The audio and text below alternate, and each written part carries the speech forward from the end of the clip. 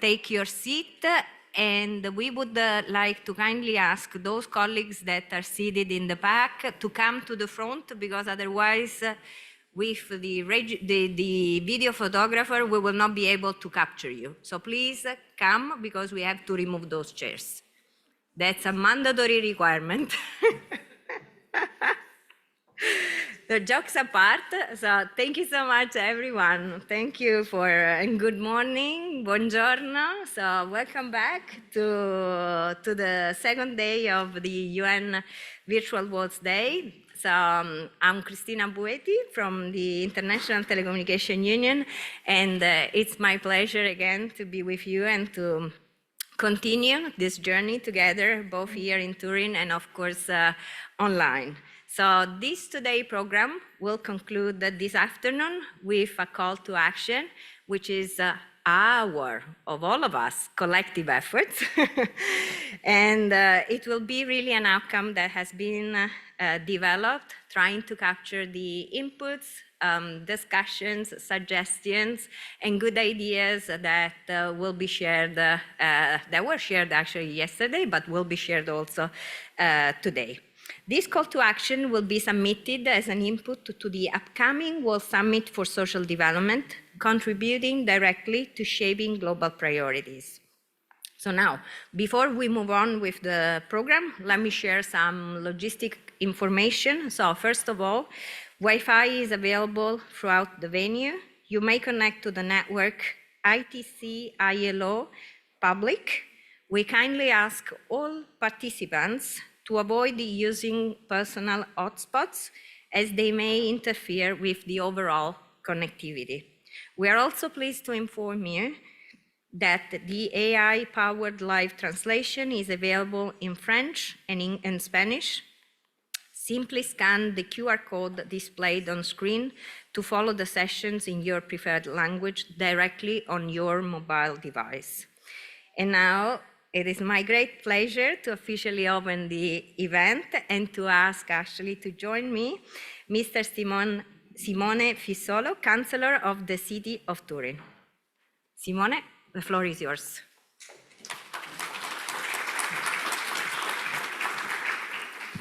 Thank you very much, Christina, Excellencies, distinguished guests. Buongiorno, good morning to all again today. It's a true honor to welcome you for the second day of the UN Virtual Worlds Day. Turin has long been a cradle of creativity, from the first capital of a unified Italy to an hub for industry, cinema, and now technology. We have always embraced transformation as part of our identity.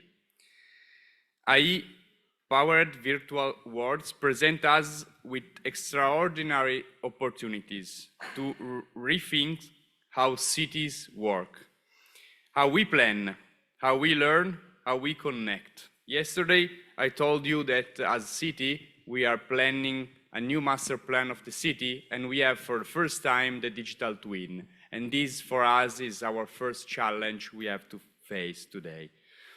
Yesterday, we explored the premise of high-power virtual worlds in transforming our economies, our cities, and our shared digital future. Today, we will take that conversation further, focusing on inclusion, equity, youth at the end of our day, and future generation. As a city, we are proud to stand with the United Nations and our global partners in this mission. Let us make sure that the virtual worlds we create reflect the real world values we hold dear, like collaboration, dignity, and hope. Thank you, and benvenuti to the second day of the UN Virtual Worlds Day in Turin.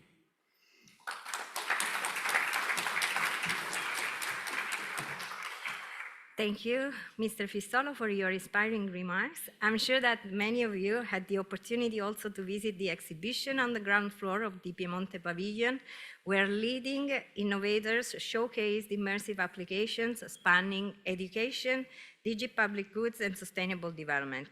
So thank you to all the exhibitors who are helping us actually experience firsthand how virtual worlds are shaping real-world impact. Now, before we begin today's program, let us take a brief look back at some of the highlights from day one. So we will now play a short recap video capturing the key moments and insights from yesterday's discussion.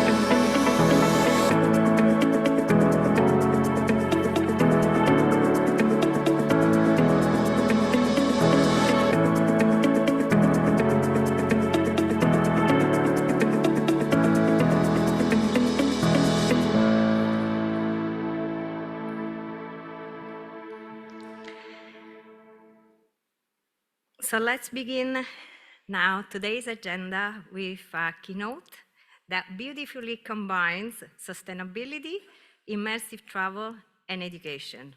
So allow me to welcome our first speaker of the day, Mr. Cesar Urbina, Chief Innovation Officer and co-founder of IRALTA. Cesar, over to you.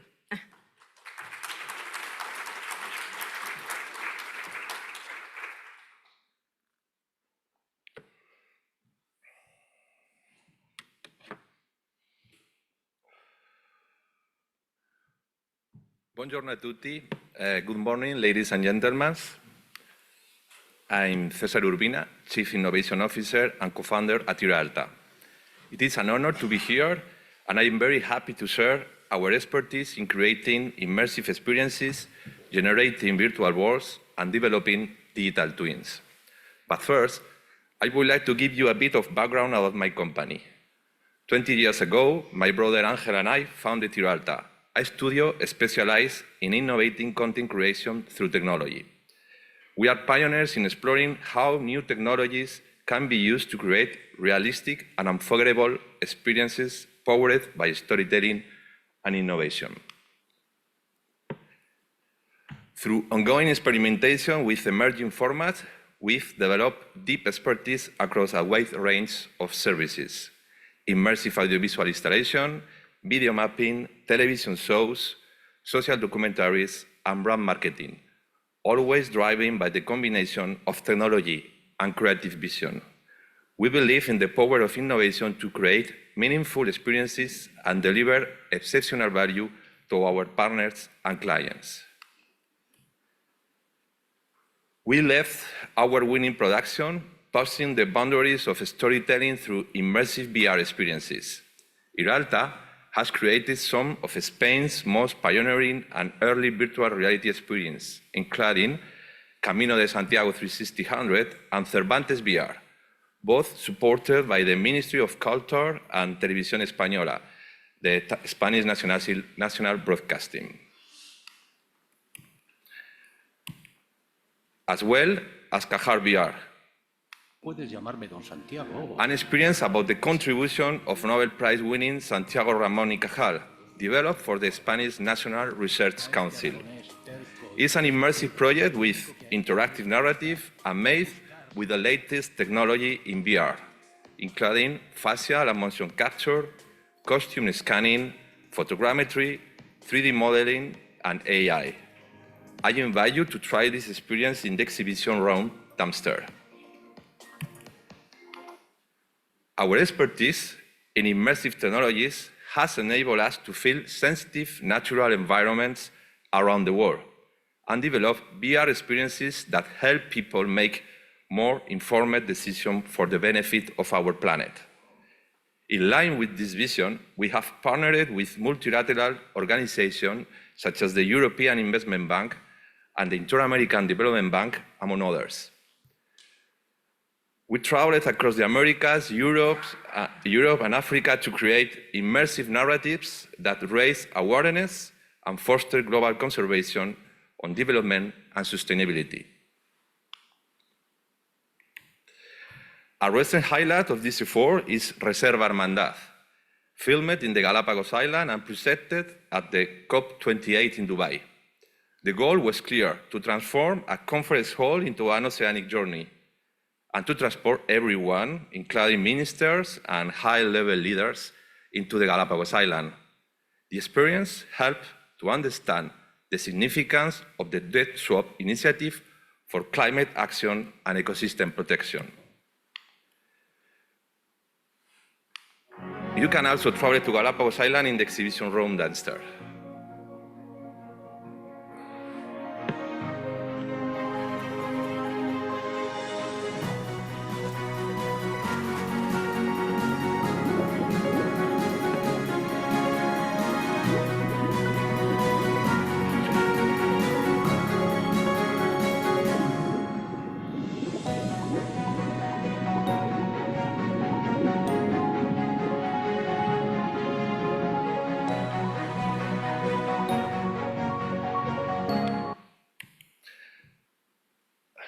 Let me now take you into a different space, one guided by imagination. For centuries, humans have dreamed of flying freely like a bird and have designed machines to make it possible. From Leonardo da Vinci's incredible creation to today's most advanced jetpacks, flight has always been a privilege reserved for a few. But that is beginning to change. Thanks to immersive technologies, the dream of flight is no longer limited to the lucky. It's becoming an experience accessible to all. As a child, I dreamed of flying, and I know I wasn't alone. Many of you have the same dream now. Today, I want to show you how immersive technologies are bringing that dream to life for everyone. These technologies now allow us to take off in ways that are not only exciting, but also educational, sustainable, and inclusive, connecting us with the world while promoting environmental awareness. The dream of flying is now becoming a reality, opening new paths to explore, understand, and engage with our planet like never before, and now we are making it possible. Let's hear what the first passengers have to say about it.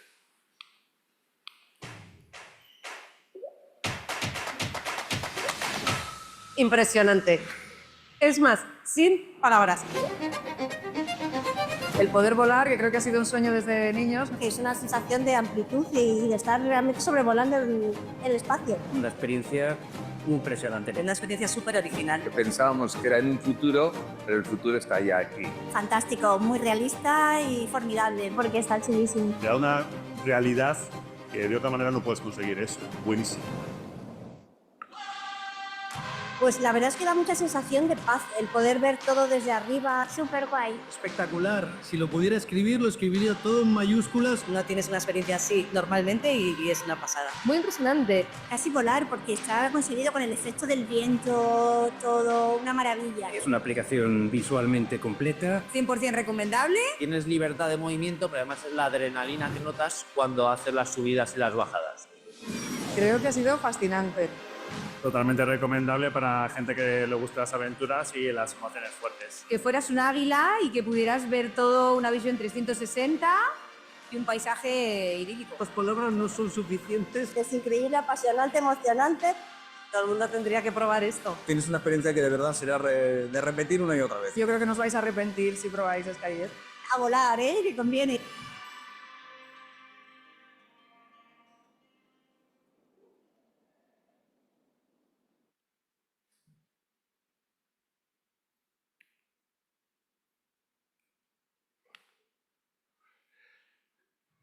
Skyjet VR makes the dream of flying a reality by merging VR, mechanical simulation, and real-time 3D to create a fully immersive experience.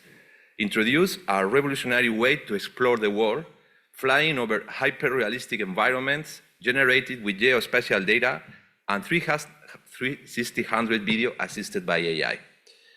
This immersive experience transforms users into jetpack pilot for a day, wearing a VR headset and places in an interactive simulator. Users fly on a journey that is time thrilling, at others time calm and exploratory. The immersive view through the VR headset synchronizes motion between video and platform, special effects like wind generated by fan, and spatial sound recreate the true sensation of free flight. Designed for all audiences, Skyjet VR is an immersive experience created by the IRALTA team, blending immersive interactive storytelling from the world of gaming with cinematic techniques, virtual reality, industrial engineering, and the discovery of global, natural, and historical heritage. The project began 2 years ago as a prototype, developed with the support of the Spanish Ministry of Culture. The project entered in second phase thanks to the additional funding from the Spanish Ministry of Industry and Tourism.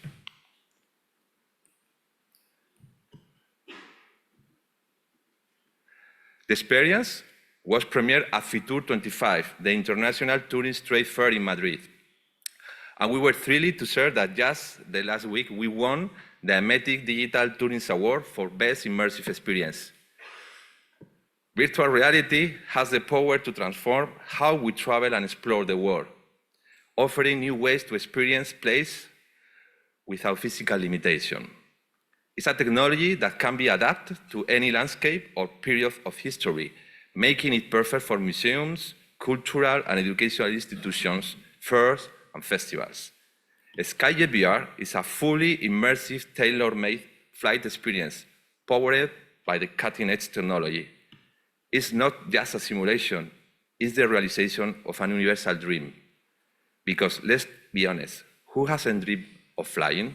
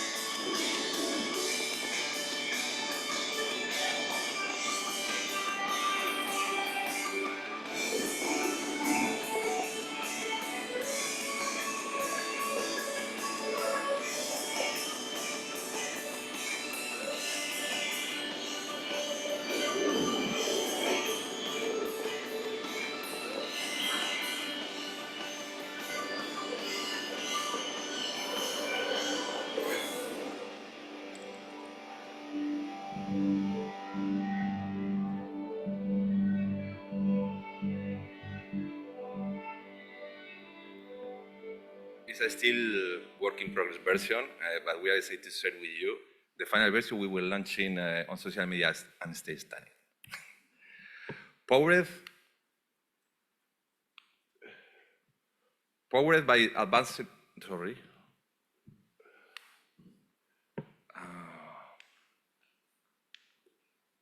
Okay.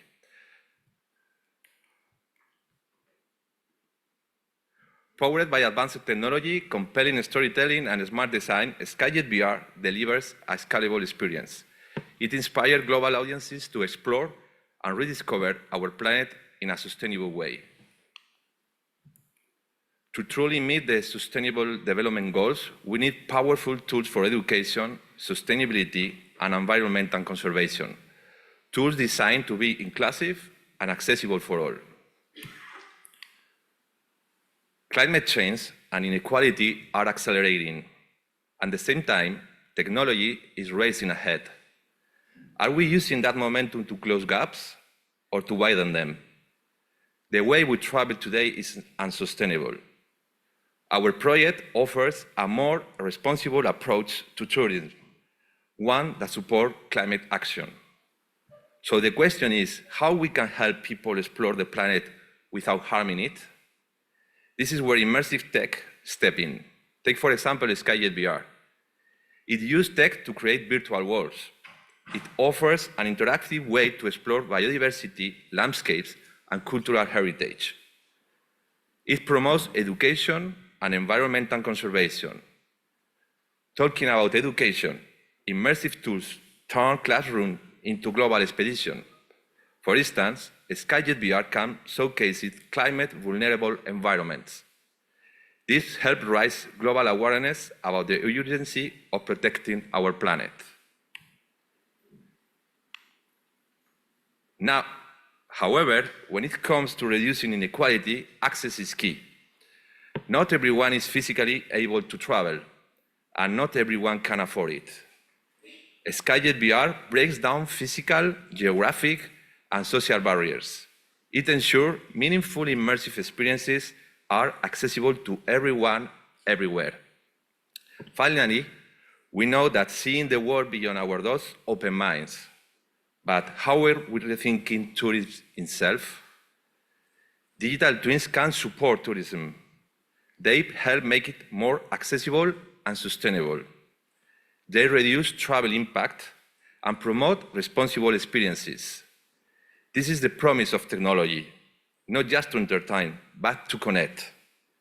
Let's build a future where no one is left behind. Una cartografía que se hacía a pie hasta llegar a imágenes obtenidas.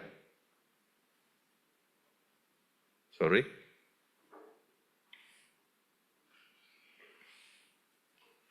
The sound, please. Una cartografía que se hacía a pie hasta llegar a imágenes obtenidas. Oh, sorry, it's not working the video. No? Okay, sorry.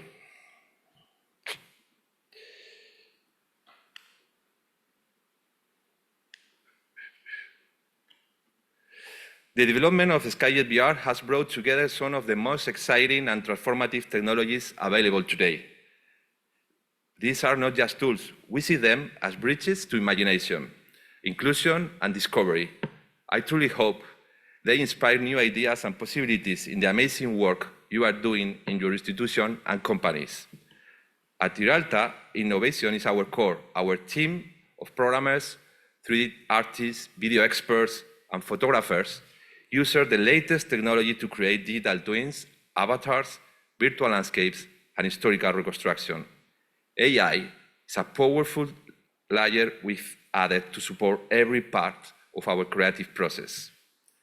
For improving 3D models and photogrammetry to generating nerves and Gaussian splattering, enhancing textures in digital twins, stitching 360-100 video from footage, and streaming high-res 360 video. AI help us move faster, go farther, and create more immersive experiences. AI is a powerful assistant that supports and boosts our team's productivity. The immersive experience combines breathtaking 360-100 aerial footage in 16K resolution with CGI environments generated from aerial scans and brought live in real time using Unreal Engine. We've created over 20 minutes of stunning content filmed across iconic regions of Spain included Andalucía, Aragon, Catalonia, Castilla y León, Castilla-La Mancha, La Rioja, and the Basque Country.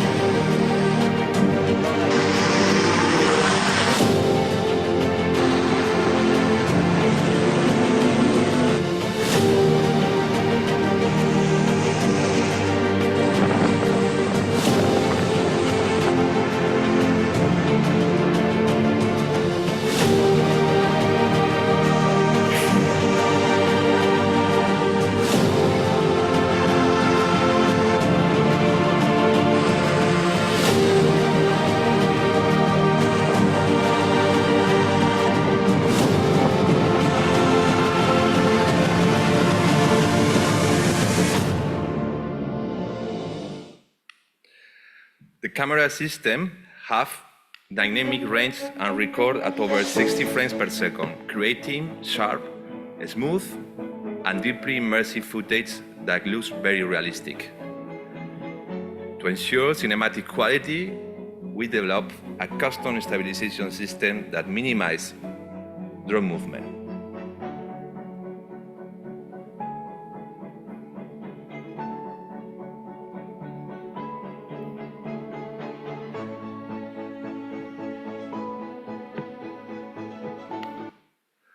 Working with large volume of footage from drone capture was a real challenge in post-production. Stitching 360-100 video, especially when shot from a drone, is complex. The movement, vibration, and changing light make it even harder to merge multiple cameras viewed into one seamless sphere. This process needs good software, a patient, skilled team to turn raw video into a great immersive experience.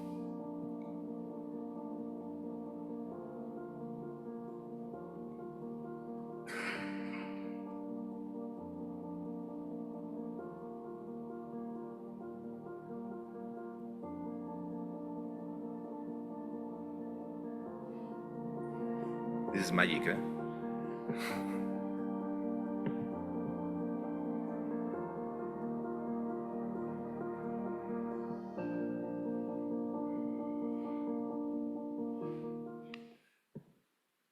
The CGI environments were created using aerial scans and proceed in the real-time engine and Unreal Engine.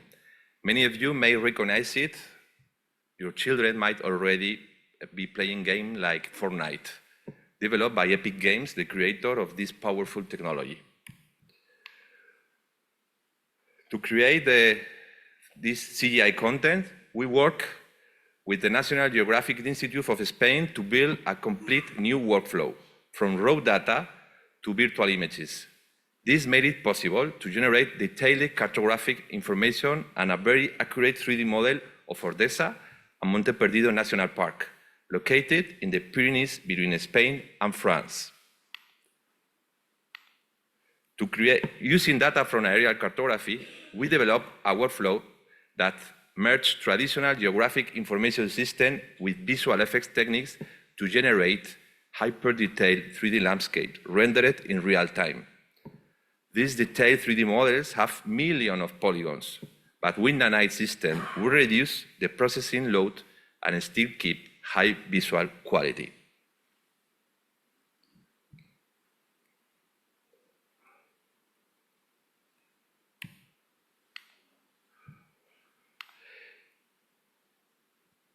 Before importing the terrain into Unreal Engine, we process in 3D software to merge multiple areas into a single mesh and apply procedural operations that simplify geometry, optimize texture, and populate the landscape with vegetation and other environmental elements such as grass, rocks, sun, and water.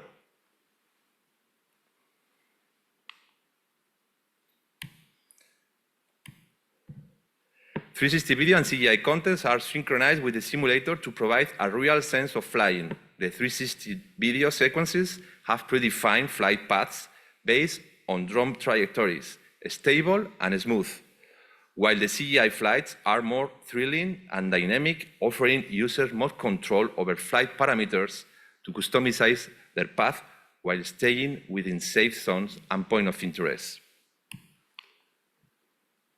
In this experience, the VR headset is synchronized with a mechanical platform to generate a full body sense of motion.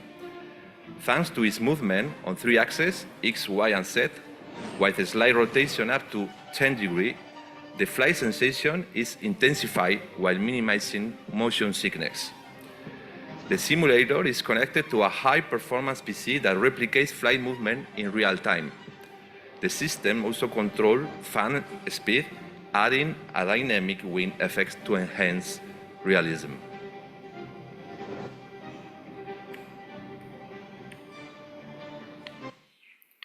We created different ways to move inside the virtual space. One lets users fly freely and control everything. Another gives a guide flight that follows a set path. Now we are currently developing a system that supports multiple users within the same experience. We can connect several devices so users can fly together, compete, and enjoy a more playful experience.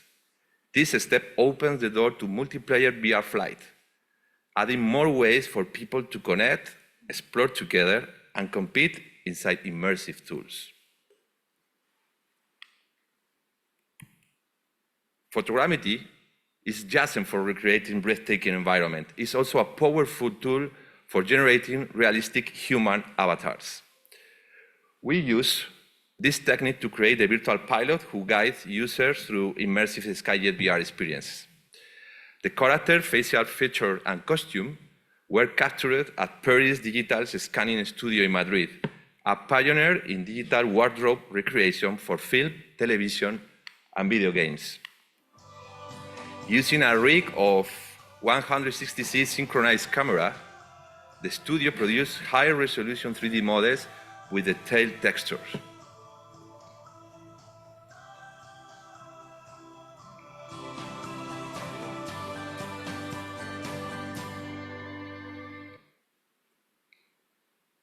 This is the final result of the scan.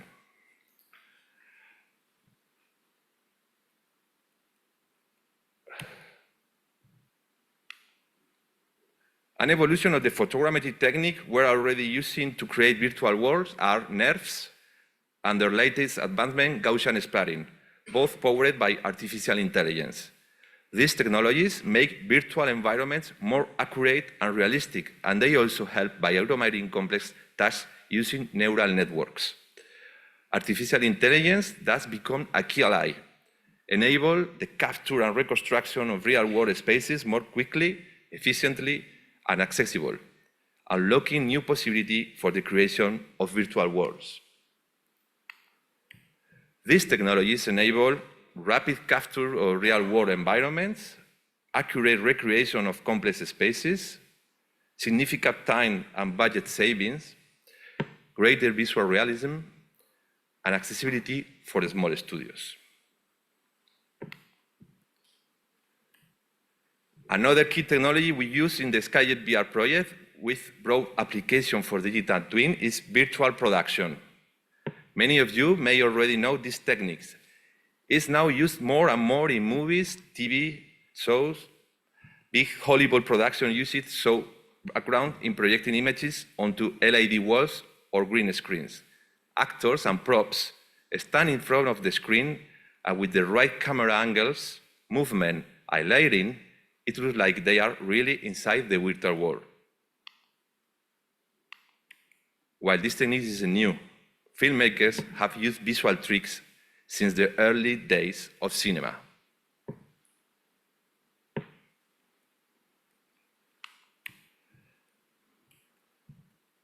Technology has evolved, allowing us to create real-time magic, thanks to high-resolution capture, advanced 3D environments, and the ability to adjust lighting and camera movement instantly through real-time engines.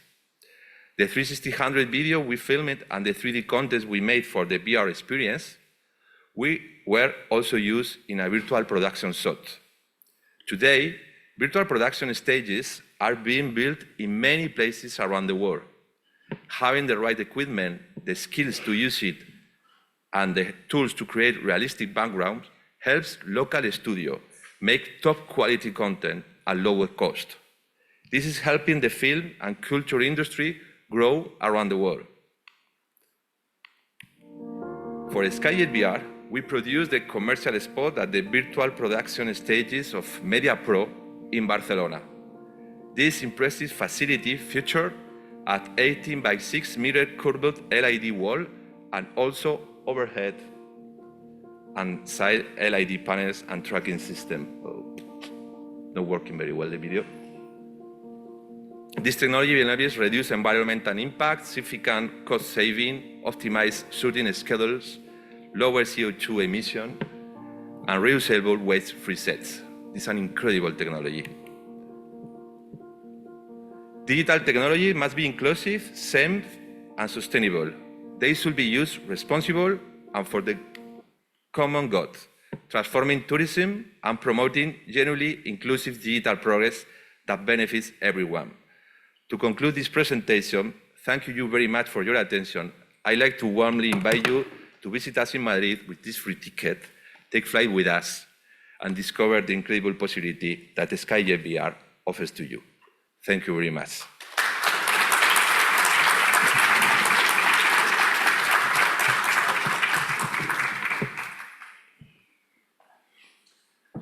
Really amazing.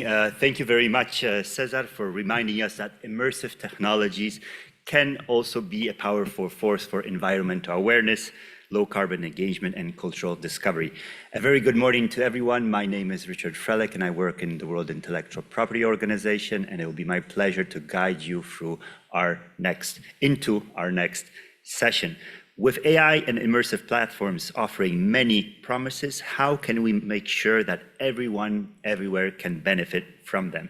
Today's discussion will focus on how we can use digital twins and virtual environments to empower underserved communities and accelerate development in the global south. It will be my great pleasure to introduce you to our moderator of this session, Ms. Rebecca Ivey from the World Economic Forum. Over to you, Rebecca. Just a kind request from the organizers. We're slightly late on time, but I know everything's going to go well. Fantastic. Perfect. So hello, everyone, and thank you to all of those of you who've come back for the second day of the UN Virtual Worlds Day conference. We are going to have 4 experts joining us today to really probe into this question about how do we bridge digital divides through the powerful new technologies that we've been discussing yesterday and this morning. Our goal today is to really leverage the energy of this group in the room.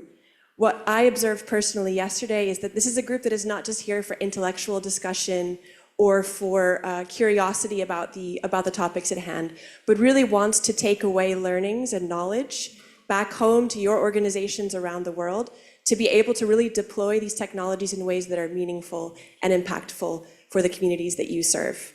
And so in that regard, we have 4 fantastic experts who will be joining us, and we'll also be bridging the digital divide in the delivery of this session with 2 of our panelists joining us virtually and 2 who are joining us from in the room.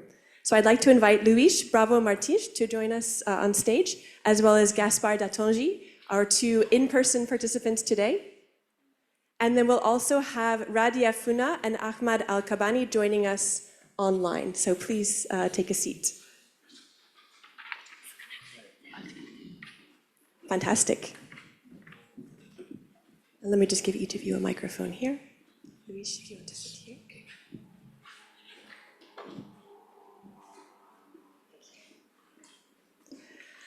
So I'm Rebecca Ivey. I work for the World Economic Forum's Technology and Digital Innovation Cluster, and I've also been heading an initiative at the World Economic Forum called the Global Collaboration Village, which has been a 3-year exploration of the power of metaverse and XR tools to be able to bring more communities and more voices into public-private collaboration and dialogue. And I'm very pleased to be joined by Luis, who is the Vice President of the XR Safety Initiative in Europe, as well as Gaspard, who is joining us as the Digital Governance Specialist from the Ministry of Digital Technology and Digitalization of Benin. And then joining us online, we will have Radia Funna, who, in addition to being an entrepreneur and a thought leader in the virtual world space, was also the chair of last year's inaugural UN Virtual Worlds Day. And then we'll also have Ahmad Al-Kabbany joining us. He's the founder of VRapeutic.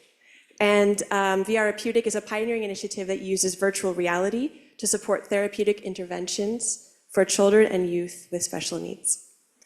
So before we get started, I'd like to actually just quickly get a sense of who's in the room here today. So for those of you who are joining us here in Turin, could you please raise your hand if you are working for an organization that is designing or developing XR, digital twin, or virtual world technology? Okay, fantastic. So approximately 40–50%. And how many of you are actively targeting users and audiences from the Global South in the projects that you're working on? So about half of those. And how many of you are actively working with talent in the technology space from the Global South to develop your products? Okay, so we've got work to do. There are clearly divides to be bridged, but we're also hoping to learn from this room for those of you who are actively developing and targeting users from the Global South, as well as those who are building on the talent from these regions. What are your key success factors? And we're also going to be challenging our panelists here today to not only talk about the successes, but also the useful failures. So as we heard yesterday, there are many aspects of these technologies which hold enormous potential, but there are also a lot of wrong turns that we've taken. And it's actually that spirit of experimentation, the ability to pivot and adapt as we learn, that helps us actually go in the right direction rather than having technology take us more quickly in the wrong direction. And so we also hope to learn from our panelists here today, learnings about what not to repeat, or what were the pivots that you had to make as you were exploring the potential of these technologies for your communities. So I'm going to start with Luis by proximity. Based on what you have been working on in the XR field, what are examples of use cases or success factors that can enable us to better bridge the digital divide with these technologies? Well, good morning to you all. Thank you for having me. It's, well, we already covered a lot of these use cases, right? So we went through digital twins, we saw the potential that simulation brought. We've seen several different training use cases that are already being implemented, and that's really pretty impactful. I believe one thing that was left to say is that by applying each one of these use cases, especially in the Southern Hemisphere, it's really important for us to realize that we're opening new surfaces for bad agents to act. And this becomes especially more complex as we add converging technology. So we're not just talking about XR, we're not just talking about digital twins, we're not just talking about blockchain, we're talking about a whole increasing number of technologies that are converging, creating new different complexities, and there's an overlaying layer of data that is also there that we need to address, right? So, and add to that the fact that we have a user culture. So across the world, we're not used to think about the platforms that we're given. We just use them, right? No one brought us the technology and said, oh, now we're going to teach you how to use it. No, we just start by using it, right? So if we look into this cocktail, I believe that it's really, really important for us to start thinking about when implementing these technologies, how we can do it in a more responsible or safer manner. Now, there are codes of conduct, there are frameworks available. XRSI has one on privacy and safety, but I believe that more than the existence of these codes of conduct and guidelines, it's really important for us to, on one side, create the opportunity for upskilling to happen. That is really, really important, but at the same time, it's not just about relaying the codes of conduct, relaying the guidelines, it's also about enabling developers to seamlessly adopt them. And to do that, we need to create tools, we need to create platforms that are meaningful to them. And that's also something that I would love to hear the thoughts of everyone in this room, how we can address that and how we can create those platforms in a way that everything that we want to implement is implemented in a safer manner, because for sure bad agents are on the lookout. And Luis, could you share one concrete example of perhaps what went into the design process of developing those frameworks? What was one really great success factor that led to the good design of really coming up with either the platform and tools or the framework?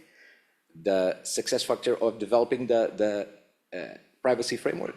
Okay, so I guess it has to do regarding XRSI privacy and safety framework, which is available since June 2022, I believe. It all boiled down to being, first of all, a volunteer effort. So we had around 250 people pitching in. That was very, very meaningful. This means that it's validated across the board from several players from the industry. But more than that, afterwards, it was also very interesting to be continuously validated through the interaction with governments, through the interaction with public entities that addressed and started contributing directly with very specific use cases that allowed us to increasingly enhance the framework, and at the same time also allowed us to create specific focus groups in which work groups that we are right now undergoing. One of them focused on healthcare, so medical XR. The second one focused on child safety, and the third one focused on diversity, equality, and inclusion. Fantastic. Thank you, Luis. So I think we've heard now about some of the enabling factors to create the right environment, the right ecosystem for inclusive technologies to be developed. I would love to hear from you, Gaspard, in terms of the actual policy-making perspective. What are some of the strategies or use cases that Benin has been exploring to really use these new technologies for their full power?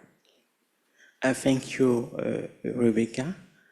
First of all, I have to thank you for your brilliant presentation, and also thank ITU and its partners for inviting me. And what I've been hearing here since yesterday convinced me that it was important to make the long flight from Cotonou to Turin. It's very exciting. And coming back to your question, I would like to say that it's very important to take into account the marginalized citizen needs when you want to drive a technology project. And it's important to me to see that African countries are making progress, are making tangible steps in digital technologies, especially in the field of agriculture. We don't exactly have what we call digital twin, but we have a powerful technological application that enable farmers to collect data in real time from satellite, from IoT, so that they can make data-driven decision. So we are moving for next generation technology, but great efforts are making in our countries.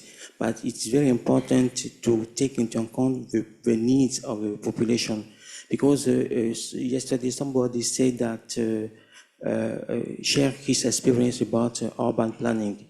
Especially if you have an urban planning project, you have to provide the citizen or the population, the target population, a platform so that they can feel their vision, their need to be taken into account. If not, it will be a failure, because we have many uncertainties, sociological uncertainties in Africa that are not exactly the same thing you might discover here in the developed countries.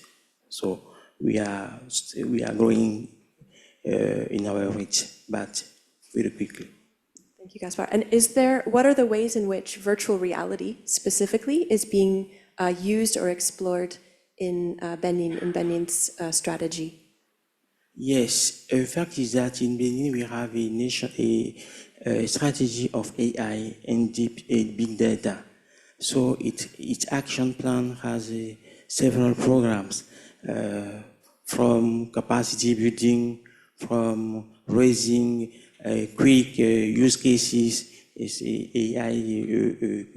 AI cases, and the government approved a strategy 2 years ago, and from 2023 to now, different program of AI cases has been raised up in terms of in agriculture, in education, and we are struggling now to face a very big challenge that is,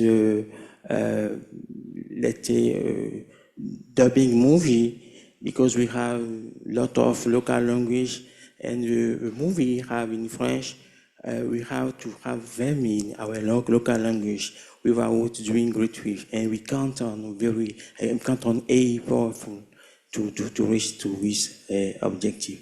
So we are making great efforts, and you can see at on the statistic published by the international report. Fantastic. Well, I hope we can come back to some of these thematic areas that you've mentioned: education, agriculture, health. I know when we hear later from Ahmad, I'm sure we'll hear on the health side as well. But first, I'm going to turn to Radia. Radia, you've heard already from our two panelists some examples of some of the key success factors, the enabling factors, and the areas in which there are still needs to further develop these virtual world and digital twin technologies. What examples could you share from your experience that this group here can learn from today? Thank you so much, Rebecca. Appreciate the question. Let me just start by saying, I wish I could be there with you guys. Greetings to everyone joining us in Turin and online. I wanted to just take a moment as founding chair of UN Virtual Worlds Day to say that it's truly inspiring to see this initiative unite so many UN agencies and bring together so many inspiring people to advance ethical digital transformation. I'm gonna start by talking about where we are right now in order to answer your question. When we embarked on this transformative journey several years ago, we started out thinking about the foundationalizing of the metaverse concept at ITU's focus group on metaverse. And at that point, I proposed two groundbreaking ITU initiatives. One that got us into the metaverse itself for lessons learned. The other has evolved into what we celebrate today as UN Virtual Worlds Day. Sitting here now, I am so thrilled to say that both initiatives exceeded expectations, and wanted to express my profound gratitude to everyone who has worked so hard to make this vision a reality. The second UN Virtual Worlds Day arrives at an extraordinary inflection point when we're witnessing a global shift from imagination, if you will, or theoretical frameworks to tangible implementation. So your question comes at a great time. So much is happening in this space that I find myself literally living the reality of terms that I coined during our early work.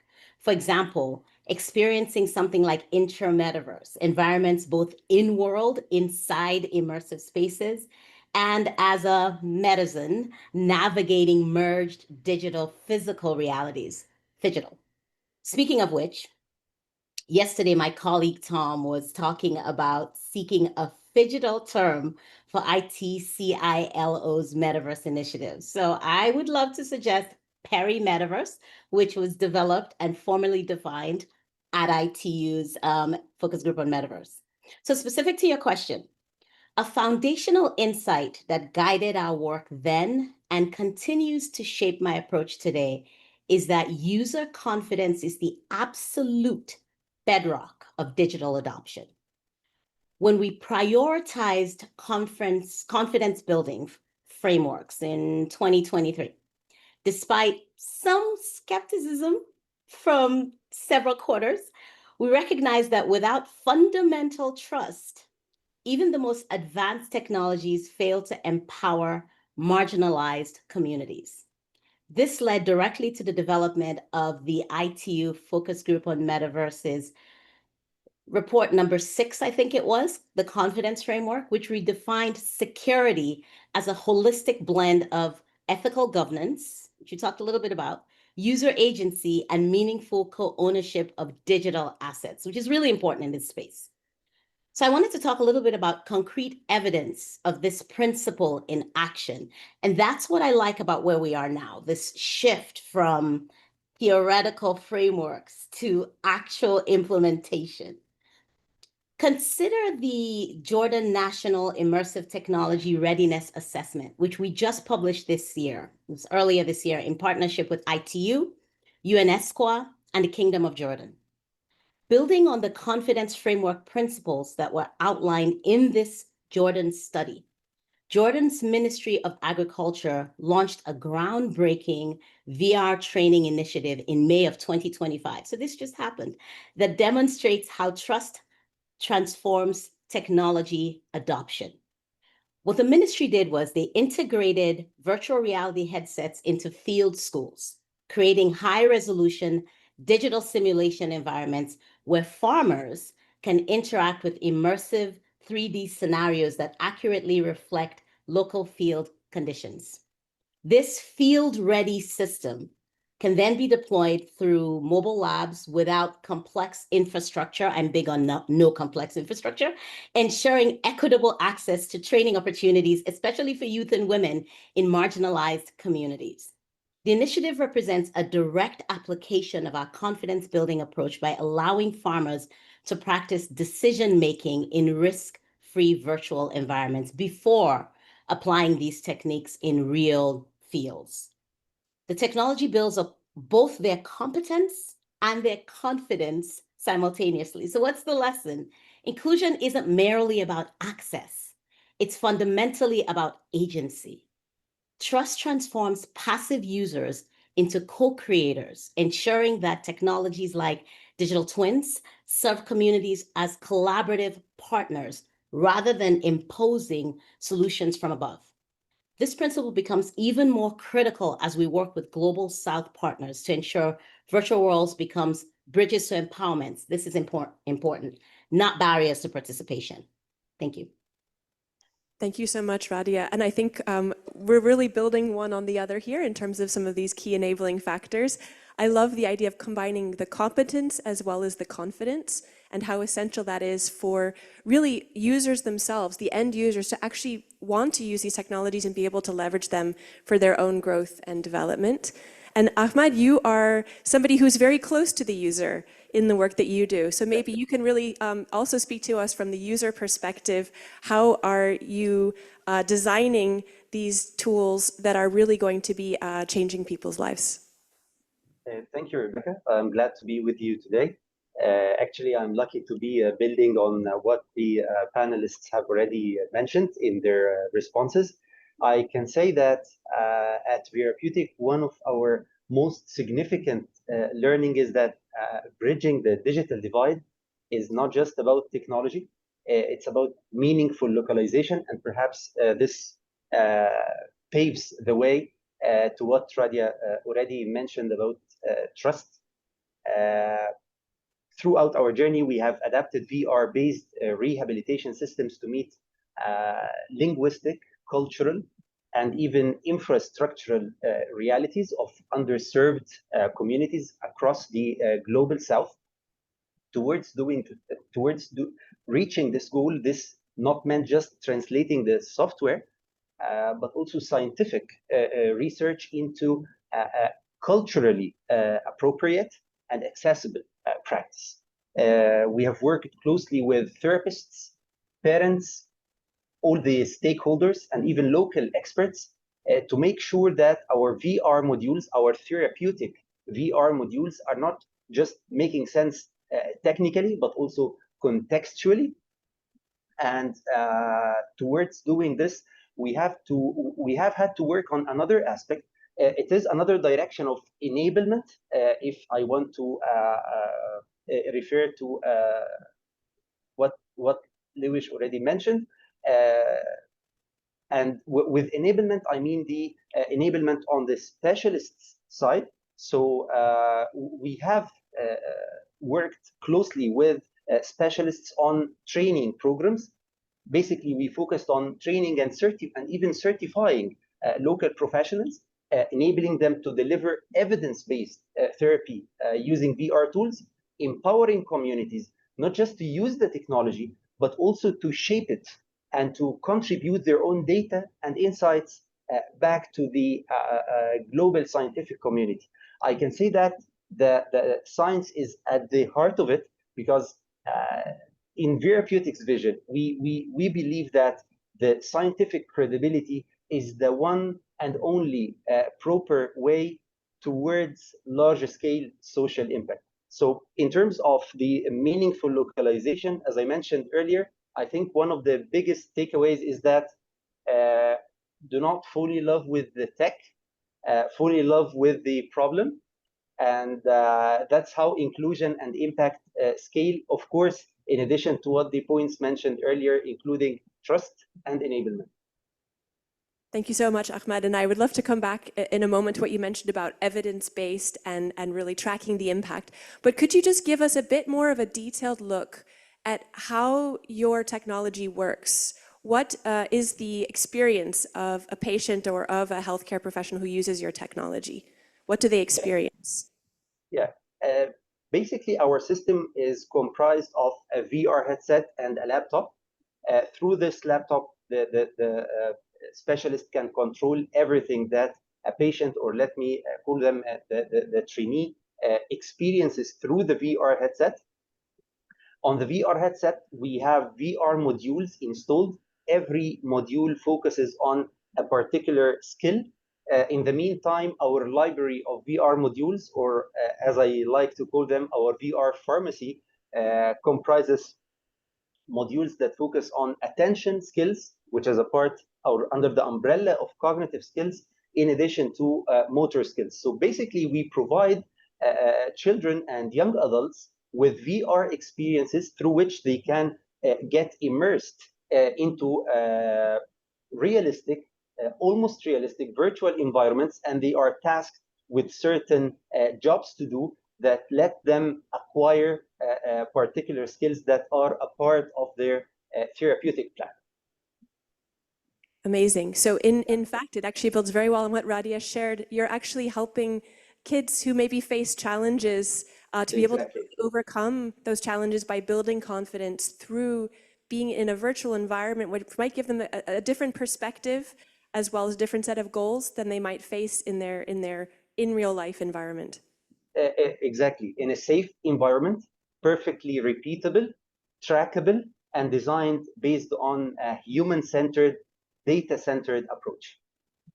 Amazing. So I think we've already heard so far, we've heard about the importance of collaborative, multi-stakeholder working groups to really set the principles and frameworks that are needed to have trust in these technologies.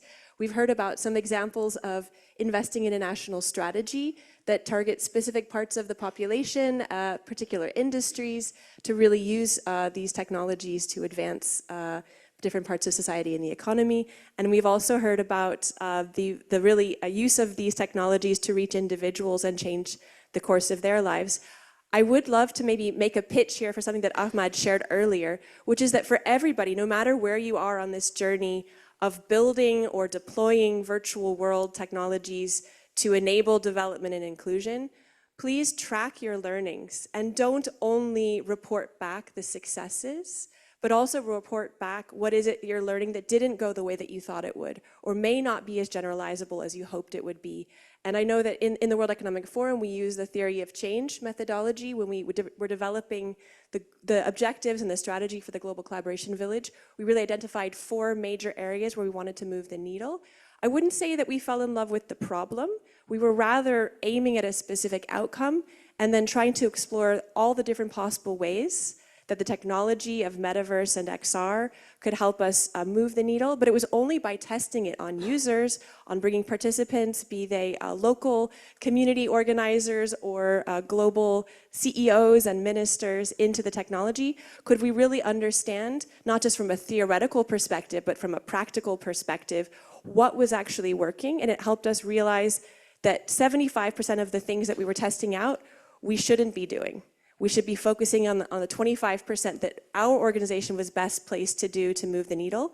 And we couldn't have gotten there without a theory of change and a set of impact pathways, as well as really after every single experience of putting users through that space, measuring the outcomes that they experienced and then aggregating that to help us better understand where we were going. So no matter where you are, if you're starting the journey or if you have already developed, fantastic tools and products and strategies, please track and share, and this will contribute to our collective body of knowledge about what's working and how we can each uniquely contribute as well. So in that regard, I'm going to turn back to Luis about failures, useful failures.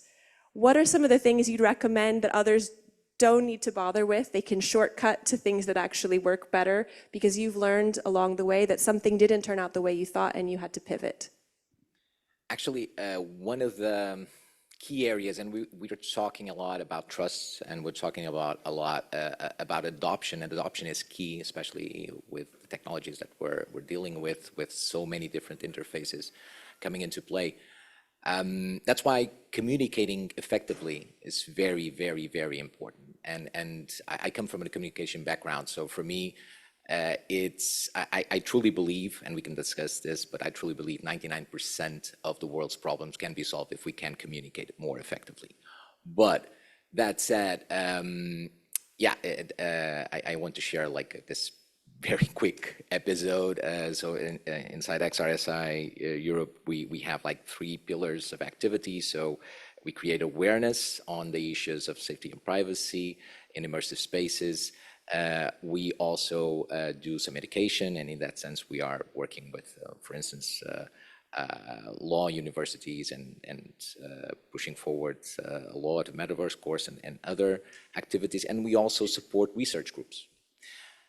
And I don't know, maybe less than 1 year ago, I was in this meeting getting in touch with other research projects in the XR field. So I believe around 22 or 23 other XR research projects.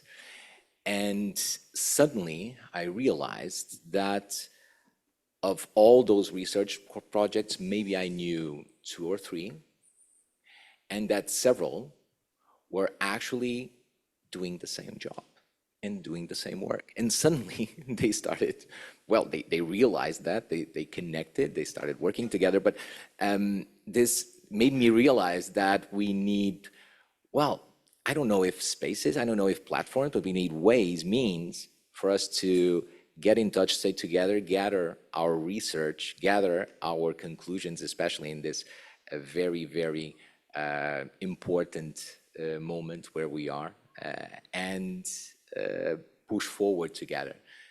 Because if we don't, then most probably we're going to not leverage the power of us all being together and leveraging on each other's conclusions. So to the point, we definitely need to communicate better. Fantastic. So I hear challenges of communicating, maybe over-communicating. It's always better to take the risk that you're over-communicating than to under-communicate and assume that others know what you're doing. And also the risk of duplicating efforts. So maybe there's a subtle call to action there for the ITU and the group that's convened here today to perhaps create a repository of some of these efforts that are underway, as well as a way to connect actively to those who are working on overlapping projects to build synergies. So out of every failure, there's great fertilizer for future success. How about you, Gaspard? What have you learned? Where has Benin had to pivot, or where have you personally in your technology journey had to pivot when something didn't go as planned? Thank you, Rebecca. I think in technology, failure should not be considered as a setback. Failure is just part of the process. And my advice would be, if you have to fail quick and fast. From my experience, while leading a project, we were to give a specific equipment to a target group to enhance digital inclusion. But we had we faced some difficulties, some resistance. I won't give detail here, but the final is that we didn't achieve the goal on time, previous plan. So we had to make a quick study to discover that there was a sociological constraint that did not allow us to achieve our goal on time. So we have to take into account sociological constraints. And from my own experience as a software engineer by training, I was working in a programmers group, and we one of our platform application works normally when you fill data, you have good results. But it comes that one time it didn't work, and it takes time to us to discover that it was because, let's say it was a education application, and that time the application fails to give good results is that because there was only one student in the class. So we did not expect that we will have a class of students with only one student. So the application fails to work. But it's part of the process. It's not because a pilot works normally that you should consider that the project should work if you scale it. You should consider some constraint like infrastructure, like evidentially, like change management is a great constraint to take into account. So we have some failures, but in general, failures in technology is useful. You have to take lesson from your failures and to go faster and faster. Absolutely. I think just linking between what you mentioned about the failure to reach certain targets and linking that back to communication, how can we all actually better communicate when pivots are needed so that our key stakeholders, be those sponsoring the projects or the clients or the end users, that they have an understanding of when pivots are needed and necessary, and that it's not just because we didn't hit certain targets within a certain period of time, but actually we learned through that process that we needed to be aiming at a different target, or that there was a preliminary obstacle or a barrier that needed to be overcome. So I think this is something we've learned in working with technology, that as it doesn't always go as planned, if that's not aligned with the expectations of those who commissioned or sponsored the project, that can also lead to conflicts along the way. So perhaps combining the two learnings, when failures do occur, communicate about them, actively communicate about them, and also actively then address what is slowing down the projected outcomes. Radia, how about from your side, as you've been delving into the virtual worlds, what were some of the pivots that you had to make when it came to really leveraging these technologies to bridge the digital divide? First of all, Rebecca, I really like this question. Thank you. I'm going to take a broad sector level view, maybe not a pivot, but something that has been the topic of internal reflection for some time. A critical lesson has emerged from what many call the metaverse hype cycle. In my humble opinion, a key failure is that terminology confusion has actively hindered technological progress in this space. So what do I mean by that? Over the past 5 or so years, as the speed of technological evolution has accelerated exponentially, standards developing organizations and governments have struggled to keep pace with definitional clarity, with other aspects. But right now, I'm just focused on definitional clarity. Even as in our example, even as we worked diligently to bring actionable standards to market through ITU's focus group on metaverse and others, IEEE and others, we initially found ourselves unable to reconcile the term metaverse with the term virtual worlds. And I believe that that definitional debate may have delayed critical standardization work, at least by months. So at the focus group on metaverse at ITU, a final definition in FGMV 20 ultimately clarified the metaverse as an integrative ecosystem of virtual worlds offering immersive experiences to users. However, this delay allowed misinformation and conflicting interpretations to proliferate across policy circles. In my personal experience, just last week, couple of weeks ago, I was talking to a member state, an ITU member state, and that was one of the first questions was metaverse or virtual worlds? The real world consequences are significant. Research indicates that this terminology gap has stalled major policy initiatives globally. For instance, studies show that 68% of policymakers continue to conflate the word metaverse with the word gaming. That's a whole different topic.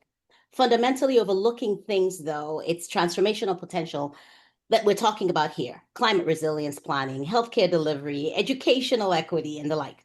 Moreover, a 2024 analysis found that regulatory uncertainty around metaverse definitions has contributed to a, wait for this, 40% slowdown in cross-border digital infrastructure investments. That's huge, particularly affecting global South nations seeking to integrate immersive technologies into national development strategies, which we're seeing a lot of now. So what did this failure teach us? So I would say clarity is currency in the digital age. Now, I'm a big fan of clarity already. Today, Build and Blaze, my organization, has launched a comprehensive initiative that synthesizes our standards work across ITU, IEEE, and other global bodies to prioritize ethical, immersive environments over technical jargon. I think that's important.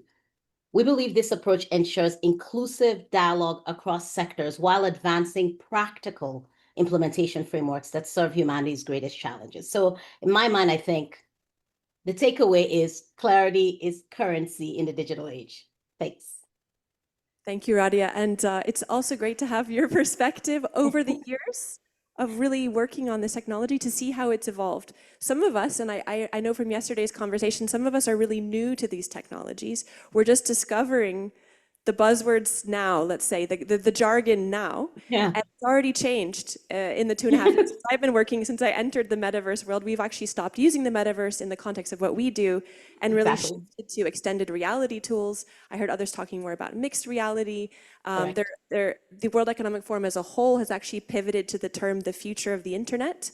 And the challenge there is then again, it becomes everything and perhaps also nothing if it's everything. So it's really challenging.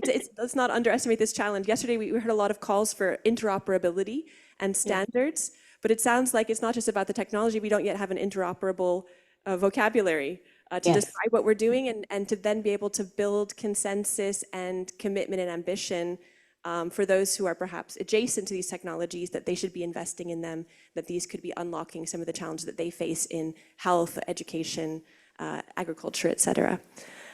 Ahmad, how about from your side? So I don't know, I'm looking forward to hearing whether your failure is going to be a technical failure or a more societal level one, but what is it you wanted to share with us today? What can we learn from your useful failures? Yeah, we had useful failures in multi-directions, actually. Again, I'm going to reflect on what Radia already mentioned on the inclusive dialogue, on clarity, but maybe on a little bit lower level. One of the most instructive failures we have had was assuming that our dashboards for displaying performance data for specialists was very intuitive to them. Later, we learned that delivering just raw data from the perspective of technology wasn't helpful enough unless it speaks the same language of the user. And with the user here, I mean the specialists. So this was an enough inspiration for us to redesign our reporting tools to reflect the way therapists already work with, aligning our metrics with well-established clinical formats. And believe it or not, it made all the difference. This is from the perspective of the specialists, but we also have another user who is our end user, the child or the youth or the trainee. We also had a specific useful failure with this category of users, which is that the cultural adaptation was a key.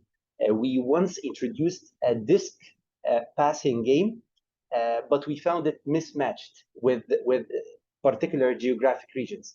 So we replaced it with a culturally resonant game, Minto, which is a VR-based badminton activity, very popular in some regions in Asia. And again, it gained much greater acceptance. So in our case, I think we learned the hard way that localization is not just a feature, it's a foundation. And let me go back to one of the, I'm quoting Rebecca here, when she mentioned that nothing if everything. So I can say something along the same direction, which is that do not try to build a thing for everyone, because if you did so, I think that you are planning to fail, and you will not satisfy anyone. Because once we narrowed down our focus to specific user needs and specific user group, everything improved in terms of impact, in terms of engagement, and in terms of outcomes. Fantastic, Ahmad. Really appreciate those two insights. The criticality really of localizing and customizing to the end user, and realizing that there may be very specific needs, interpretations, perspectives that we didn't take into account when we began the design. But what I hear from you is that we can only learn that when we actually go out and test it. So going out and testing is critical in order to be able to bring the feedback in. And then the second thing which you shared, which I think really resonates as well, is don't try to be everything for everyone. The learning process should help us realize what our own different organizations are most uniquely positioned to really move the needle. And others can learn from that and apply it to their use cases as well. But we don't each have to take on the responsibility of serving the needs of all users. It's actually the learning that we can collectively work on in advance that can help match to those who are really from the communities, who represent the end users, who can customize best for their own communities as well. We are running very short of time. Unfortunately, we began a little bit late, so we won't have time for a lot of Q&A, but what I had asked each panelist to prepare for, and maybe I can ask you each in just 20 to 30 seconds, is to give a call out. Where is, what kind of either resource or knowledge are you looking for from the audience joining online or here in the room today that will help you advance in bridging the digital divide? So as concise as you can be, what is one thing that the room here today could do to help advance this work? I'll start. Okay. So in a nutshell, we're talking about, well, we're talking at the end of the day, we're talking about the internet, a new stage of the internet that is spatialized, that is 3D, that is much more complex, that has an underlying amount of data that is right now unfathomable. So it's really, really important, I believe, for us all to understand that it's all about data. For sure, several businesses and corporate businesses already understood that. So my my request slash challenge is for us all to think about how we can own that data. How can we achieve some level of data sovereignty over the data that we are sometimes sharing for research purposes, or by clicking on and consenting to specific terms? Because at the end, for instance, right now, I think it was day before yesterday, for instance, Apple launched its new persona avatars. Everyone, I know a lot of people that went on and tested it. And I don't think that many of them know that that avatar is not theirs, which means that they can delete it, they can edit it, but in 80 years' time, it's not going to be theirs.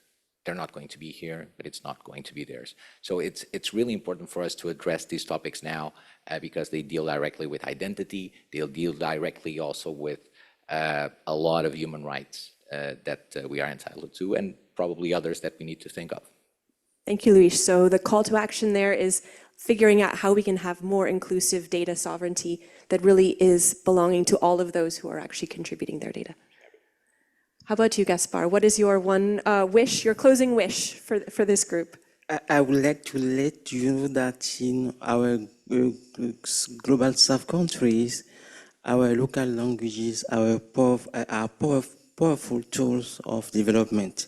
So computer literacy doesn't mean that you have to use technology in English or in French or other languages, but to ensure digital inclusion, you have to use digital technology in your own language. And what I seen here from yesterday convinced me that we can harness the power of AI to make things happen in our languages. So we have to move forward, to go ahead in digital projects that promote dubbing movies, dubbing elements in our languages to make everyone in our countries, in global South, able to use digital technology.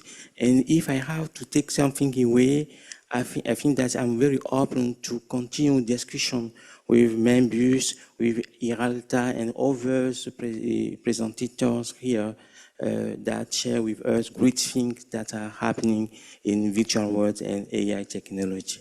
Thank you. Fantastic, thank you so much. The power of language, it feels like even compared to a year ago, we're better positioned than ever to really be able to tap into the diversity of languages. Let's make sure that the diversity of language and linguistic access is built into the products and the platforms that we're building. Radia, from your side, your wish, the resource you're looking for, the answer to the questions that you have, what's your next challenge? What's your wish to this group?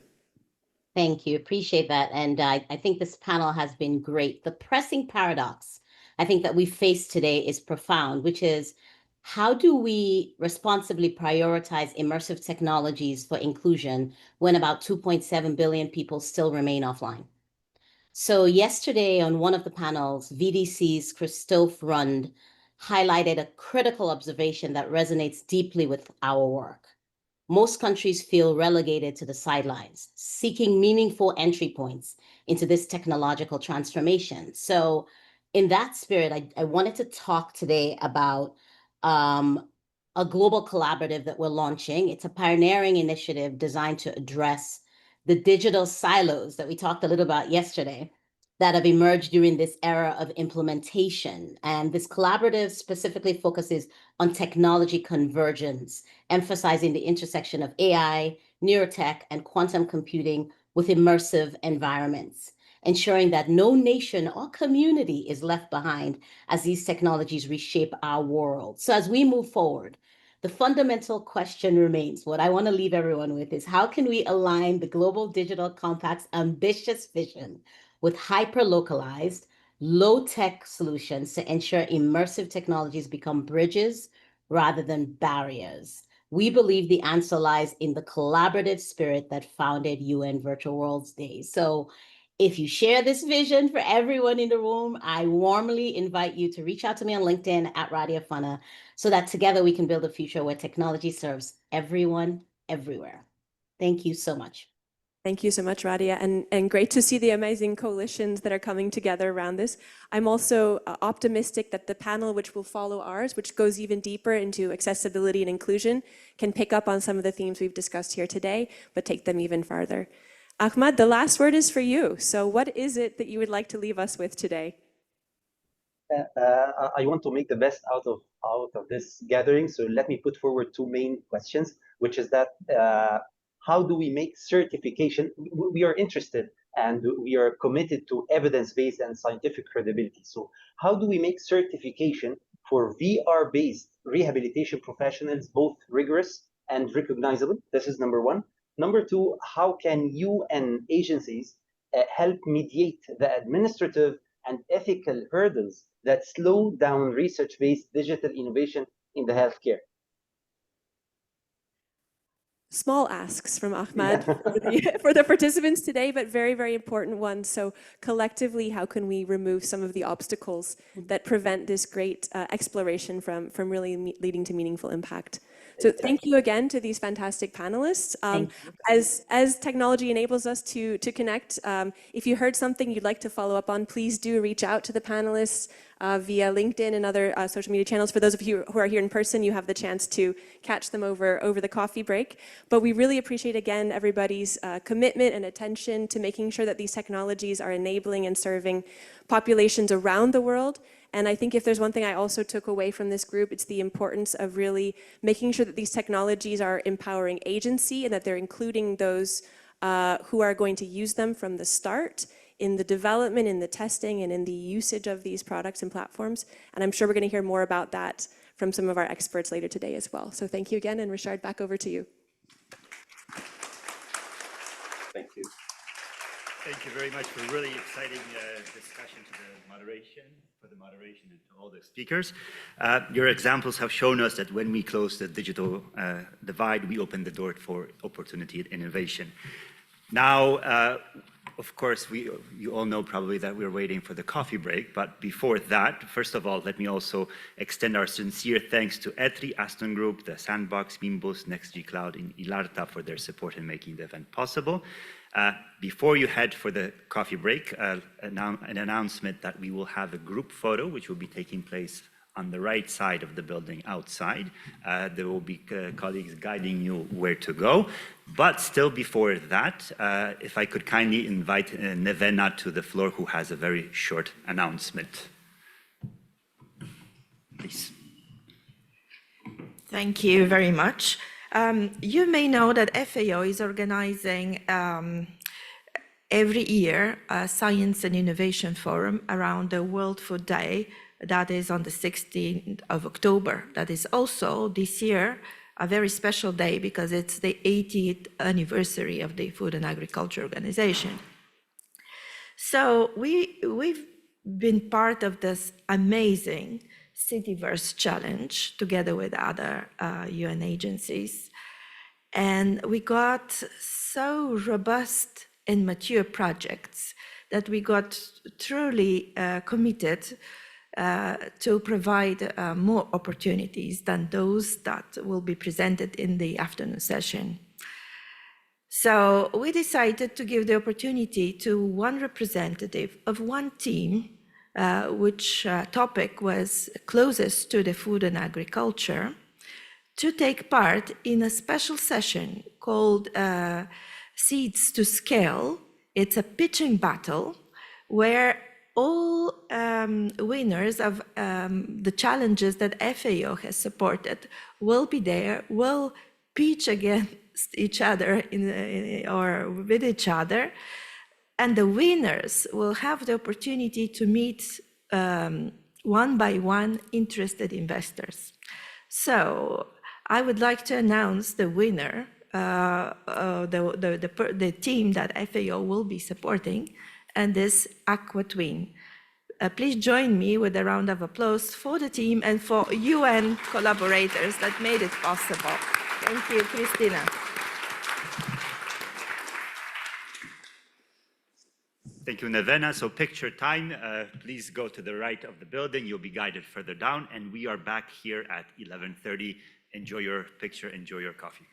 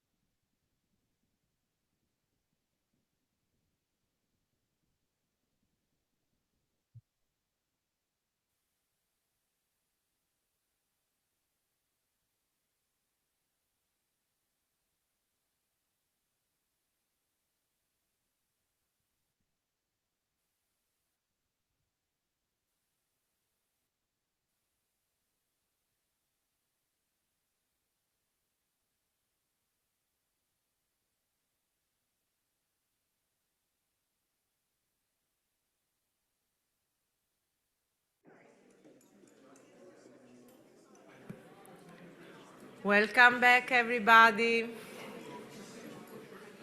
Shall we take a seat, please?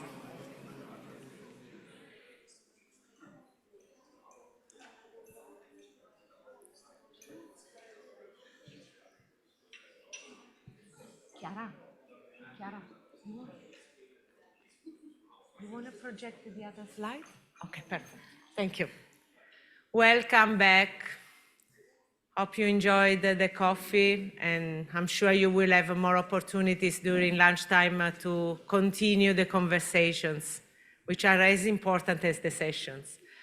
My name is Franca Vinci. I'm the head of learning services at United Nations International Computing Center, and I'm pleased to guide you through the new session, which is as important or even more important as any other, as you can see from the topics that they will talk about: right, inclusion, equity, while we talk about AI and virtual worlds.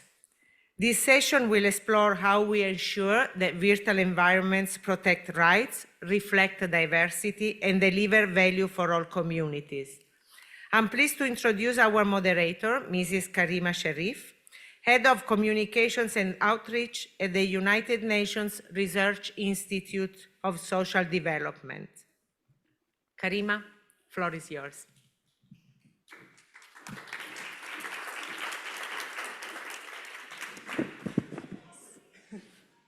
Thank you, Franca, and good afternoon, everyone. Maybe I'll sit here for a moment. It's a pleasure to be moderator of this important conversation, and as Franca said, I'm here representing the UN Research Institute for Social Development, and we are an autonomous research institute of the UN system, and we've been working for 60 years now to try to put social equity, social development, and inclusion in the heart of development and thinking and practice. And we also always like to talk about ourselves, as we always ask those difficult and sensitive questions to the UN, to the governments, and I think this will be my role today as well. So I will ask some difficult questions to our experts.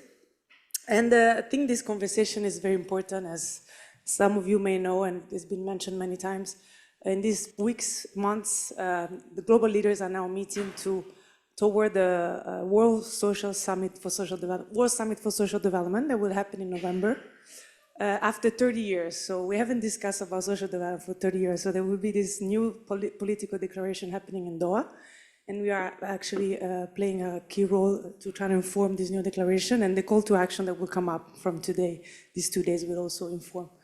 And at the time, so 30 years ago, they had a vision, and we're trying to keep this up, that centers human rights, equity, and social inclusion as pillars of social and sustainable development.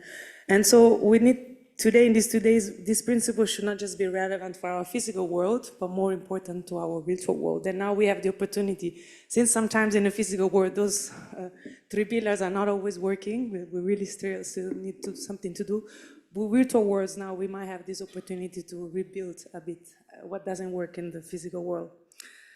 So, talking about difficult question, we will discuss a bit who gets to participate and under what terms to these AI-powered worlds. The previous session also discussed how these virtual worlds can help bridge divides. How can we build governance systems that safeguard rights and reflect diverse voices, especially those that are most often left out? And also, what does equity look in a world that's increasingly virtual? So to help these answer this question, we are privileged to hear from an exceptional panel of experts today that are an intersection of standards, accessibility, innovation, and education and policy. So I would like to invite here on the stage Dario Sabella, Pilar Orero, and Christophe Mallet. And then we have online Bajart, so she will be connecting online.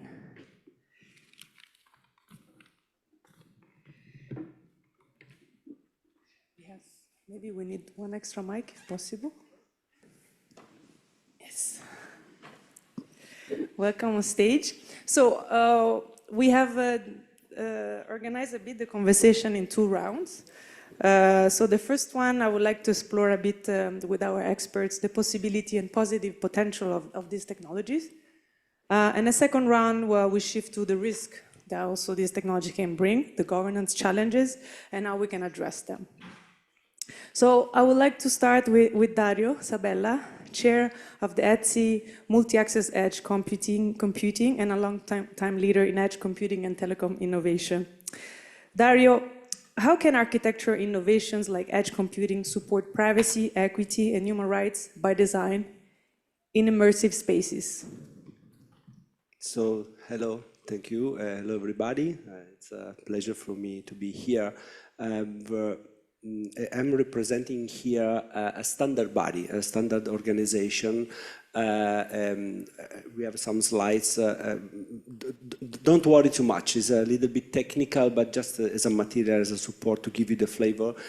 Because I'm not representing just myself, my opinion, I would like to bring into the discussion also the point of view of the international standardization, which I believe is quite important from a technology point of view, and also to be aligned with the ecosystem. So yeah, so I'm talking on behalf of this standard body, which is called ETSI MAC. Actually, I don't see here in the screen myself the slides, so I have to, sorry, have a look to the wall. So actually, this is a huge standardization body which I'm representing. Oh, thank you so much. Now I see it. And which is called ETSI MAC. ETSI is one of the three European standardization organizations which are allowed to produce standards, technical standards, which are also replying to requests from the European Commission to become a norm regulation, right? So when it comes to some definitions of the technology, it's important how to use that. Well, actually, we produce also globally applicable standards, and ETSI MAC is actually a very wide ecosystem. So coming to your question, what are we doing in this group? It's a very technical activity, actually pushing the boundaries of cloud computing. Everybody of us, we know what is cloud, or at least we use it. We don't need to be engineers to understand how this is done, but we use it.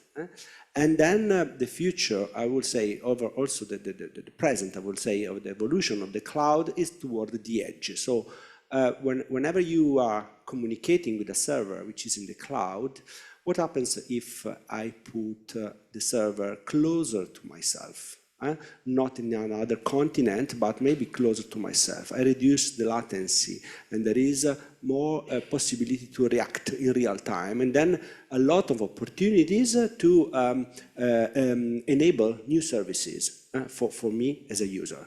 So it's a basic principle, I believe quite easy to be understood, and behind that there are a lot of technical aspects. I will not bother you too much, don't worry, but it's just to present the work from the group which I'm representing, which is a huge ecosystem among more than 190 global partners, between big corporations, SMEs, startups, but also research institutions, academia, and governments. So this is actually the evolution of the cloud. For those who are familiar with ETSI, NFV is based on virtualization. So all infrastructure is based on general purpose hardware. On top of that, a piece of software that is enabling you to virtualize your software applications. And we put this kind of architecture for the edge, closer to myself as a user. And this is having a lot of benefits, also including saving energy, avoiding transferring traffic across different continents, which is kind of absurd from a technology point of view. And we process data where the data is generated. We enable also AI at the edge. We enable, for example, various use cases and verticals, including augmented reality, virtual reality, partial processing due, for example, to rendering of some 3D spaces locally. So really, when you generate the data, you process there. And this is actually quite a simple, straightforward concept, but also very powerful because it's enabling, opening up the market to new services and better performances. So you can see here a lot of verticals. We are not experts on that. We are experts on the Mac. We are experts on the edge cloud. So for us, this huge list of vertical markets like automotive, industrial automation, VR, AR, video streaming, and so on and so forth, are just use cases which are enabled by this MEC technology, okay? So I believe I can stop here. Maybe I will tell you more if I'm longer than the other speakers. I prefer to. If you can just Sure. maybe bring some example of how all these systems can support the equity and privacy and human rights by design. Like, can you give a bit of example? So yeah, actually, we are standing at a technology point of view, but indeed, if you think about running a server at the edge, and then you want to run some application in a smaller form factor server, you can afford running cheaper also workloads. And this is opening up a market for smaller companies and smaller players. I believe this is also the value, because so far we have seen a lot in the centralized cloud. And of course, using the cloud is still very much useful. I'm not talking that edge is in competition to the cloud. No, actually, in addition to that, if you can see this slide, there are 3 tiers. The user in the green part, with a smartphone, any kind of devices. And then at the right, in the blue, there is the remote server in the cloud. In the middle, the yellow part, you can have an edge application that can run into a smaller server that can be also deployed and managed by a smaller company. And also, think about what's happening if you don't have any more internet connectivity in underserved countries. You can still have a local computation available for you. Right? So edge computing can be really an enabler for better cost saving, new services, but also kind of protection from intermittent lack of connectivity toward the network and the internet. So via, for example, caching, you can have a partial caching of the information there at the edge, locally on premise, and preserve also privacy and data governance, because you keep, for example, in your premises, in your enterprise, the data which is there at the edge. So I believe this is also a value that can be exploited, it's important to know that this technology is existing, there is a standard there, and some companies are already starting to adopt it. Thank you so much, Dario. I think that leads me to introduce Professor Pilar Orero from Universitat Autònoma de Barcelona, and leading expert in media accessibility and standard setting for inclusive technology. So it's a natural transfer. So Pilar, in your work on immersive accessibility, what are some promising innovations helping make XR spaces truly inclusive for people with disabilities? First of all, I would like to thank you and Christina and her team for inviting me. But not only that, because they've always been, ITU has been fantastic at creating always a group, a track, or something to do with digital inclusion and accessibility. So they've never lost the sight of the human and how is the human playing in this fantastic world of technologies that we should not forget. So UN and ITU, I have to say that they are fantastic at that, at always working and making sure that the human is in the loop, is there. So thank you for that. Now, technologies. The thing with accessibility, first of all, is nobody cares, which is a bit sad, because we're all humans. And very soon, as you grow old, you will stop being able to access internet, access the virtual worlds, and access anything. I don't know if you have a grandmother or a mother, and I don't know how much your grandmother or your mother enters or can enter. Soon you'll be a granddad or a grandmother, and you will be out, and it's not very nice. So I'm not only talking about people with disabilities or the vulnerable or whatever, I'm talking about all of us who hopefully will be a bit older soon, and will all be out of these fantastic technologies that we are developing. So my take here is that, first of all, we have to, anything that we develop, anything, any product, any service, we have to think that a human is going to be using it. And a human, not a human as Apple human, who is a human by a stereotype, not a human with personal traits. Do you know what? It's very different. A stereotype, which are the personas that are built by Metaverse, or they're built by Apple. They are video gamers, they are shoppers, they are runners, So, and they are really driven by dopamine.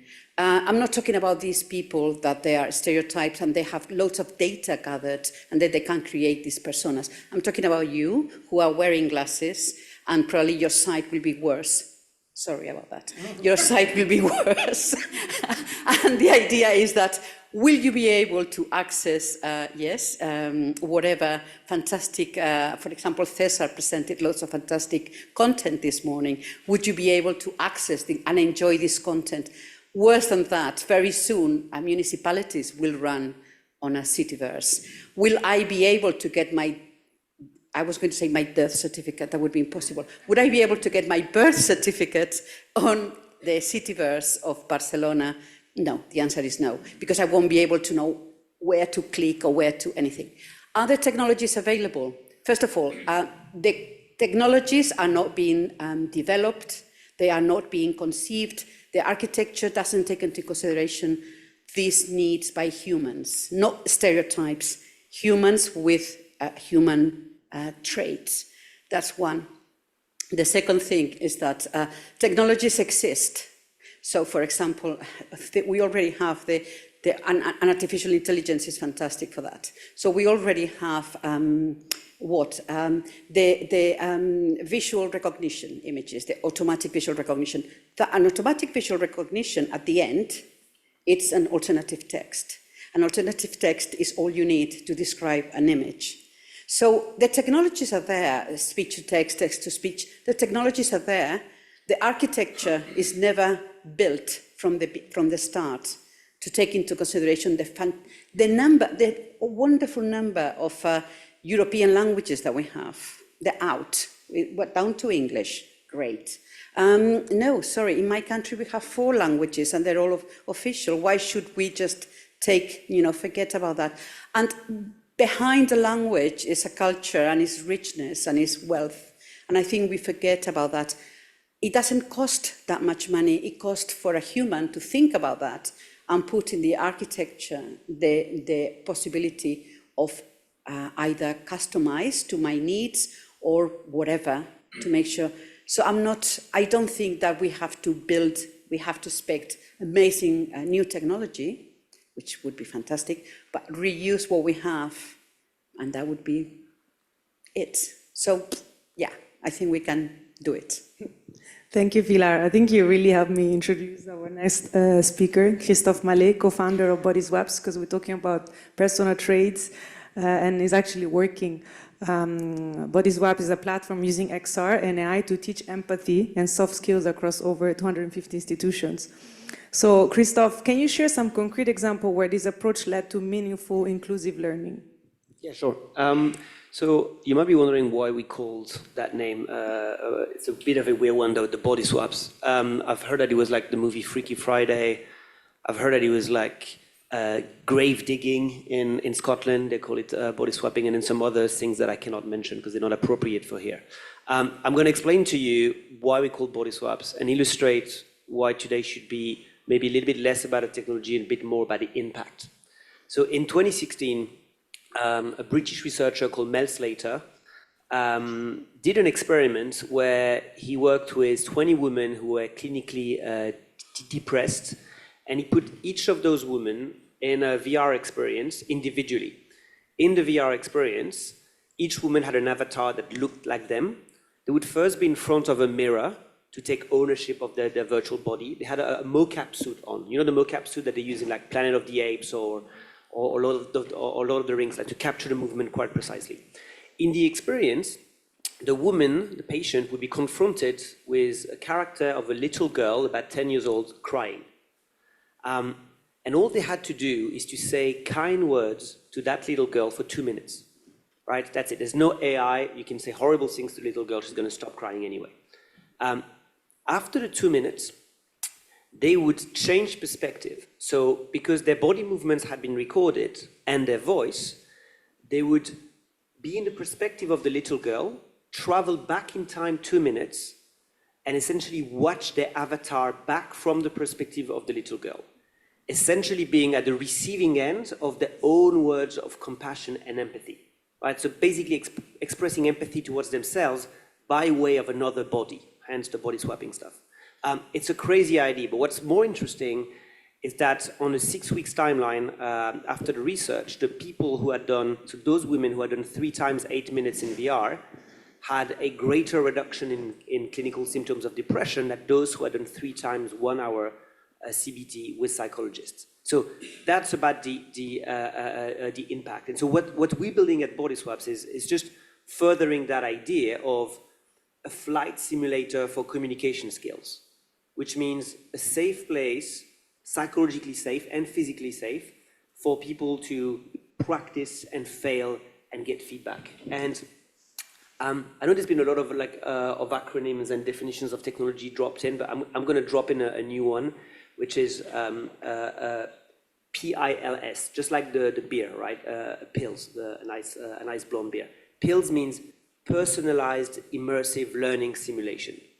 And that's where the combination of VR and AI as technologies are interesting, because AI makes it, gives the personalization of the feedback of the experience, whereas VR brings the immersiveness. And all together, it's to create a simulation that is immersive, which is much better from a pedagogical perspective than even role play. Now, in terms of examples, to finally go back to your question, when we started, the first use case we did was working with Save the Children on safeguarding. And more specifically, if you remember Save the Children, there had been a few scandals where volunteers were abusing refugees and beneficiaries, sexually abusing, which obviously is horrible for the victims and survivors, but it led to a drop of 25% in donations to Save the Children, right? So the repercussions are horrible. And when someone, let's say you're working for Save the Children, and a refugee or even a staff member comes to you to disclose something that has happened to her in most cases, that's not the kind of discussion that you're going to just practice until you get it. You know, like do it in the real world and it's okay if you fail. You cannot fail at those discussions. And the idea of immersive personalized learning is that it inserts itself between the classroom or the typical learning environment and the real world. It just brings you up to the right level. So that's what we did in 2019.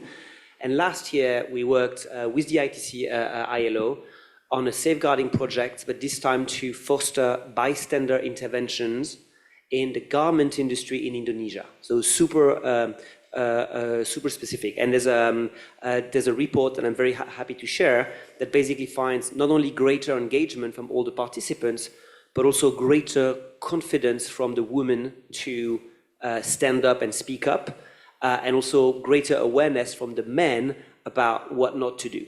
So it's powerful. And those are 2 very specific examples, but I want to say that there's already scale. So we work with 200,000 learners and 300 institutions. So those examples of transformation of behavior, they can happen at scale.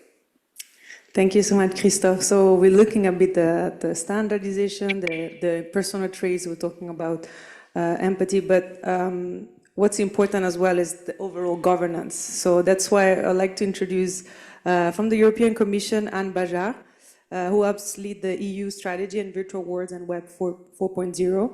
So I would like to know from Anne, she's connected remotely, how is this strategy embedding values like equity, inclusion, and digital rights? Good morning, everyone. Yeah, you can hear me, obviously, because I don't see myself. Sorry for not being there. And this, these are the occasions where I really feel like we definitely need virtual tours and avatars, and I could be, more better immersed with you and have enjoyed the coffee pause even. So yes, indeed, at the Commission, we have been working on a strategy for quite some time for virtual tours and Web 4.0. I mean, it was published in 2023, and all the aspects that you have been mentioning so far are hopefully included. And of course, everything that is related to the human-centric aspects is very, very much at the heart of it. I mean, as for many things that we are doing in the Commission, we do really insist on the EU values, principles, and fundamental rights. I mean, that's a sentence that we kind of repeat a lot, but it still remains extremely important. I think we all agree that, you know, if we want to really use these virtual tours, to really, you know, really benefit from them, we need to make sure that when we do so, we feel safe, we feel confident to do it, and we feel empowered to really do whatever we do there. It means that there are quite many aspects that needs to be tackled. And in the communication that I mentioned, we have different actions. I will not go through all the actions, but I would like maybe to highlight a few that are directly linked to the topic of this panel. And I mean, we have a full pillar dedicated to people and skills, where we do really propose a lot of actions to make sure that users are rightly equipped to really use such systems when it comes to skills, but also for the general public. And I mean, in March, we launched a virtual worlds toolbox online on the Europa website, where basically if you are a user and you are interested to know more about the kind of things you need to pay attention to, you need to learn, when you want to really evolve in a virtual world, you can find plenty of information there. It's available in all languages from the EU, so we also wanted, as Pilar said, to really, you know, break this barrier. You don't necessarily have to speak English to have access to this information. So that's a quite useful tool. We also have been working very closely with our colleagues from the Better Internet for Kids strategy to really edit some documents also, and to have workshops and to really investigate how we can protect children who are definitely one of the most vulnerable groups when it comes to this. I mean, we listen, we hear about it, about social media and the risk every day, but when you are going to move to virtual tours and Web 4.0, probably the issues will even become bigger or slightly different, or maybe sometimes the same, but we really want also to make sure that we can prepare people to really, you know, make the best out of it and really feel okay with it. We also have a study that we launched some months ago about the impact on the health. That's another concern when you talk about human centricity. You know, what about using these headsets? What about, you know, having all these purely digital interaction? Does it have an impact on your cognitive development if you are a child, or basically on your health if you are an adult? So this is something that we are also investigating, with the idea, once we have the results of the study, to really show what kind of more concrete actions we can possibly take. We talk a lot about standardization and interoperability in this communication as well, as Dario already mentioned. Something important if we want to make sure that virtual tours are open, that you have the freedom of choice of what you want to use, and then you have a certain level of confidence that what is done there is in line with everything that needs to be taken into account. We have two flagships also in the communication, one on the Citiverse and one on the human virtual twin. I mean, two things that are very close to our use as citizens and as human. You know, when in our contacts, possible future contacts with the administration, everyone should be able, if we go to this kind of virtual digital interaction, we need to make sure that everyone indeed can access it, whatever your handicap is, whatever your social economic background is, your level of knowledge, anything. So that's an important thing. And of course, when we talk health, I mean, you can imagine all the questions that opens.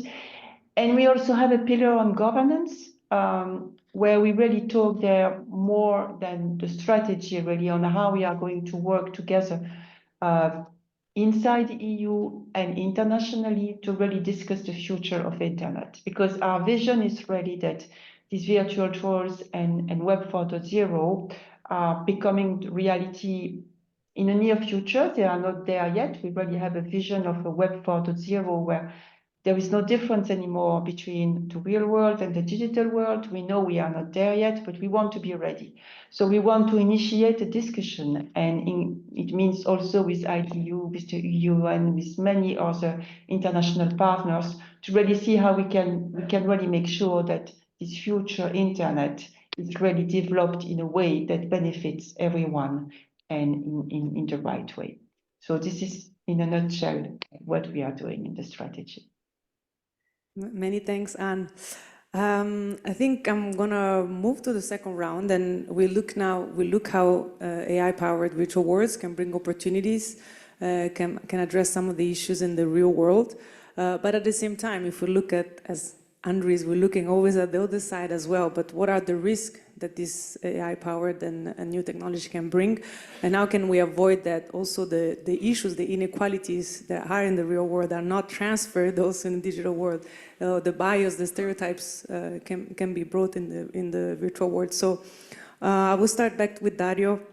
So what risks do you see in fragmented or unregulated standards across borders? And how can global bodies like ETSI help shape more inclusive digital governance? Yeah, thank you so much, Karima. I will be happy to show again a slide that can emphasize my perspective here. I want to bring the message from a standardization perspective. Maybe Bajart was well mentioning the role of the standard to enable interoperability and global adoption. Actually, this is a technical activity, of course, but also in this domain, it's quite important to understand that all voices have the possibility to have a say and shape what is being a standard. What is a standard? A standard is a common language that should be used by anybody in the world. So it's quite critical, it's quite important. For example, if you allow me, yeah, again, this slide. I'm humble chairman representing more than 190 global companies, among big corporations and small companies, as I said. So it's important to be open and inclusive also in this kind of environment. We have a huge ecosystem, very diverse, with the diverse voices. So first of all, when it comes to promoting this kind of technology, I'm pleased to say that there is no barrier at the entrance for this group. You don't need to have a lot of money and be a big giant to have a say and put your contributions into standardization, right? Sometimes companies have to pay a membership fee, which is not mandatory. Here in this group, in the ISG MEC, there is also the possibility to be MEC participant, and then you can enter for free and have a global impact for your standard. Of course, you need to put there standardization experts, so that very technical work, but at the end, the opportunity is really to be part of, let's say, a huge consensus. So my role as a chairman is simply to, is ETSI, and I'm not the only chairman. I'm a part of the board of OCG, together with the other chairs, and also a member of the General Assembly, representing my company as a member. But as a chairman, my role is like to be the arbiter in the soccer player, right? It's a soccer match. Personally, I can cheer, for example, for Juventus or Toro.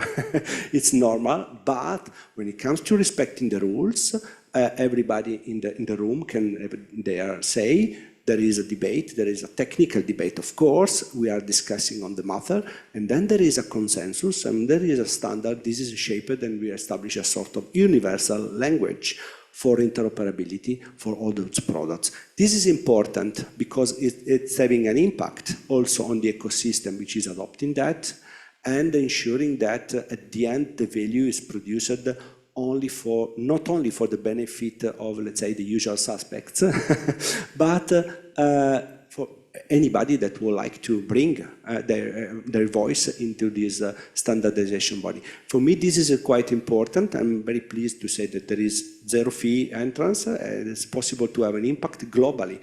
Of course, it's a very technical activity. And then, of course, for the companies, they need to have a structure, at least some standardization experts, because this is actually also, when it comes to technology, we know this AI is coming to the scene very suddenly, right? And also we are not fully prepared, everybody. We have to learn. I'm studying every day. I discover a new thing that I have to learn myself. Right?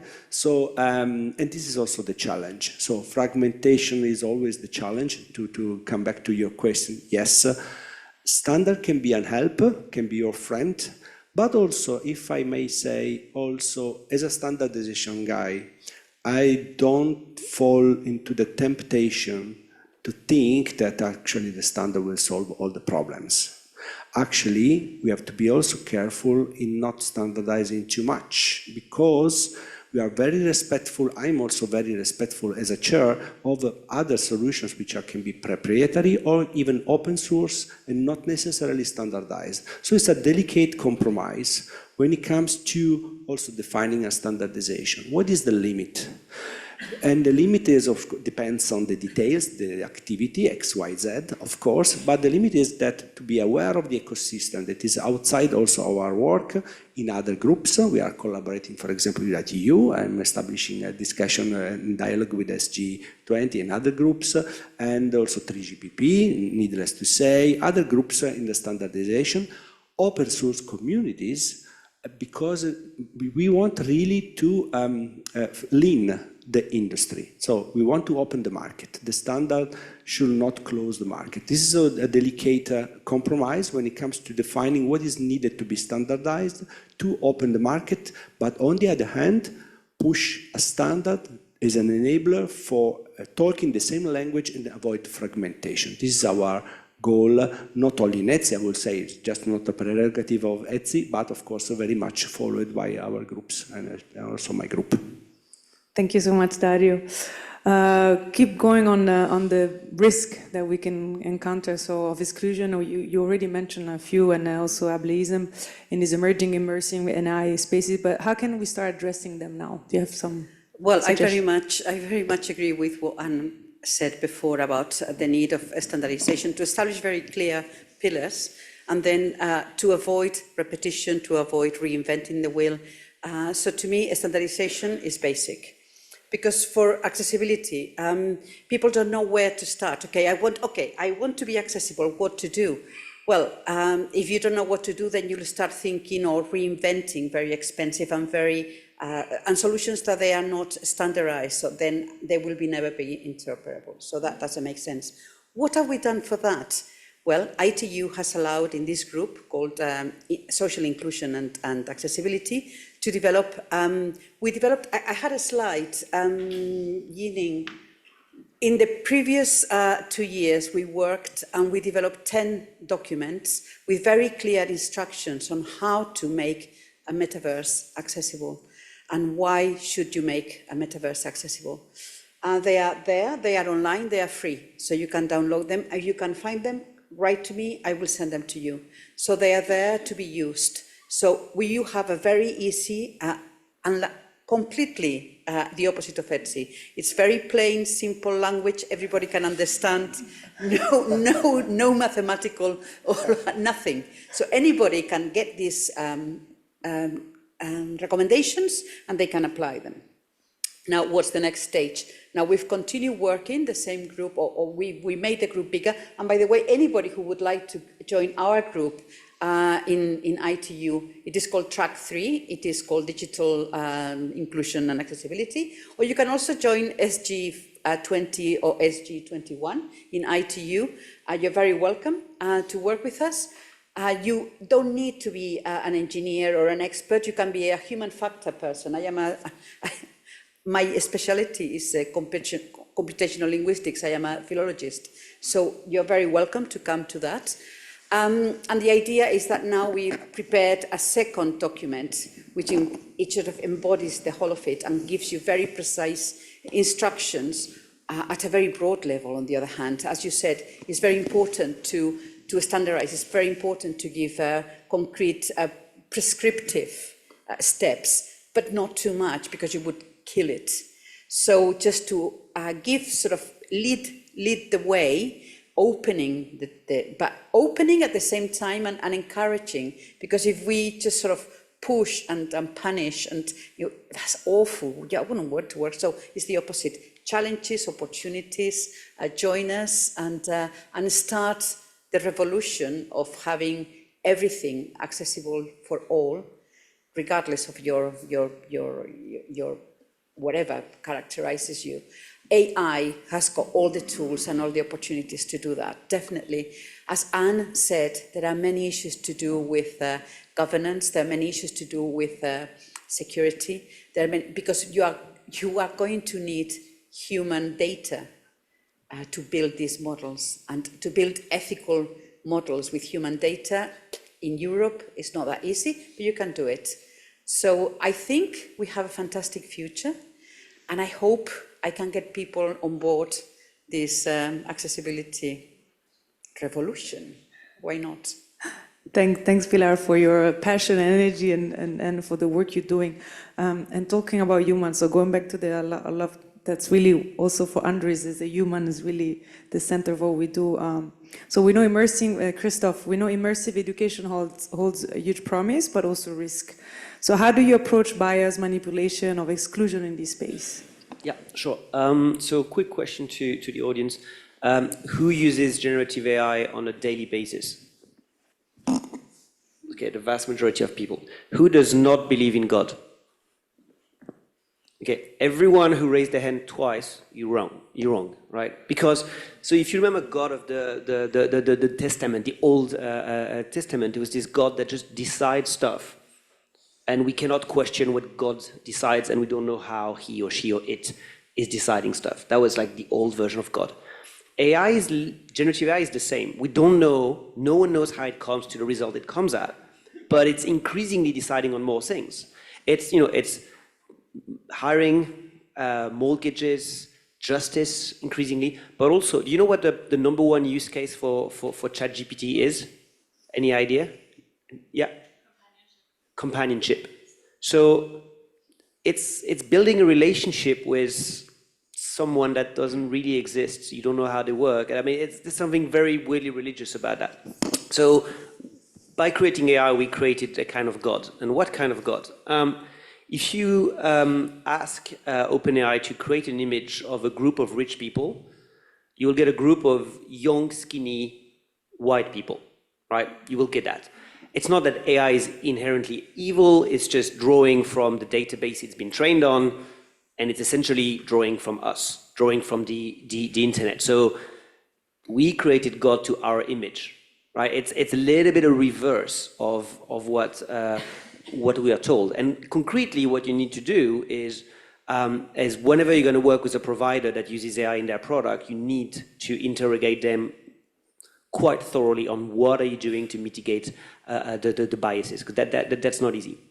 Then what some people do is they're going to say, well, we don't train on the general model, we train our AI on a specific set of data and documents, and that's very perverse because in a way AI can hide the human. So let's say that I created some kind of an educational chatbot, but I only trained it with textbooks, school textbooks up to the 1950s, right? And I asked that chatbot to give my 12-year-old students advice on their careers, on relationships, on how they should behave to each other. How do you think that AI would treat a white boy versus a black girl? Right? It's so intentionally in the data set, I have inputted values. So that's also very interesting where there can be a bias. And make no mistakes, some people will have an agenda. I mean, you see that in the US where DEI is forbidden, but at least it's obvious. Now you can hide the agenda behind the AI. What AI does very well, though, is it's very good at retrieving knowledge, much better than Google, and personalizing that knowledge to you. AI is just knows more and packages knowledge better than most of the teachers, right? So the model of the teacher as the sage on the stage, the one that's going to convey the knowledge, that model is dead. But there is a new role for the educator, and someone came up with the idea of the CARE framework, C-A-R-E. So the C stands for the curator of experiences. I gave examples of how education experiences can be horrible because of the data and the biases. So that's the first role of the educator now, is I'm not the one who's going to give the knowledge, but I need to validate it. The second one is the architect.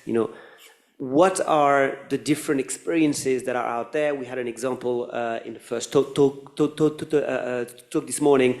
What experience can I build or customize for my students? The third one, which is never going to go away, is the relationships. So there's something that the AI can't do, is building the self-efficacy and the confidence of the learners. Like we all remember a teacher when we were 12, 13, 14, and lack of confidence, and one day we raised our hands and we said something smart, and the teacher was like, well, that was smart, and it changed our world, right? This is irreplaceable. And so the builder of relationship, the ability to see who needs help, that's not going away. And the last one, the E, is the ethical side of things, right? Like making sure that AI typically is used to amplify learning and not to replace creating the building blocks of critical thinking and all of those things. So AI is inevitable, but human flourishing is a choice. If we do use AI in the right way to amplify the teacher, then I'm very optimistic, but clearly there are some risks to be aware of. Thank you so much, Christophe. To close now, and Pilar mentioned governance, it's a very important topic. So Anne, as a representative of the European Commission, so how is the European Commission planning to address it, and how does it link to your broader strategy on Web 4.0? Well, that's a difficult question because it's very much work in progress. So as I said, we have a whole pillar in the communication that is about governance. Now it all depends what you mean by governance. It can mean many different things, but one thing that we are 100% sure is that we need to work together, really organize a certain level of cooperation and coordination if we want to achieve and to address all the risks that have been mentioned so far. So we are working a lot on coordination between the member states, which is naturally raison d'être in a way. So we have a steering group for virtual tours where we have all the member states represented and where we really discuss how we can really work together. We have kind of pet topic in the mandate of this steering group. Standardization is one. Sandboxes is another one. So the idea being to try to identify the regulatory gaps that we would need to solve at EU level. So you all know that we already have quite a robust set of rules and regulation when it comes to AI and to digital. So, I mean, we have the famous GDPR, we have the DSA, the DMA, the AI Act, the Copyright Directive. All these things are extremely important when we start talking virtual tours, but we also want to investigate together with the member states whether there would be a need for something more specific for virtual tours. This would definitely include also the ethical aspects. That's something that we discuss a lot also with the steering group, but also with the stakeholders. And we have a partnership in the pipeline, which is basically a vehicle created by the Commission to really work with an association representing all stakeholders in Europe.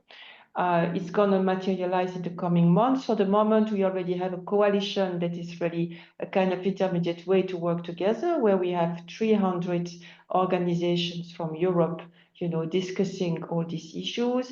And we also try to see together how we can address the different things.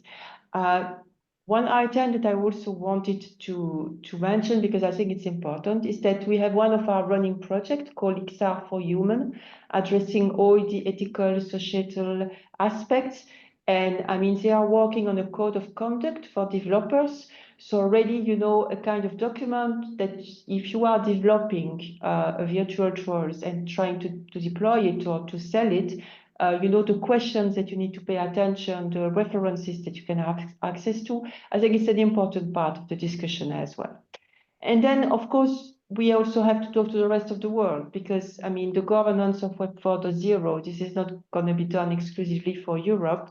And it should not, because it's extremely important that whatever comes out in the future as a technology and as a tool, I mean, this is something that really, is the same everywhere. And we follow the same rules everywhere, like we do today for the internet.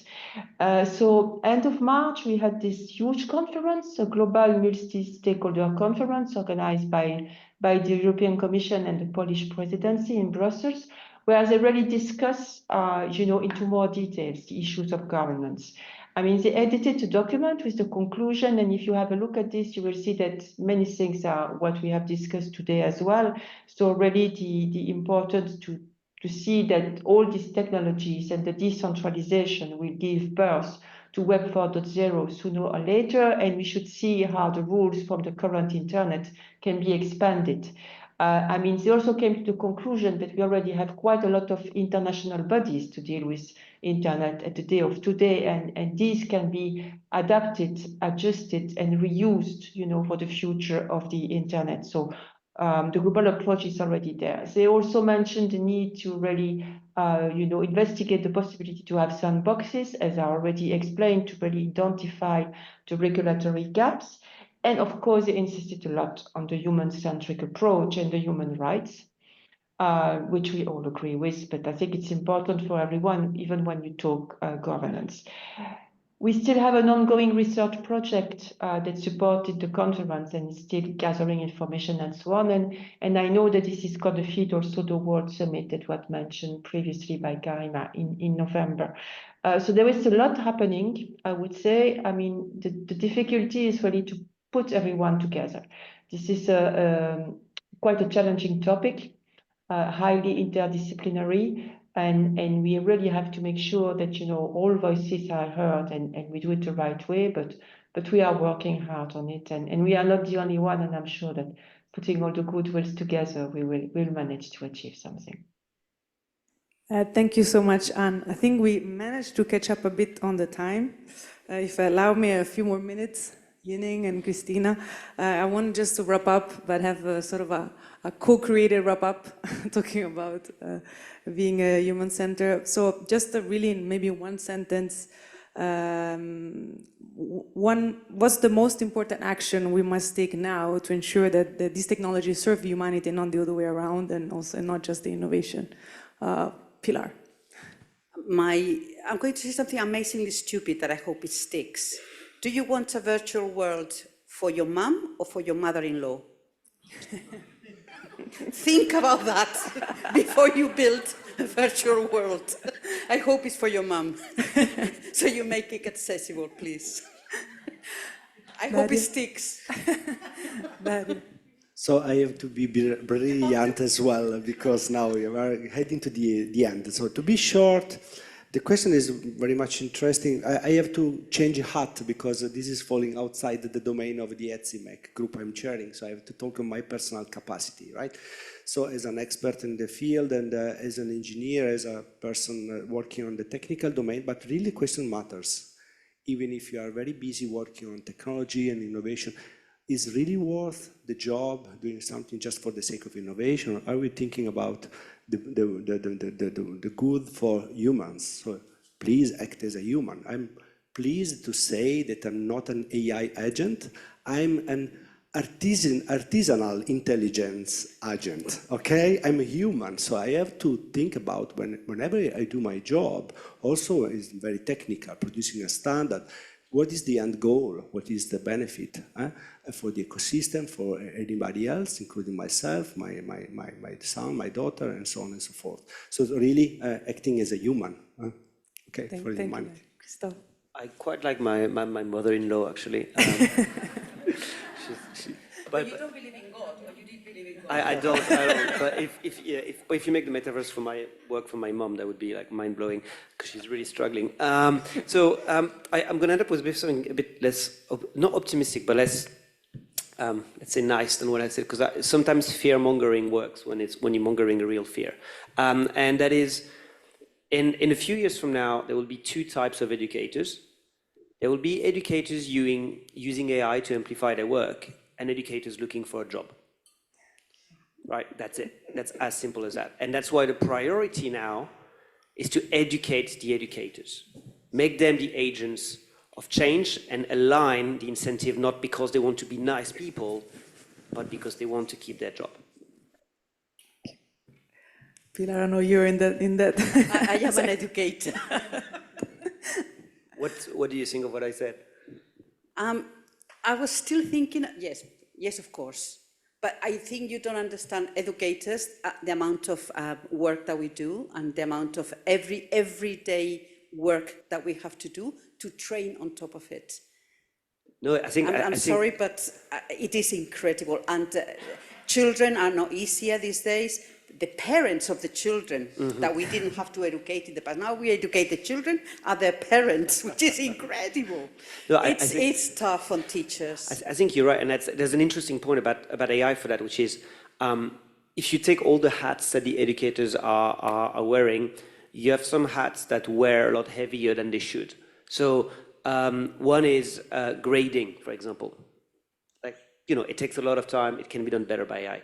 A lot of administrative tasks can be done better by, and often you might want to start that. That's the lowest hanging fruit for the teachers to say, well, if you were using that solution, you would save 3, 4, 5 hours a week of work. And you know what? You can spend them with your partner watching something on Netflix. It's absolutely fine. And then you bring it to the classroom and the lesson planning. But you're right. It needs to be first something that improves the educator's life on an individual basis before we can hope to have a societal change. There is a big problem, and it's that children are better at technology than teachers. Now, put that on a classroom. That's why you need to educate the educators. So yeah, big challenge ahead of us. Yeah, I think we need a panel just on this topic for next sparking some debate. Day. I think there's a lot to discuss. And maybe just to close with you, so what would be your most important action we must take now? I think, I already mentioned it is working together. I think we will only achieve address the risk and make the best out of it if we don't work together. And it means across disciplines, because virtual tours is definitely the most interdisciplinary domain I never dealt with in my professional life.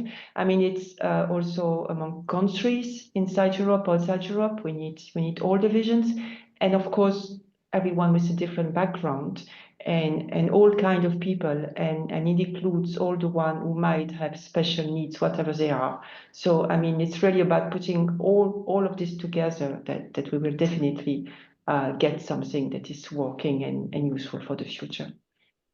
Thanks, Joanne, and thanks to all the panelists. We're closing now this panel, and I think one message is clear. I'd say that as we build the virtual worlds and embed AI into our life, I think we're also shaping the values that will define them. So that's very important to keep in mind. And I think inclusion, equity, human rights cannot be afterthoughts. So this should be really must be designed in from the beginning. So let's not make the mistake that we made in a real world. And now we mentioned about global digital impact, Pact for the Future, the World Social Summit for Social Development. So also what I wrapped up a bit is we need inclusive governance models where all voices are represented. And so not only, as also Dario mentioned, like not only the big, powerful actors, but really everyone has an opportunity to shape the rules.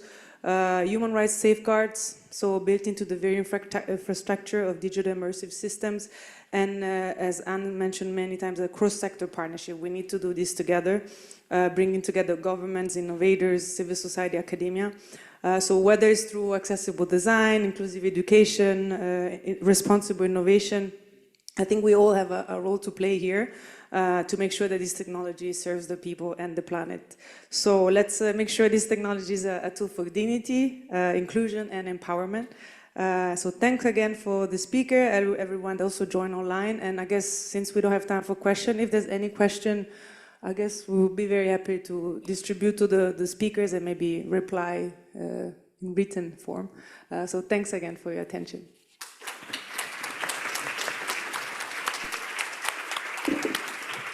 Thank you, Karima, and speakers. Very interesting panel. And I have to say, to echo what Pilar was saying, I agree with Christophe. We should train or educate educators. Unfortunately, and as head of learning, I experience myself, when funds are short, those are the first ones who suffer. So we experiment in schools, we experiment in university, and even in our organizations, for example. Having said that, please feel free to raise your questions during lunchtime to the speakers and enjoy the conversations more. So the lunch is served at the America 2 pavilion at the cafeteria of the base, and we will reconvene here 1:30 sharp, please. Thank you.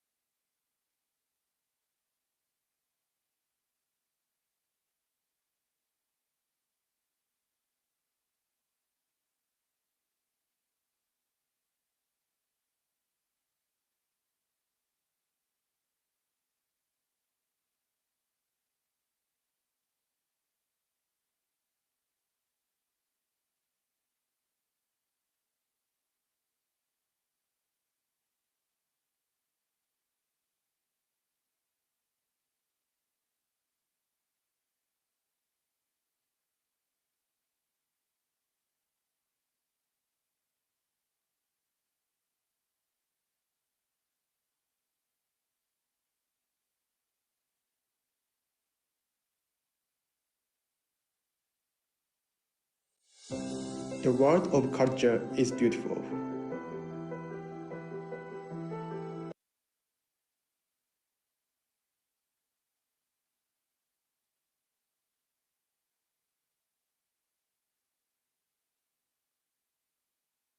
The first component of CityPass is audio storytelling. As you move through the city, GPS-triggered narration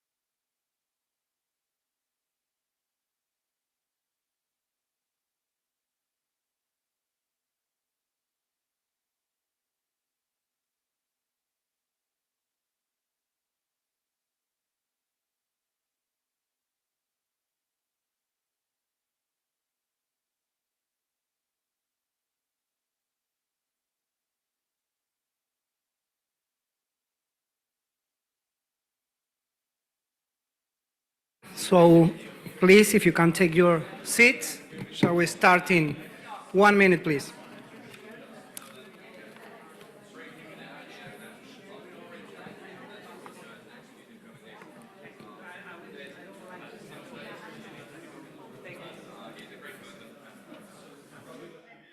Ciao Lorenzo? Sì. Ecco, piacere Sebastiano. Io ti presenterò e dopo ti lascio. Allora io metto ancora qua le mie bottiglie. Ecco, e ti lascio il posto, benissimo. Questo non so di chi è. Questo è tuo o no? No, vabbè, buttiamo. Ecco. Aspetta, che hai messo? Ecco. Mi sono messo anche il timer. Ah, così bravo, guarda. Sì.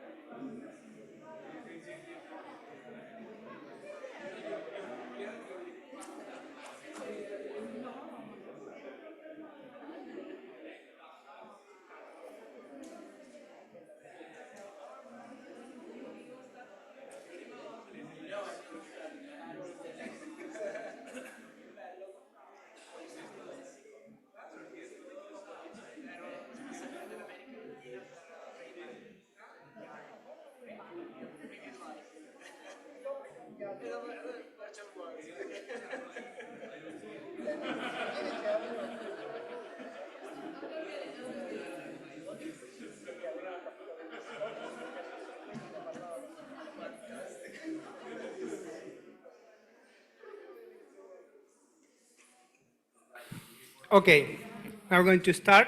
Welcome back, everyone. Okay, my name is Sebastian Rovira. I'm in Economic Commission for Latin America and the Caribbean, the United Nations. And actually, it's a pleasure to serve as your master ceremony of this exciting keynote. We have the opportunity and the pleasure to welcome Mr. Lorenzo Cappannari, who is a thought speaker, a professor, and founder of AnotheReality, and he was explores experimental computing, a new frontier where digital systems evolve through interaction and engagement. So, Lorenzo, the floor is yours. Thanks so much. Thank you so much. Okay, so good afternoon. I will briefly present myself. I am first and foremost an entrepreneur. I work in the field of virtual world and XR for about 10 years, probably 11. And previously I was working in like big companies, multinational companies. And then of course I fell in love with this digital ecosystem, and I started to, since my company mostly is doing consulting to enterprise companies on how to use this technology to solve problems, we started to collaborate with different universities, also to help students understanding this technology better. So today I want to start with a provocative question, if you wish. What if technology could feel like life and learn like a mind? I mean, if you look at it like this, it sounds like science fiction. But if you think about it, it's exactly where we are heading with technology right now. We have a technology that feels like life, and these are the virtual words, and we have a technology that can learn like a mind, and that's artificial intelligence. And this crossroad that to me is the most interesting thing that we are seeing in the technology sphere right now, and that's what I would like to talk about today very quickly in this keynote. So as I said, my company is doing consulting to companies, and I teach at Bocconi University, and what we're focusing on is how to use technology to solve problems, mostly to companies, but in general, this is the approach. And as we usually say, we don't need to fall in love with technology, we need to fall in love with the solution or with the problem, right? And so what is the actual value of the technology that helps solve problems? If we look at technology in general, and that's why I want to start from the computing revolutions, it's not the dinosaurs, but pretty much very close to that. The computing revolution is how technology is impacting society. And it has started with the first computing revolution, which is personal computer. It's a technology that revolutionized society. We all had our PC in our households, and then the internet arrived. The second computing revolution, the hard drives opened up, and that data was shared throughout computers. And then the computers just escaped from our homes and they entered our pockets, and that was the mobile revolution. And until last year, I would say, until 2 years ago, I was saying that's where we are now. We are in the mobile revolution era. Actually, and then usually the talk was going on, and then the fourth revolution is spatial computing. But actually, something interesting happened. There is a technology that was the underlying technology of many other technologies before, and we're talking about the fourth computing revolution, which is AI, that was just like another technology like blockchain, IoT, these, enabling technologies that usually are hidden behind other type of technologies that are not really changing the society as a whole because they're not widely adopted. But what happened with ChatGPT is that this technology came out from, as an underlying layer, enabling other technologies to function, and it became a technology by itself.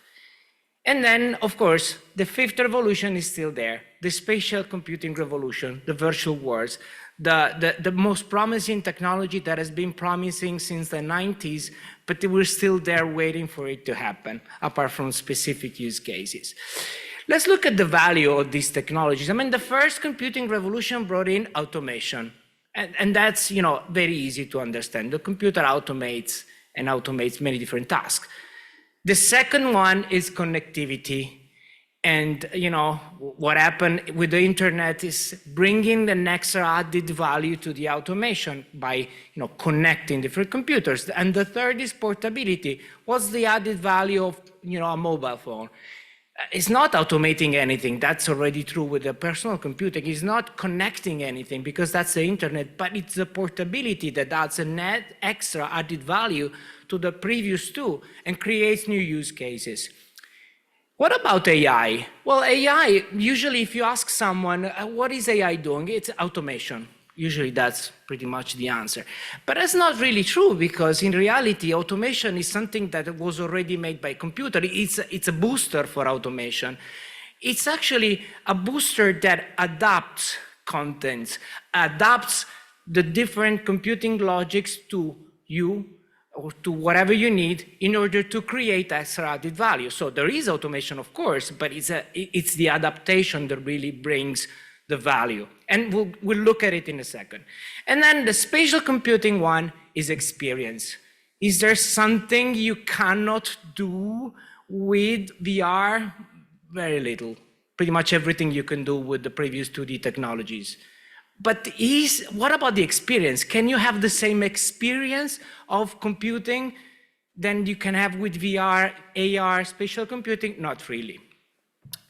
So let's look at artificial intelligence. I wanted to give you, a definition that was given by my friend Massimo Chiriatti, the CTO of Lenovo, and he says artificial intelligence. I love this definition. Is a discipline that uses computer systems to read the footsteps of our past in order to suggest and generate future steps. It's a statistical machine, right? It's a statistical machine that looks at the footsteps of our past and then it can predict and adapt the future. And then it's again adaptation. We look at the past and I sort of foresee the future and adapt it according to what data I've been fed with. So what are the actual added values of AI? Well, the first one is obviously personalization. I mean, we're talking about adaptation. And then I think that everyone here can really understand the value of personalization of AI by looking at their social network feeds. I mean, we started understanding what AI is when we started using our Facebook feed, and we started to see that, you know, the news were different according to each and every user than the Netflix homepage and all that stuff. So personalization is the real first added value of adaptation. But it's not the only one. I mean, human interaction simulation. That's, of course, that is the point of ChatGPT when you try to discuss with it. And actually, my suggestion is try to whisper and try to tell him, can you whisper to me? It's fantastic. It will whisper back.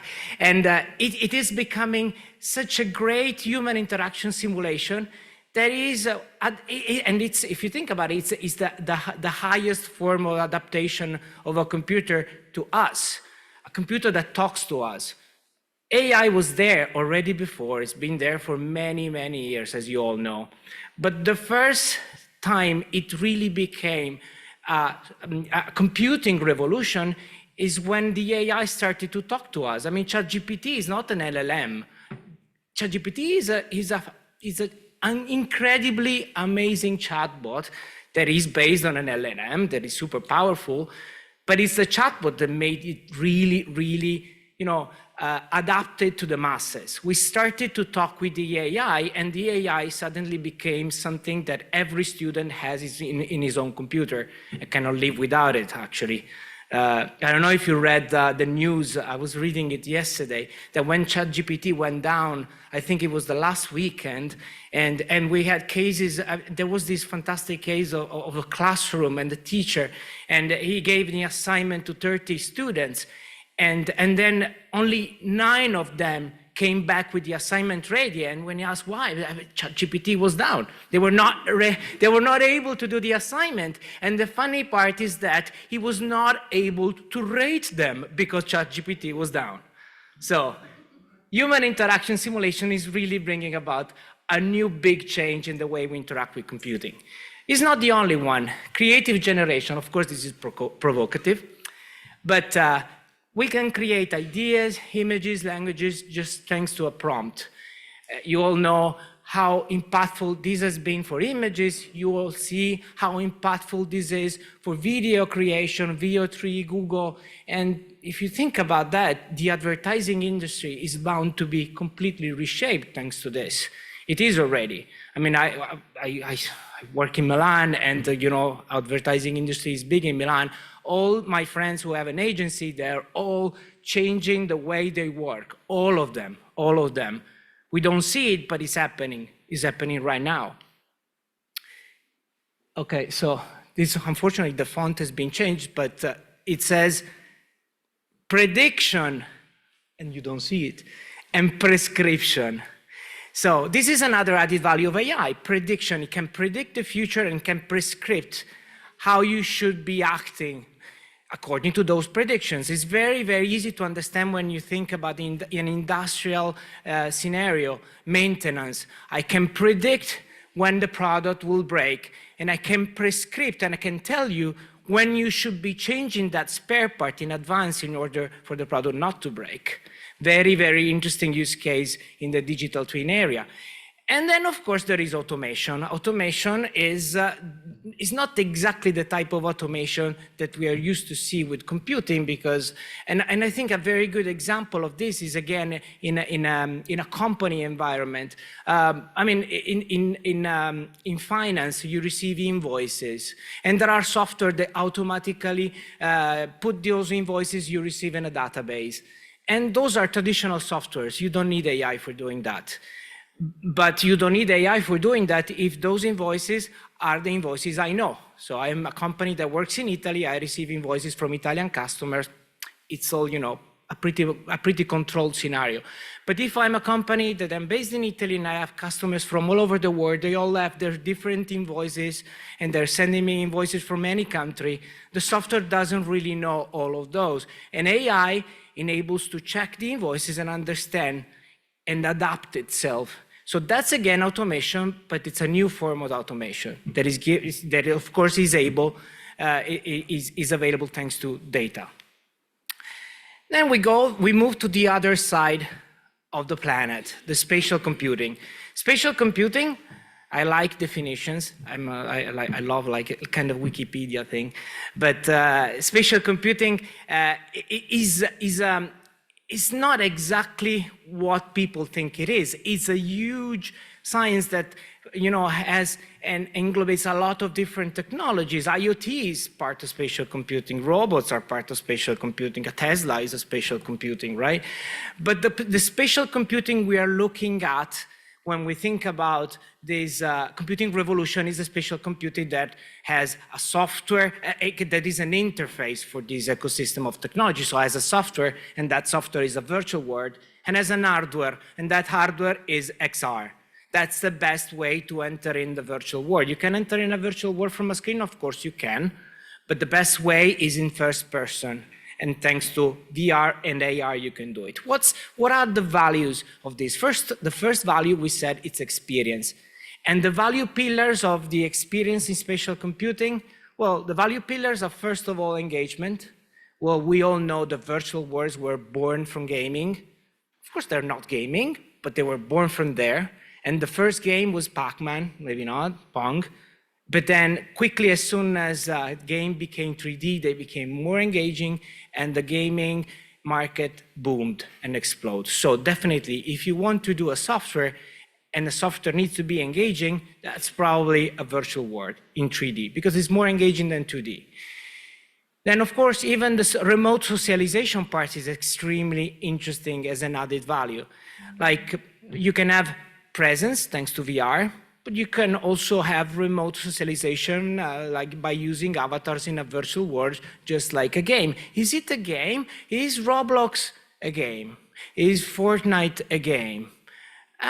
Yes, no. If you look at the numbers, there are 50% of Gen Z users of these platforms that are hanging out in the platform, are not playing, they are socializing with their friends, and the game is an excuse for them to meet and stay together. So they spend, like, there are some numbers, 3 hours a day, like Gen Alpha spend 3 hours a day in Roblox playing.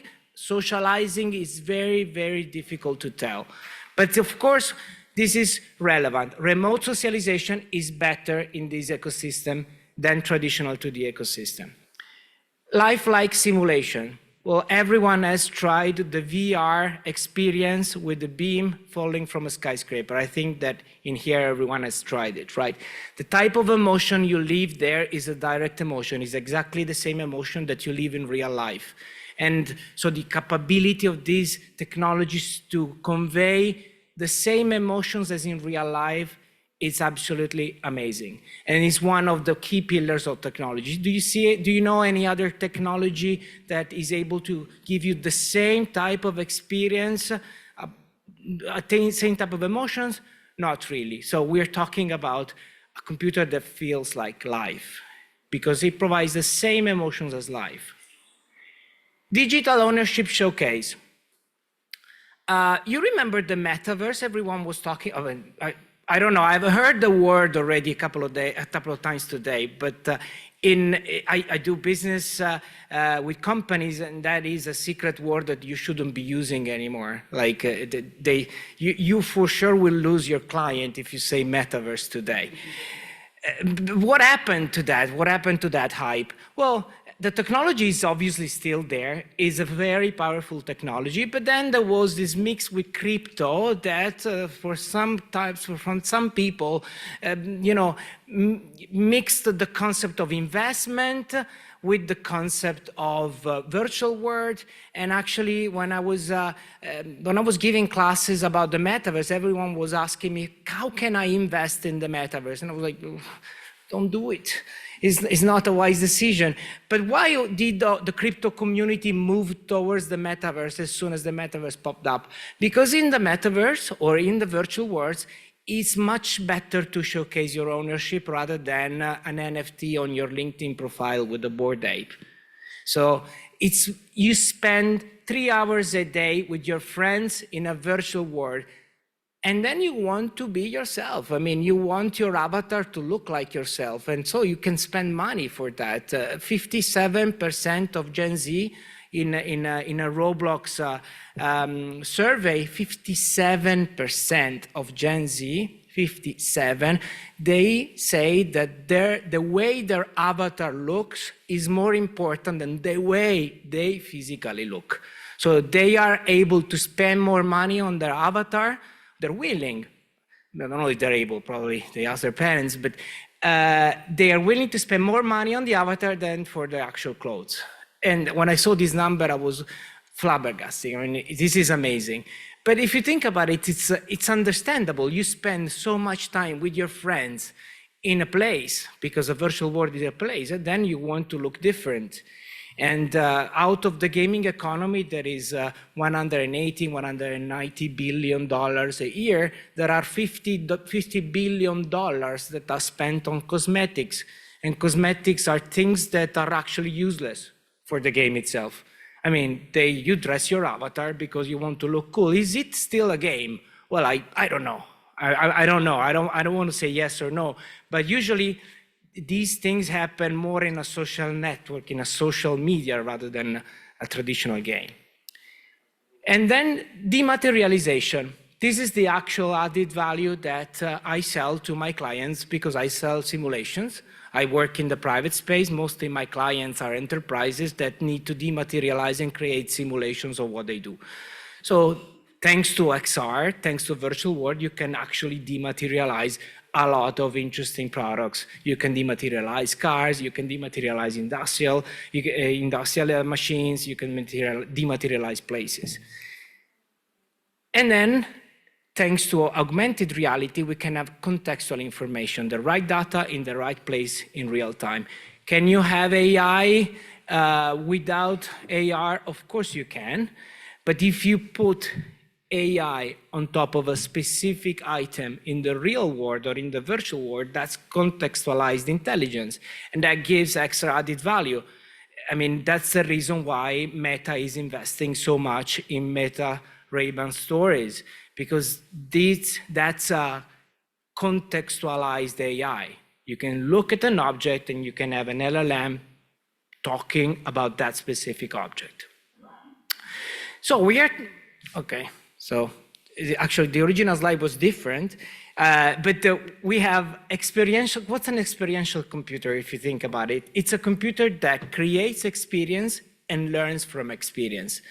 And that's, the mix between AI and virtual worlds and XR. So it's a computer that creates immersive environments, that observes human behavior, that adapts to the needs of human behavior and evolves continuously. Experience is the new platform, emotion is the new interface. Why? Because you have this computer that creates you an experience, you live inside the experience, and then you provide your data and you feed it with data, and the computer changes and adapts. But the only difference here is that the computer is also the reality. So we are able, with this new wave of computer, of having the reality around us changed according to the way we behave and we act. This is, of course, going to disrupt a lot of industries, and I don't want to go in depth in any of them. Of course, virtual worlds, tourism, we have seen it. It's going to be disrupted, art, sport, and all these industries that are disrupted already or trying to be disrupted by virtual worlds. If you take experiential computing, which is virtual worlds plus AI, they can be even boosted even more, because this ecosystem will change according to the way you behave in there. Educational learning, of course, adaptive inclusive learning, cultural and scientific simulation.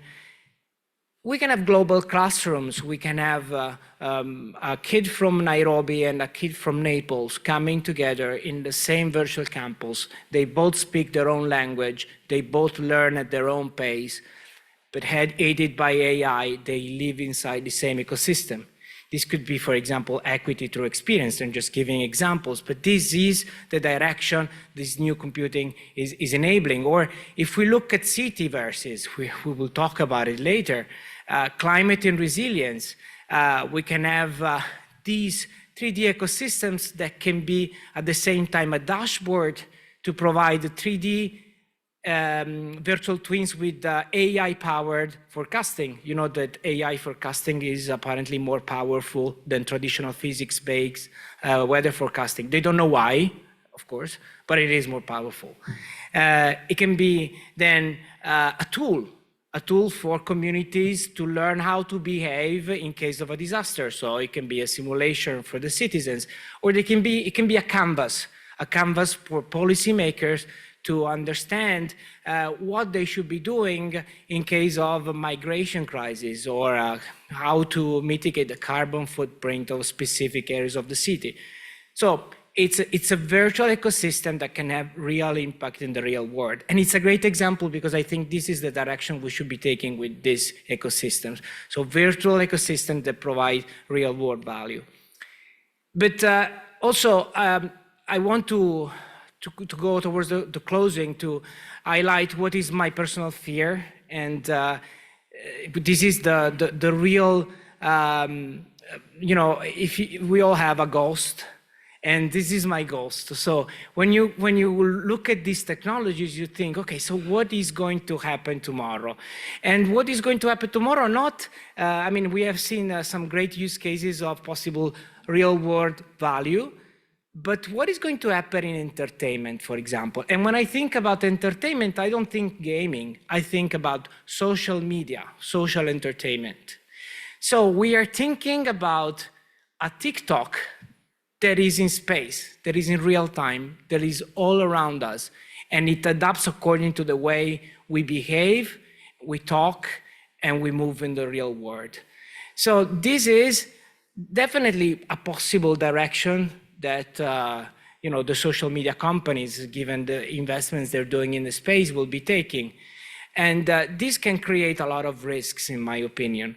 For example, we can have this new type of approach that can provide advertising everywhere.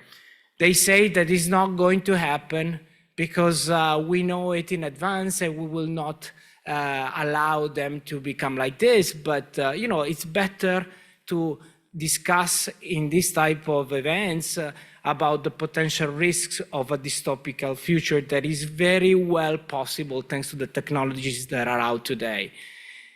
Imagine an additive loops of emotional manipulation. It's not just about doom scrolling. It's about living in a world that keeps you engaged. And it's not, today the social platforms are extracting values from our engagement. And we should be changing we should be moving from a vicious loop that wants to keep you engaged in this virtual world from a virtuous loop that provides you actual real world value. And this is a question that, this is actually quite scary if you think about it.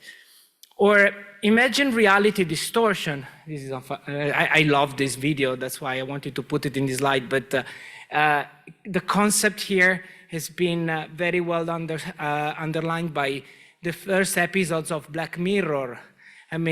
You can change the way reality looks. If you live in a world that is continuously changing and adapts to your mood and adapts to the way you behave, you can live in a reality that is distorted.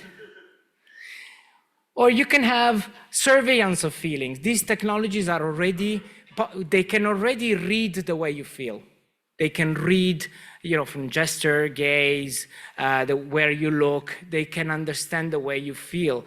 And what about the possibility of having a surveillance of feelings, of our feelings without our consent, and having this technology that recreates constantly the reality around us according to our feelings and according to some feedbacks that were given from above. Propaganda.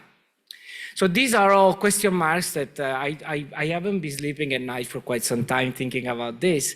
And I think that this dystopian future can be avoided if we, tackle it from the very beginning. And I think that very beginning is now, because the technology is arriving.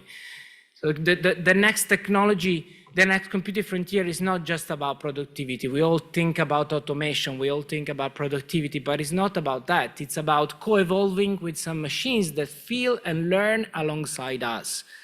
And we shall be ready to, understand this future and try to, and I think having this type of events is a fantastic way of doing this, is start to guide it towards a possible, positive future. So if you ask me what are my suggestions for a pact for an inclusive future, well, ethical design, these virtual loops should be virtuous. So we should be creating ethics by design. Then digital public goods. Well, this is more complicated, but this is a direction it should be taken. I mean, these platforms should not be just in the hands of venture capital or private companies. There should be part of it that should be public, and equity for everyone and accessibility for everyone. We should be involving policymakers from the very beginning, and we're doing it. So not after, as it happened previously with the first wave of technology revolutions, but before. And then, of course, virtual worlds for real world equity. We should not be having virtual worlds that copy the inequalities of the real world, but we should be having virtual worlds that create a better future and to overcome the inequalities of the real world. So, in short, the best way to predict the future is to design it. And I think this is the right moment to do it. Thank you very much.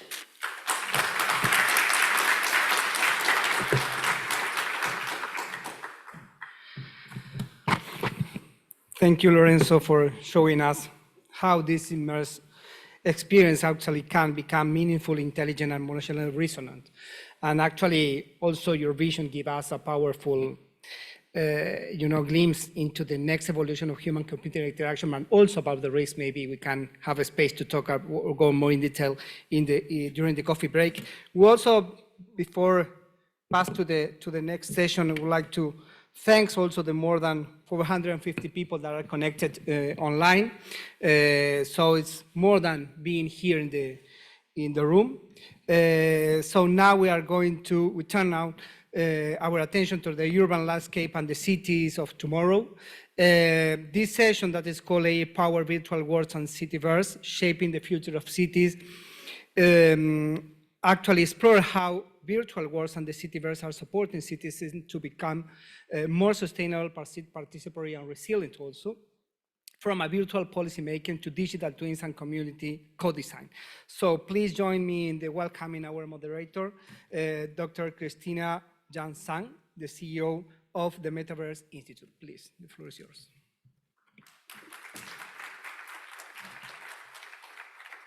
May I invite my amazing panelists to the stage as well? If you can just sit exactly next to your photos so we know which one is which one. Yeah. Maybe the other one. Yeah. So that one.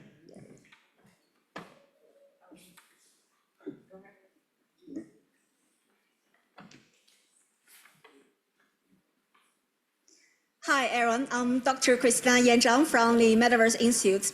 It's a really great pleasure to meet you all here today. And for me, it's especially emotional because I started the journey of the Metaverse since 2006. I was doing my PhD looking at how to use digital twin in the Metaverse environment to simulate and optimize for the construction, engineering, and the architectural industry.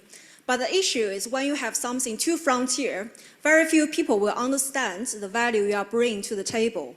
And I still remember at that time when I was doing my PhD at the UK's Loughborough University, many people will come over to me and said, Christina, how on earth did you get a full scholarship playing computer games every day? That sounds really cool. You see, so it's really important when we're thinking about tech adoption, the technology itself is only part of the story. How to find effective use case and utility to prove value for investments is another really important point. That's why I feel particularly grateful to Christina Buretti, her amazing team at ITU, and every single one of the 19 United Nations agencies who have been spending a lot of time putting this amazing event together to allow every single one of us who have been working on technology to maximize its positive impacts. A really big round of applause, ladies and gentlemen. Let's give them a big round of applause. It's not easy. And on that happy note, let's talking about something we all feel very passionate about, how to use AI-powered virtual world and Citiverse shaping the future of the city. So today's discussion will really show spotlight on how different cutting-edge technologies like virtual world, digital twins, AI, and etc. are transforming how we design, govern, and experience urban life. From citizen-centric innovation to interoperable digital transformation, this session will bring together leaders who are pioneering the next generation of urban development. We're particularly honored to be joined by 5 world-leading experts. Each of them are bringing in very unique insight from their different organizations. Let's start with Ms. Ernesto Ferdel, who is the head of Smart City, Valencia, Spain. And Ernesto is also the Mr. Vice Chairman of the Steering Committee of the Global Initiative on Virtual World and AI. So Ernesto, the floor is yours. A little bit applause, please. Yes, thank you. Thank you, the organization for inviting me to come. Christina, for your introduction, and you for being here. I know that it's nap time, but I will try to do my best so as to make you awake. So let me start. So being here is a good opportunity to meet all friends and make new ones. So pleasure for me.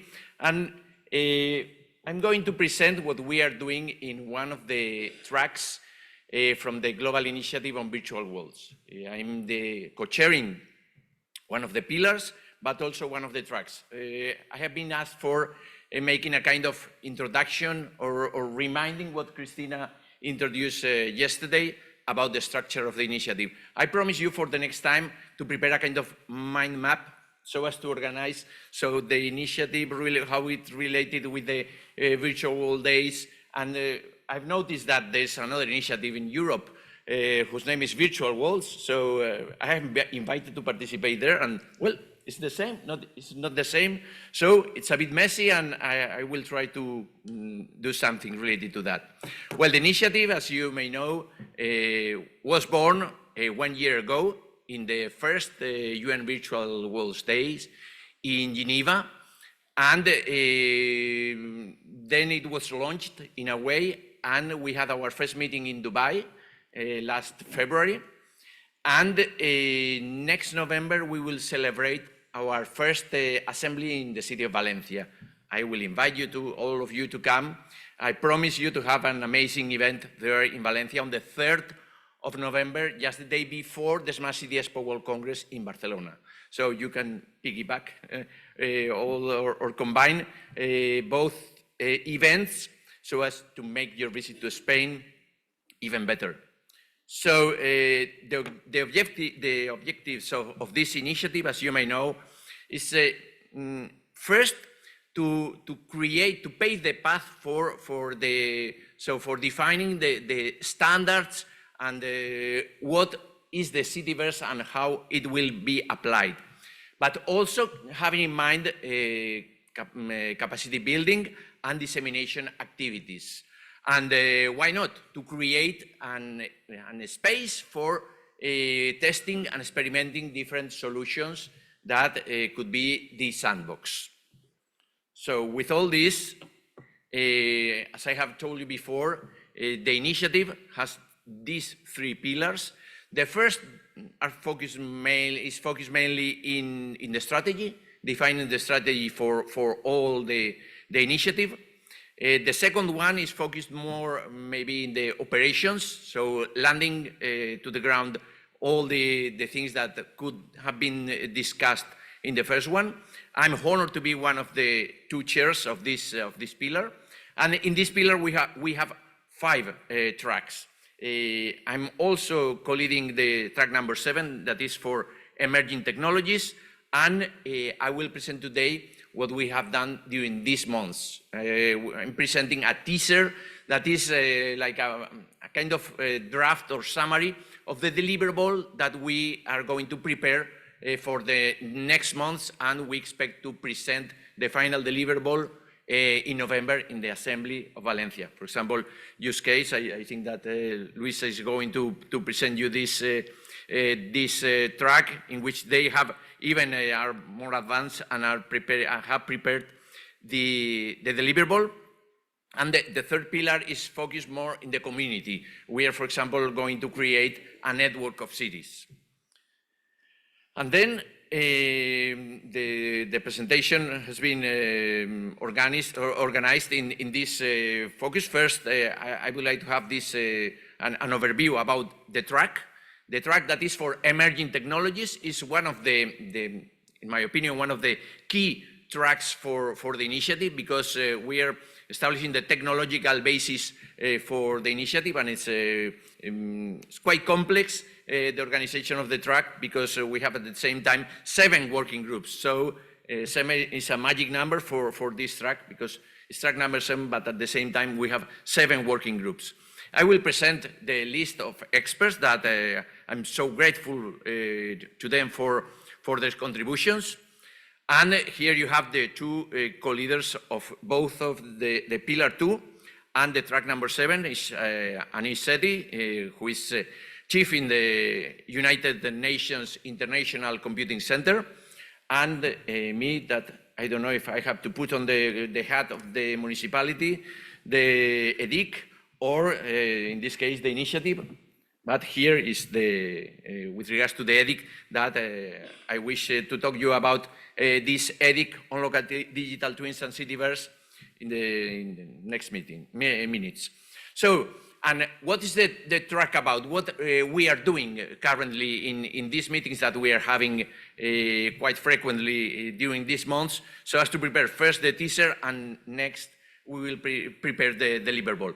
First, we are focused on exploring all the technologies, these disruptive technologies that we have and are related to the Citiverse. So augmented reality, virtual reality, extended reality, digital twins, artificial intelligence, blockchain, so technologies that are that could be related to that, and we are trying to sort things out so as to make this puzzle and join the pieces in the right way. So, but we are focused not only in identifying, obviously, but also on applying and adopting these technologies in our Citiverse.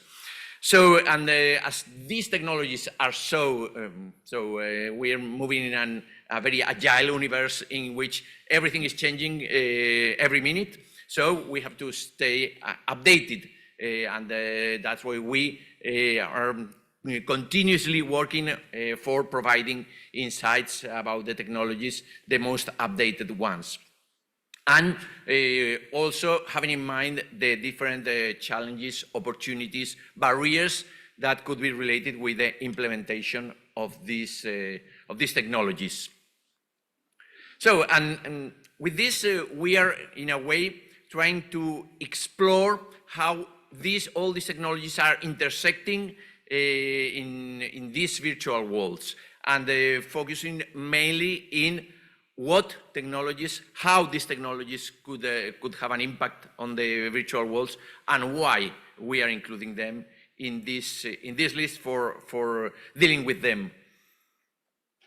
And for all this huge effort that we have done this month, we're really grateful for having had 25 experts in these working groups. From them, eight of them are related to the academia, 4 from non-profit organizations, 12 from the private sector, and 1 from the public sector. And these are the 7 working groups. So first is focused mainly in these technologies, AR, VR, XR, and 3D. The second is focused mainly on artificial intelligence. Next is related to the metaverse and IoT devices, sensors, and things like that. Next, on digital twin, also blockchain, so as to create a kind of layer of trust. And also not skipping the very relevant issue that is the standardization. So it's necessary in all the initiatives that we have to create or to follow some standards, and also to deal with some cross technologies. I would like to express my gratitude to all of them. We have had during these days at least 4, apart from me. We have Christophe, Roland, Antonio, Clara. You are here, and thank you for your excellent contributions to the preparation of this teaser that will evolve into a deliverable in the months to come. So with this group, we are thinking, creating a narrative that brings forth these provocative insights for the world to ponder. So this is, in a nutshell, what we are trying to do. And that's all from my side. Then we will go on. Thank you.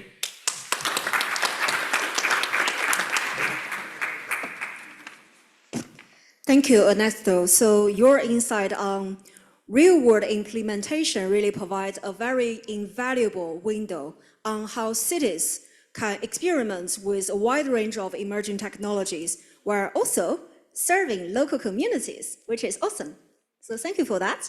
And next, let's welcome Ms. Louisa Baker, Senior Research Manager at IDC. Louisa has been leading use case identification track under the global initiative on virtual worlds and AI. Louisa, the floor is yours.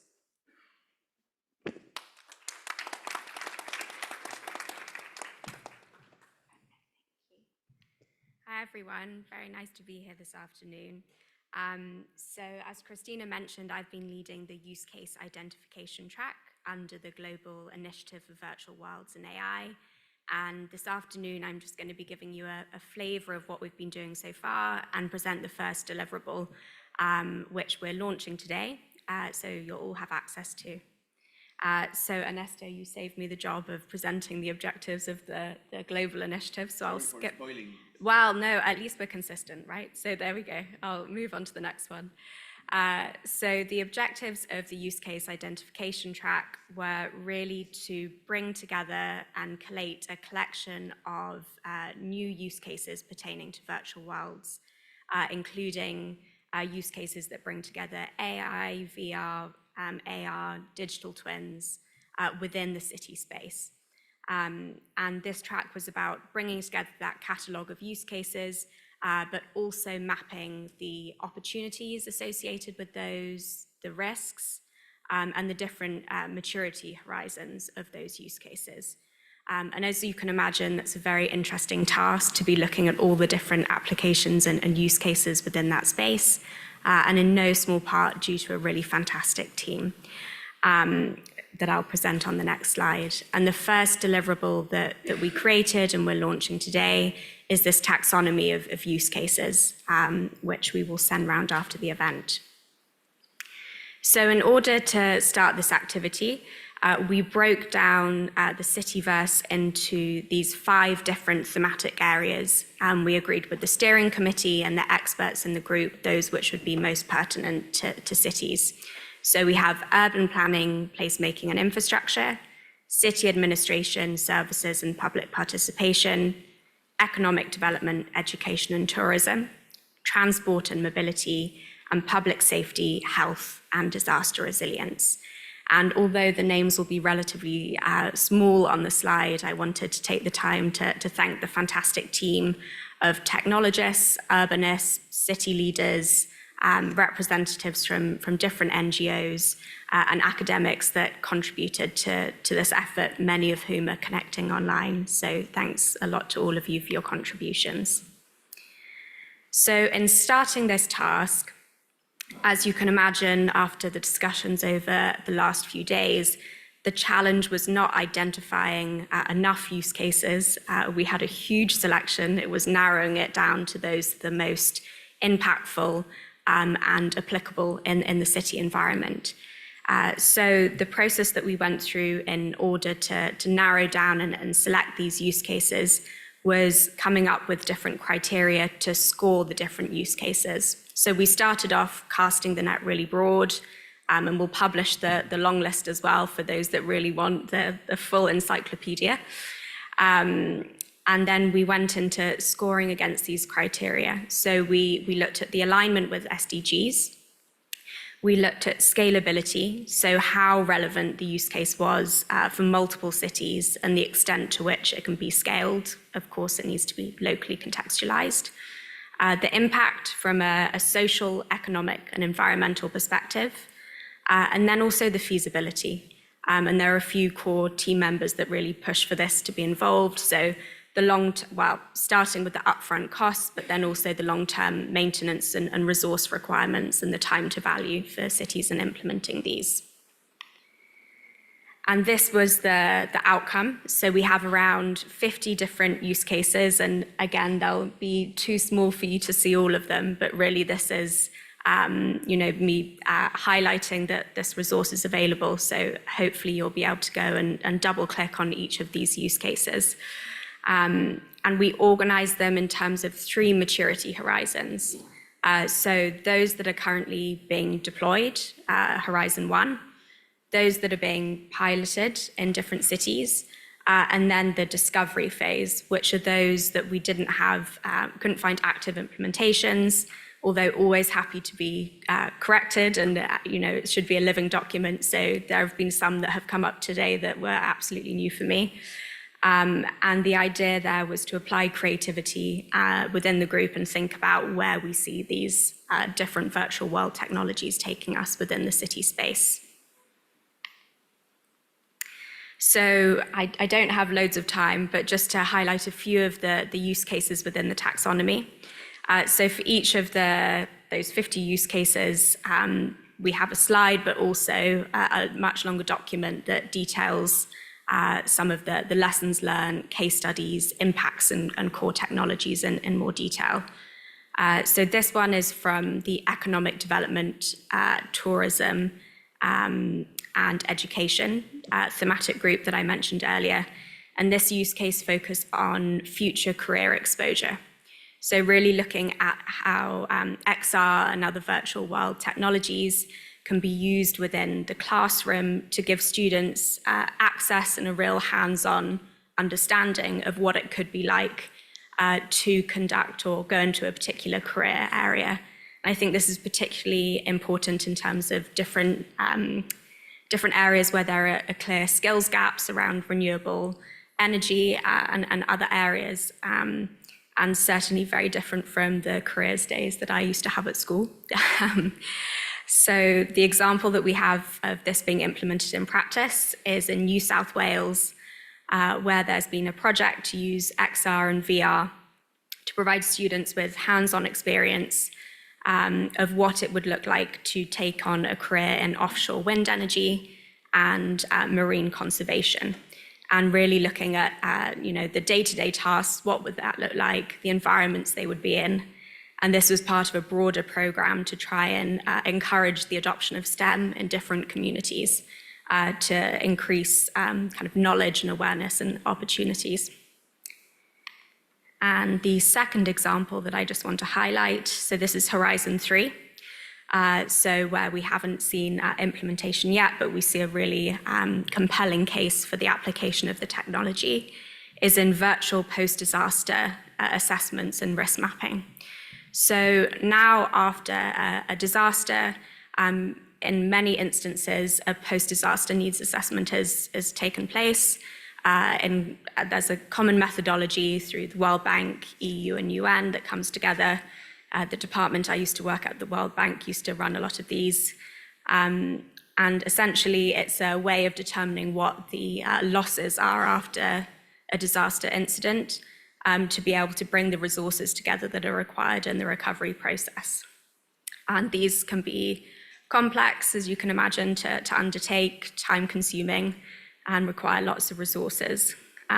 So the idea here would be applying different technologies, including creating a digital twin of the post-disaster environment, bringing together aerial and satellite imagery, IoT data, as well as AI in order to create this virtual environment. And the idea here is for more and better real-time analysis of what's going on the ground, being able to determine what the impacts are in faster and more efficient way, and allowing different groups to be able to collaborate.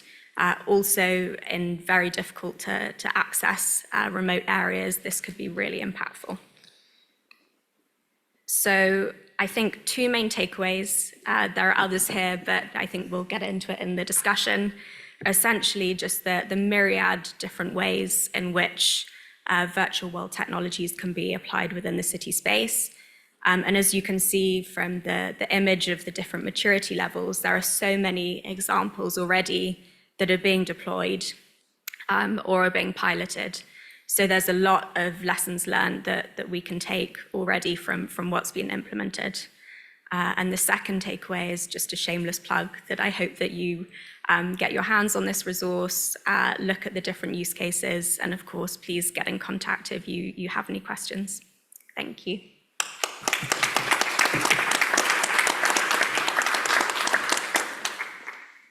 Thanks, Luisa, for such really insightful, discussion about the great variety of potential use case cities can adopt to support the United Nations Sustainable Development Goals.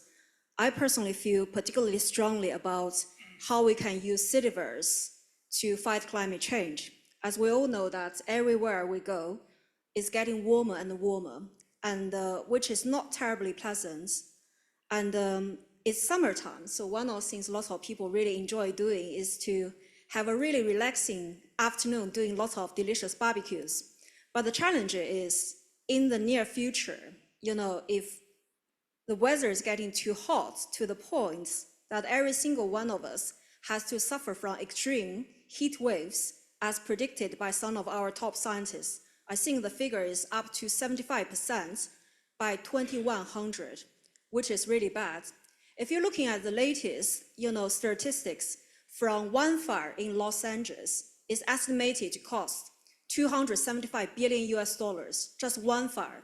So that's more than the annual GDPs of many countries in the world, perhaps ranked as 51 annual GDP in the world, more than Qatar or New Zealand or Greece as a country. So I think every single one of us should thinking about how we can use very powerful and sophisticated tools like Citiverse to educate our citizens and different communities to working together to address climate change before it is too late. So next, let's turn to another very important speaker, Professor Volker Kohl, who is Vice President for Research and Digitalization for Stuttgart Technology University of Applied Science. Ladies and gentlemen, let's put our hands together for Professor Volker. Thanks a lot for the kind introduction. May I ask a question to the audience first? Who knows Neil Stephenson's book, Snow Crash? One. This book was written in 1992, and he's the inventor of the term metaverse. It's really worth reading this book. And you will be, I would say, scared when you see what his vision of a metaverse is. I don't want to have that. It's really saying, okay, the world is so crazy, we have to enjoy the metaverse, because we can't live in the real world anymore. It's really worth reading. And just pick up this topic of the real world.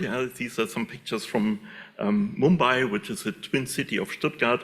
We recently visited Mumbai with a delegation from state of Baden-Württemberg, led by our Minister for Education and Research, and signed a collaboration on what we call urban digital twins, but I would say it's on using digital tools to improve the situation in Mumbai in many aspects, as you mentioned, with climate change in general, with urban planning, and we have a collaboration now with IIT Bombay to do research on this topic jointly with Stuttgart and Mumbai, and I think that's one of the things we discussed here the last days as well. Yeah? We do research on how to improve the cities or the future of the cities in a collaborative way It's not a problem that every city needs to solve by itself. It's a joint effort to do this in collaboration. We at University of Applied Science in Stuttgart received substantial funding now, more or less nearly 10 years ago, to start with the development of what we call LIS City, Livable, Intelligent, Sustainable City of the Future. It was 3 phases. Now we are in phase number 3, which is transfer the research results we achieved in the first 2 phases to the cities there, to apply these things. There's a publication as well. Here are several examples on the different topics we investigated. It's including airborne mobility, street moves, this project on reduced traffic, wind field and air quality simulation, and urban heat island simulations, new materials for the building hull to improve the local climate in the city, the urban digital twin. That was a project where one municipality of Japan was also participating, so it was also an international collaboration. In general, focus on sensors, and I will come back to this, data security in this context as well. And we created a living lab at our campus for these initiatives as well. And the contribution of my research group is on this urban digital twins. I always like to define what these terms mean. We had the discussion in the previous panel. That's nice to define what you're talking about. So that's the definition. What I think what the digital twin at urban scale is, it's a representation of the built environment at urban scale. And it includes, of course, the physical objects, but it's not limited to physical objects. It includes processes and other information services with the standardized interface. Standards are very essential here. That was discussed the last sessions as well. And it's a tool for planning, so it's not just representing the existing city, but it allows you to add elements that do not exist yet. So that is very essential in the future and often forgotten, but that is fundamental, otherwise we can't use it as a planning tool. And it has a purpose as well. That is also very important. You have to have these use cases. And in our case, that's basically SDG 11, inclusive, safe, resilient, sustainable urban environments. That's what we want to achieve. And that was one of the first definitions on digital twins on urban scale. You have the social physical system, so the city with its inhabitants living in the city.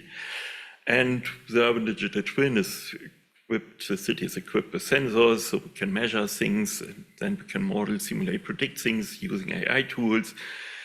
And then there is the decision making, and something is changing. So we can act, change the real world as well. And this scared people. Why? Because people do not play any role here. It's a fully automatic system in a way, and humans are out of the loop. And that is a danger, and you do not have trust in these systems.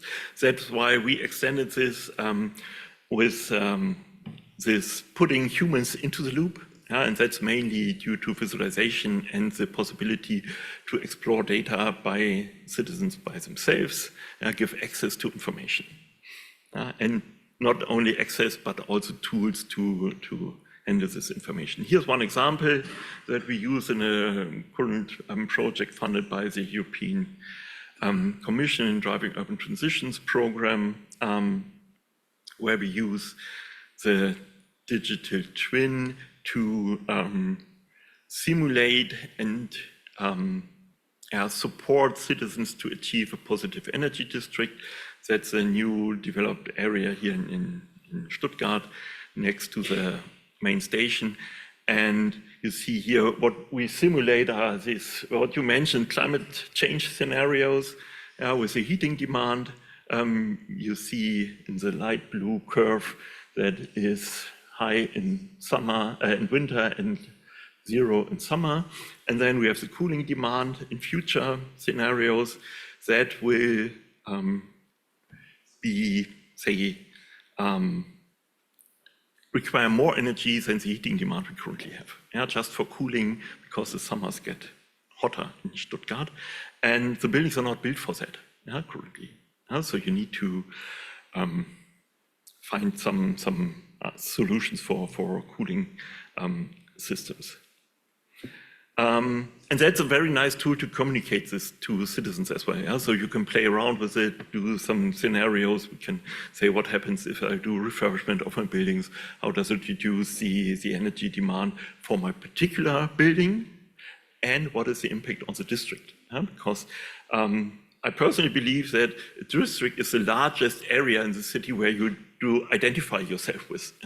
So if you can do something good for you, of course you do it. And if you save money, no problem, no questions.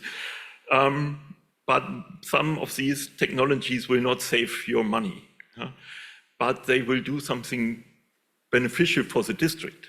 And I guess that is something people are also saying, okay, if I get a nice neighborhood, I will also be willing to invest here, because I have a benefit. If I do it if I say, okay, there's a benefit for Stuttgart, I don't care too much, basically, to be honest. But if it's for my neighborhood, then it's more, say, I see a profit for myself as well. Maybe a social profit as well.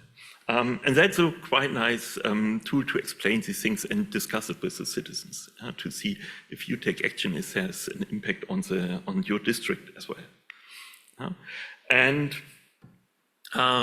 with this, we published it. We've had a huge debates on everything open data, and everything what we do is based on open data and based on open standards. We use OGC standards here. And just recently, 2 weeks ago, there was a big, debate in the national news about the risk of urban digital twins, or digital twins in general representing the urban environment, because it's made for improving cities, helping, rescue forces in crisis situations, but it also gives information to people that will not do anything for the good, but may try to plan terrorist attacks or find out critical infrastructure that can be destroyed, things like that. And that caused a huge debate. Shall we do everything as we currently do available to the public, or should we be more restrictive because of this, I would say German Angst maybe, but about these, security issues as well. So that is something I would like to add to this debate, because it becomes more and more important nowadays. And then we continue the discussion at the panel. Thank you so much, Professor. That's brilliant.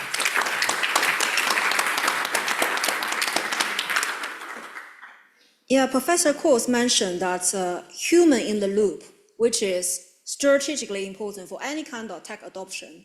And I guess that actually goes really well with the whole wording of the Citiverse, because if you pay attention, we didn't use Y in the Citiverse, we use I, because we try to highlight the importance of how this technology can really support the needs of our citizen.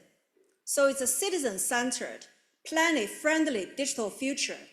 And as many of our previous speakers has highlighted, how can we use this technology to support the diverse needs of our citizen, our fellow people, whether it is our aging society, our mother-in-law, we want to ensure they do not left behind, right?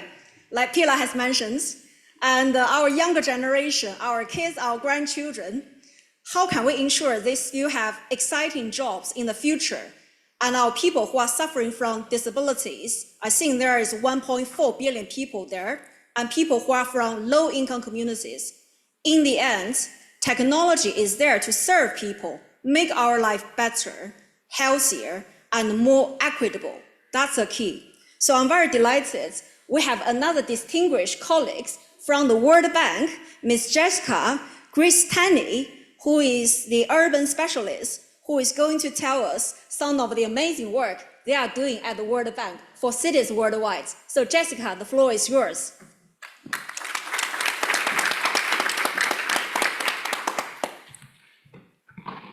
Can everybody hear me? Yes. Thank you, Christina, for that introduction. I don't know if it is that amazing, but I'm gonna maybe tell you a little bit of what we're doing at the bank. So first of all, I'm not the only one working on digital or virtual worlds at the World Bank, but I am leading the Global Smart City Partnership Program that is hosted in the urban practice. So it's the sector that works with city. And that includes housing, land administration, disaster risk management, and any other urban issues, which is also very broad. So also keeping in the theme of the panel, this is a flavor of what we do, but I will also try to keep it short because I've been seeing everybody running around and we are, we have limited time. So a little bit to maybe give a shout out to our donors.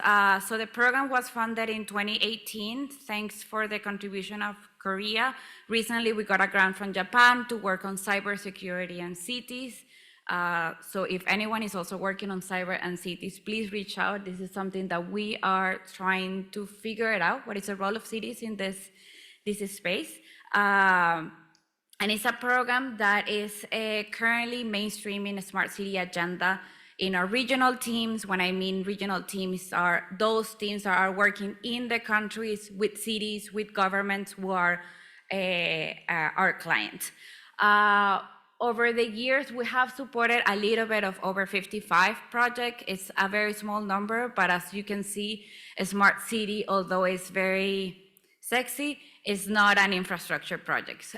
So it's not something that we call our business line. What we have found is that in most of our urban infrastructure projects, there's always a digital component to it. And I think that has been the entry point for us. So we have been provided technical assistance to the teams that ultimately provide this technical assistance to the cities, no? So before I give you a little bit of one example of one of the technical assistance that we have provided, I would also like to make a definition. That's also been a trend during the 2 days, no? But smart city is often a very vague definition. Some of them might think that it's also an outdated term to use. But the way that we are working with the smart city definition is how a city best use of data, innovation, and technology to improve their city operations or the service delivery, no? And that's the way that we are being, focusing on our technical assistance. We have also been trying to focus on our work in 3 building blocks, no? What we think is our 3 fundamental of a smart city, which is digital infrastructure, institutional enablers, and people and digital skills. And we have been focusing our work on those three pillars. Just to give you one example, if you go into our external webpage, you will see a few of our, we call them case studies, but are like a flavor of what we do on technical assistance. One of them is using digital twin for 3D cadasters in Indonesia. This has been sort of a very big topic within the bank, especially in housing projects and land projects. We have been able to help countries and cities to digitize first their paper records and land and property rights, and then also using digital twins for urban planning, no? The program, although it's based on the urban sector, we don't discriminate sectors. So we support transport, water, social, digital. We have also worked with IFC. IFC is like the private sector arm of the World Bank. So although we are urban specialists, we have been supporting all of our colleagues in the bank. And also, as you can see in the, sorry, I was trying to go back. Sorry, can you help me? We also do not have prioritized regions. So if you can see, there's some regions we mainly has been focusing on Africa. A lot of support has been given there, Latin America, but we don't care where that comes from, but we have supported all the regions.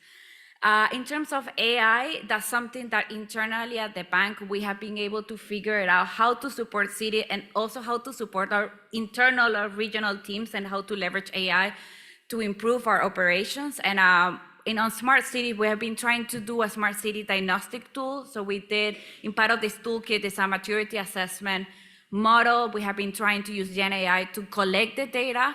It's not perfect. We also need validation from the field experts and the team, but it's shorter the amount of time and preparation every time that we prepare a project. So this has been extremely helpful. We are trying to disseminate this. It's on the piloting stage. We are piloting this maturity assessment in South Africa, in Johannesburg.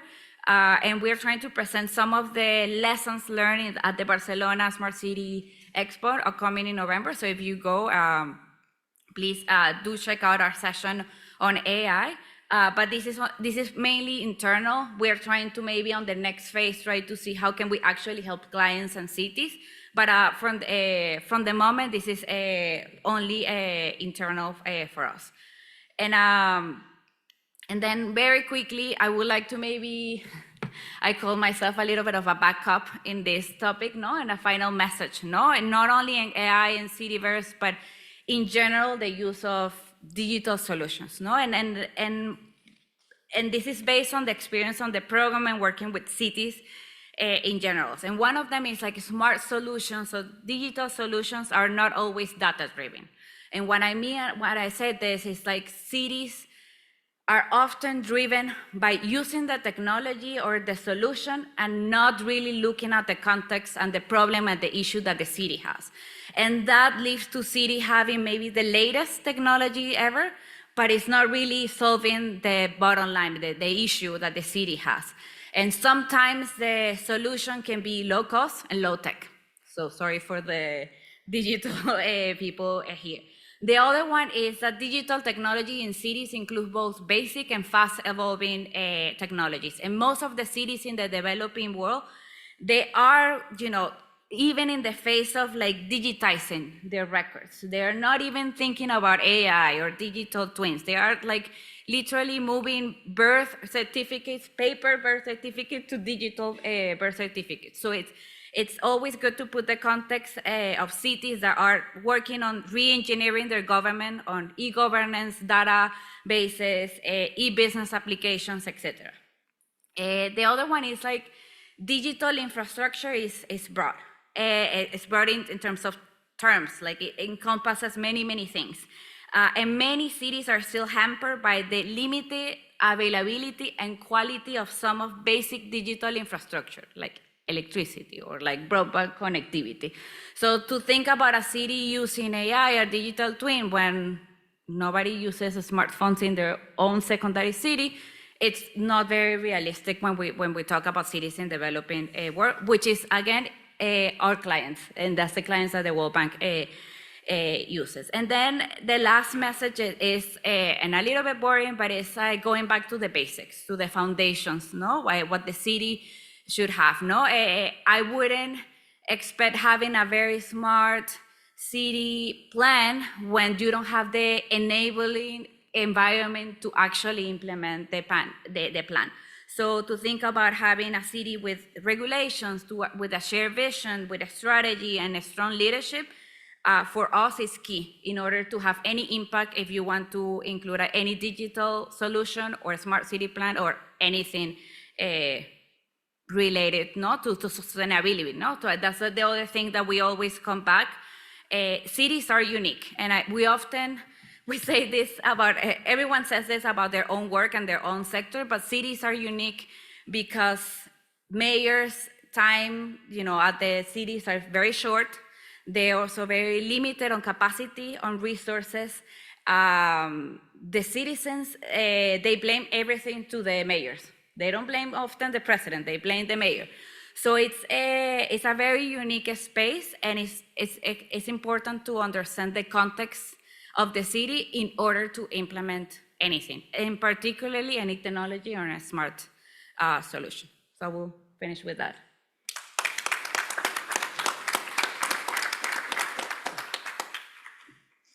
Thank you, Jessica. I think you provide us with a very realistic and pragmatic approach, because in the end, it is not the most popular or the most fancy technology get the things done. Sometimes it's very simple, very affordable things. It might not even be technical, but if help to address the needs of our people, we should utilize that. And I guess it goes back again to the principle of the whole idea of Citiverse. It's grounded for the people, by the people, of the people. That's the power. It's not about try to drive to get the next shining technology, whether it's quantum, space, or AI. In the end, it's how we use the tools to make our people happy. So thank you so much for the wonderful work you guys are doing at World Bank. We absolutely love you, right?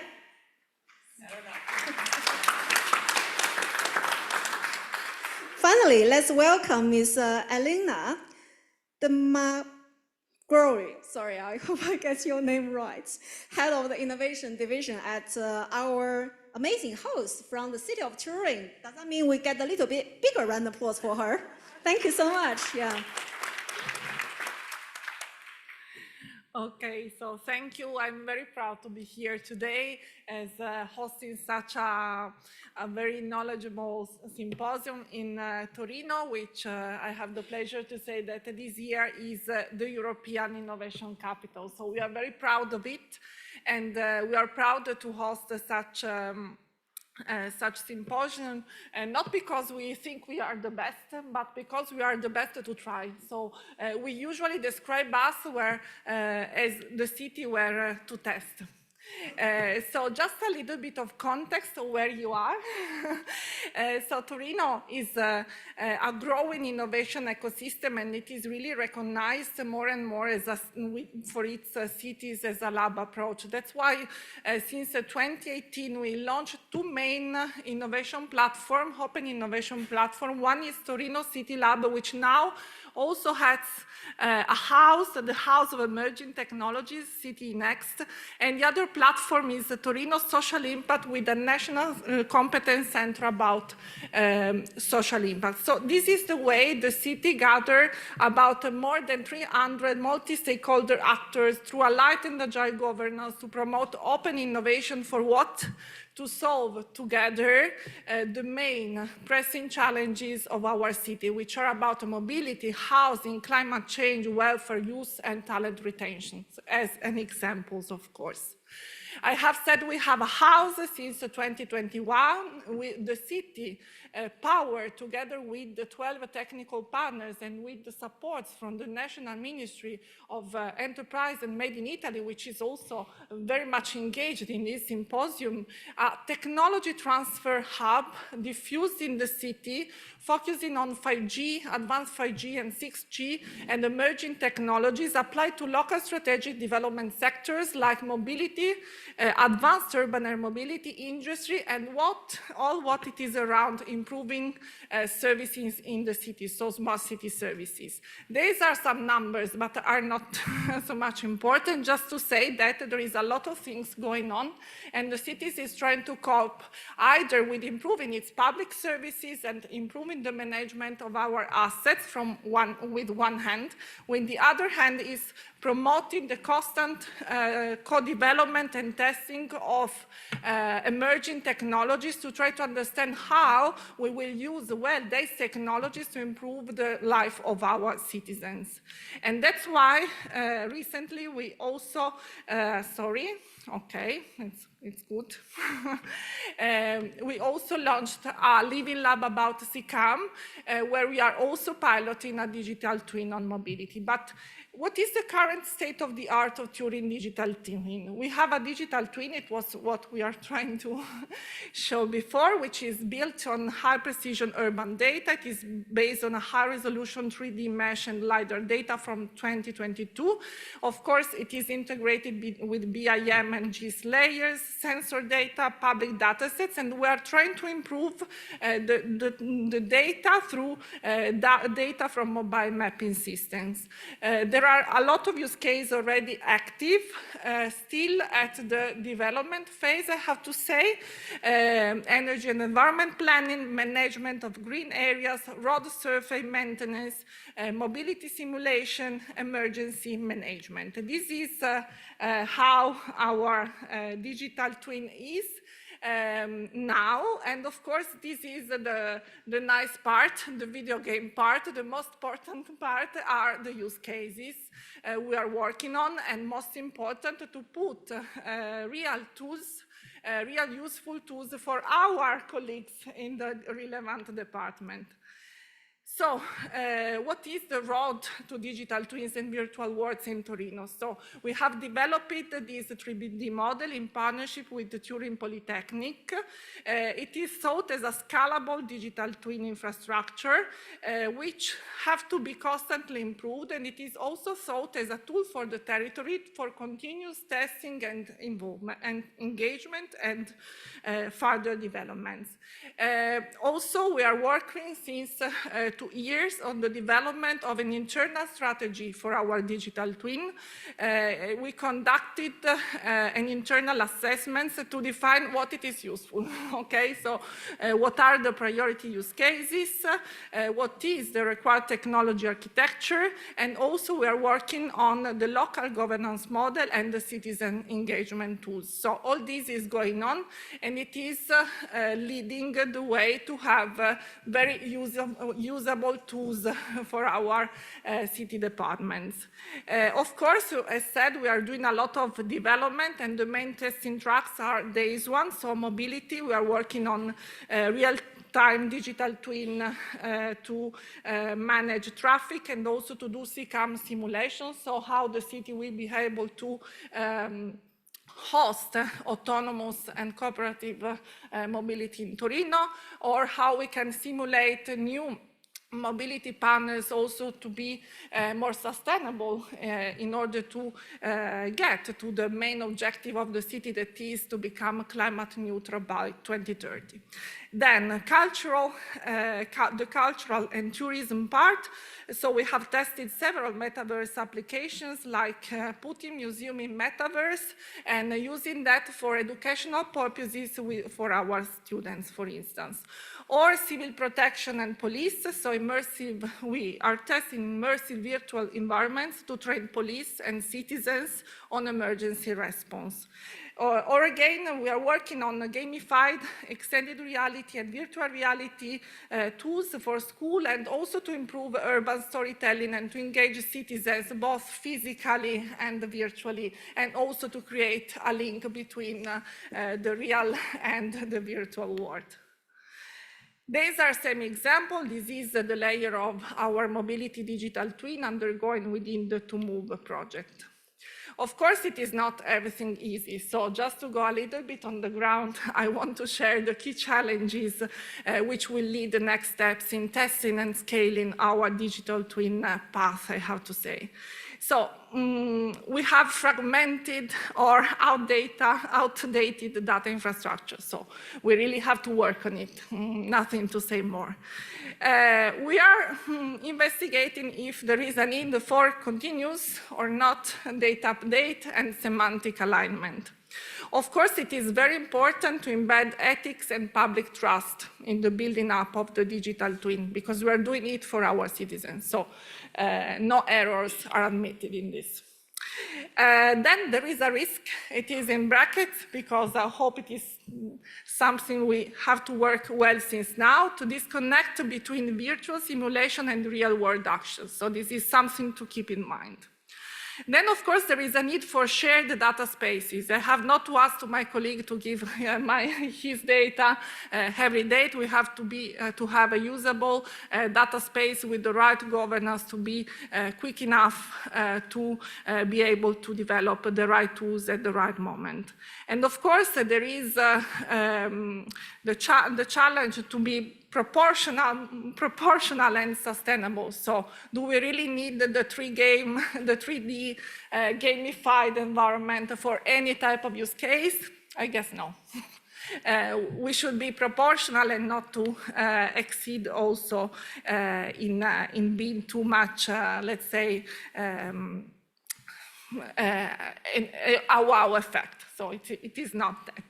Of course, AI, and maybe we will speak about it a little bit afterwards, can help us because it can power the predictive and adaptive capabilities of our digital twin, integrating diverse data stream, enabling simulation and real-time simulation, offering personalized metaverse experiences, and we're also testing the power of synthetic data to help to train AI models ethically and simulate rare events or scale immersive application. For instance, we are working now on testing the use of synthetic data for our mobility digital twin.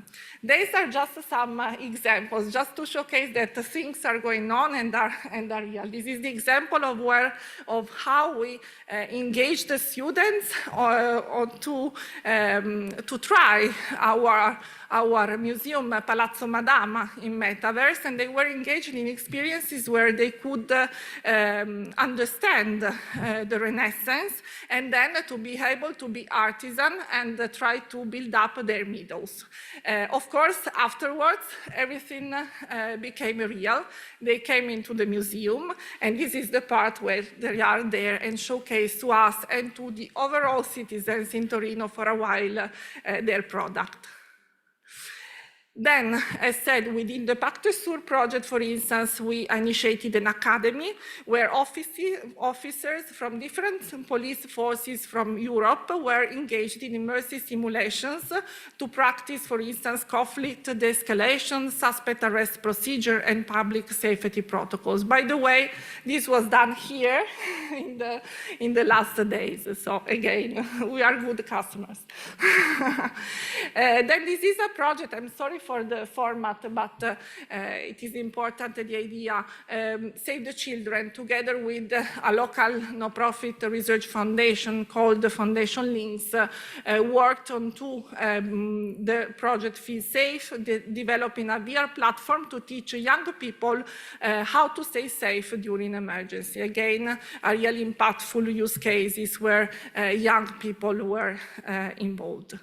Or again, here we developed within the TrialsNet European project a control room in Metaverse to help different police forces to have a common office and enabling them to gather data from the place of the emergency and to, let's say, make quicker the procedure to operate in this condition. Or again, we created some sort of social metaverse concept in Park Valentino, where we identified a sort of extended reality game to gamify the experience of visiting the park, discovering its cultural part, and also to teach or to teach something to our young people. Towards a Torinoverse, this is the aim, and this is not the reality now, but the idea is to evolve our digital twin towards a virtual world space, to be a shared infrastructure for planning, engagement, and innovation. As it is in DNA of Torino, it will be anchored into a living lab methodologies, thanks to the constant co-creation within our local innovation ecosystem and beyond, because as you have seen, there is a lot ongoing in terms of cooperation with Europe and beyond. And the idea is to create immersive new functionalities with R&D companies, startups who are working a lot with startups, and interested communities. And Turin House of Emerging Technologies will be our hub to do this. Of course, it will be led by ethics by design principles. Within Turin House of Emerging Technologies, we kicked off first city in Italy, a board of ethics applied to AI and emerging technologies to assist the city flexibility in doing responsible testing and in aligning the definition of pilot project. And of course, able to contribute to create a new educational path, new skills, new jobs. So yesterday, there was an interesting session where we spoke about the new jobs of the future. All in all, the idea is to build on a digital common, open to engage, and of course, to impact in society. Future perspective, we have now in Torino the National Research Foundation AI for Industry, piloting applied research in AI for industry, and we have this strong priority to become climate neutral by 2030. It sounds like a little bit of mission impossible, but of course it is our objective. So we wanted to mesh this. So we would like to work on urban AI to really drive Torino towards climate neutrality. And the digital twin and virtual worlds could be a great asset towards this.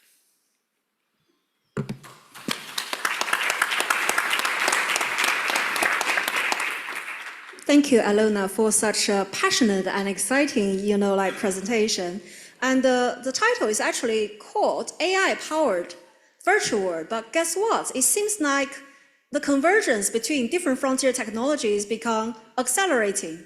If you pay attention to the latest developments in the AI world clearly, especially last year, Professor Fei Li, who is widely considered as a godmother of AI, was able to raise $230 million to create a new startup, which is looking at how to train AI model to understand the 3D physical world, which Jensen Huang, the CEO of NVIDIA, believes that is the key to train humanoid robots, which he believes is valued at $50 trillion.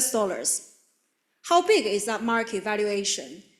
According to the latest figure from World Bank, the global GDP is currently valued at $105 trillion. So we're talking about potentially up to 50% of the global GDP around humanoid robots will be trained in a physics-based 3D virtual environment. So maybe in the future, it will be called the virtual world powered AI developments for many colleagues around the world, not only here in the room, but in other parts of the world, to working together to address people-centered, planet-friendly digital future. So on that happy note, let's continue to do this amazing work, and let's do it together. Thank you very much. Now hand over to the amazing Sebastian. Thank you very much, Christina, and thank you also for the speakers for your bold and visionary perspective. You have also shown us not just the Citiverse is just a concept, but actually it's a reality and also it's a call to action.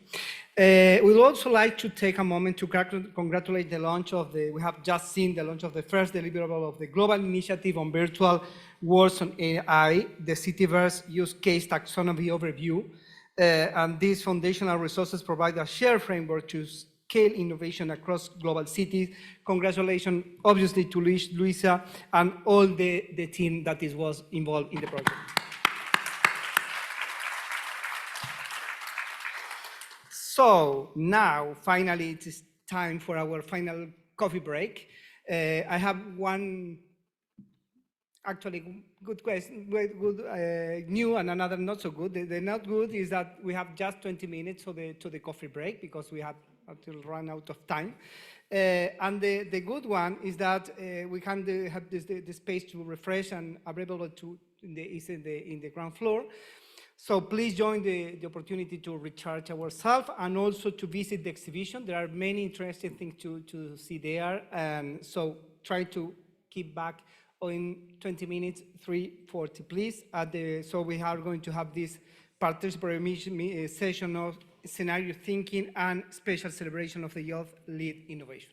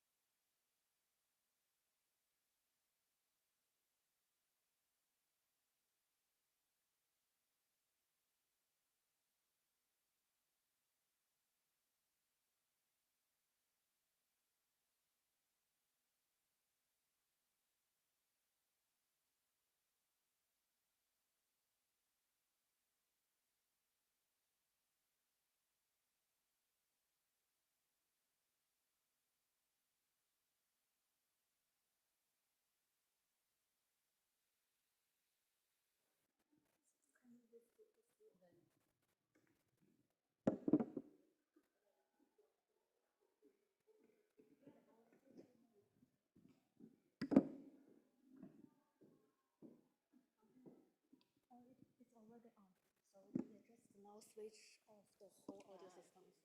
And then what about the click? Yeah, from wherever.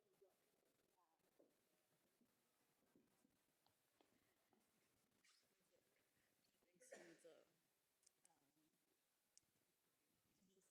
Good, but yes, it's already done. But like this. Is there no time for plenary? Can we fast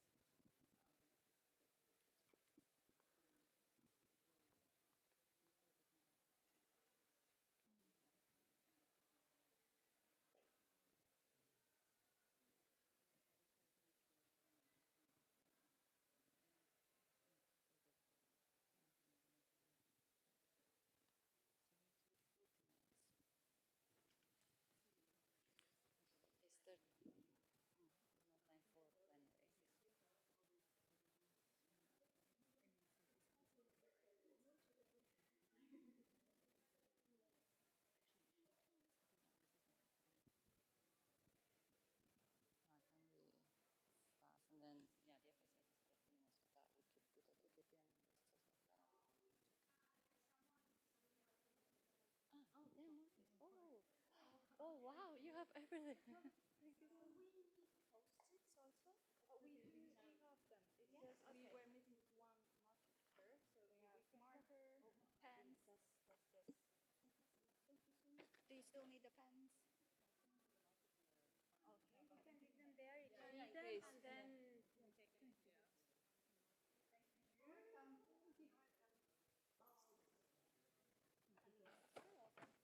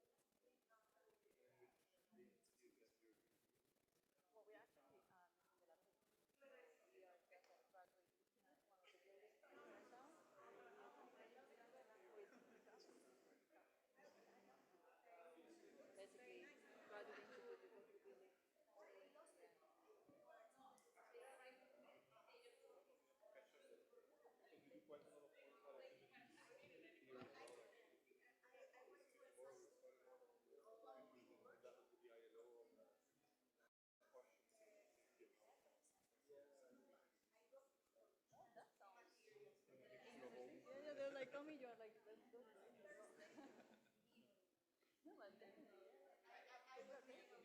this is we have an innovation lab here, where we do a lot of foresight labs. If you ever need to do a foresight lab in Turin, we're also hosting. And it's like a really configurable space with 30 meters screen where we have also a holographic font, so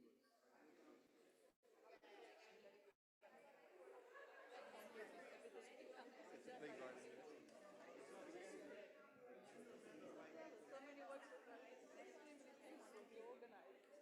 Here it's easy. I mean, everything is integrated. We organize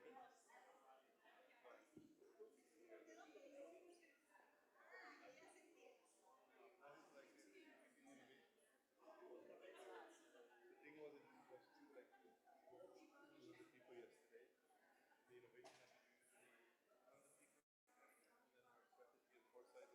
people yesterday. The innovation has to do the people, and then our strategy and foresight labs we usually do install.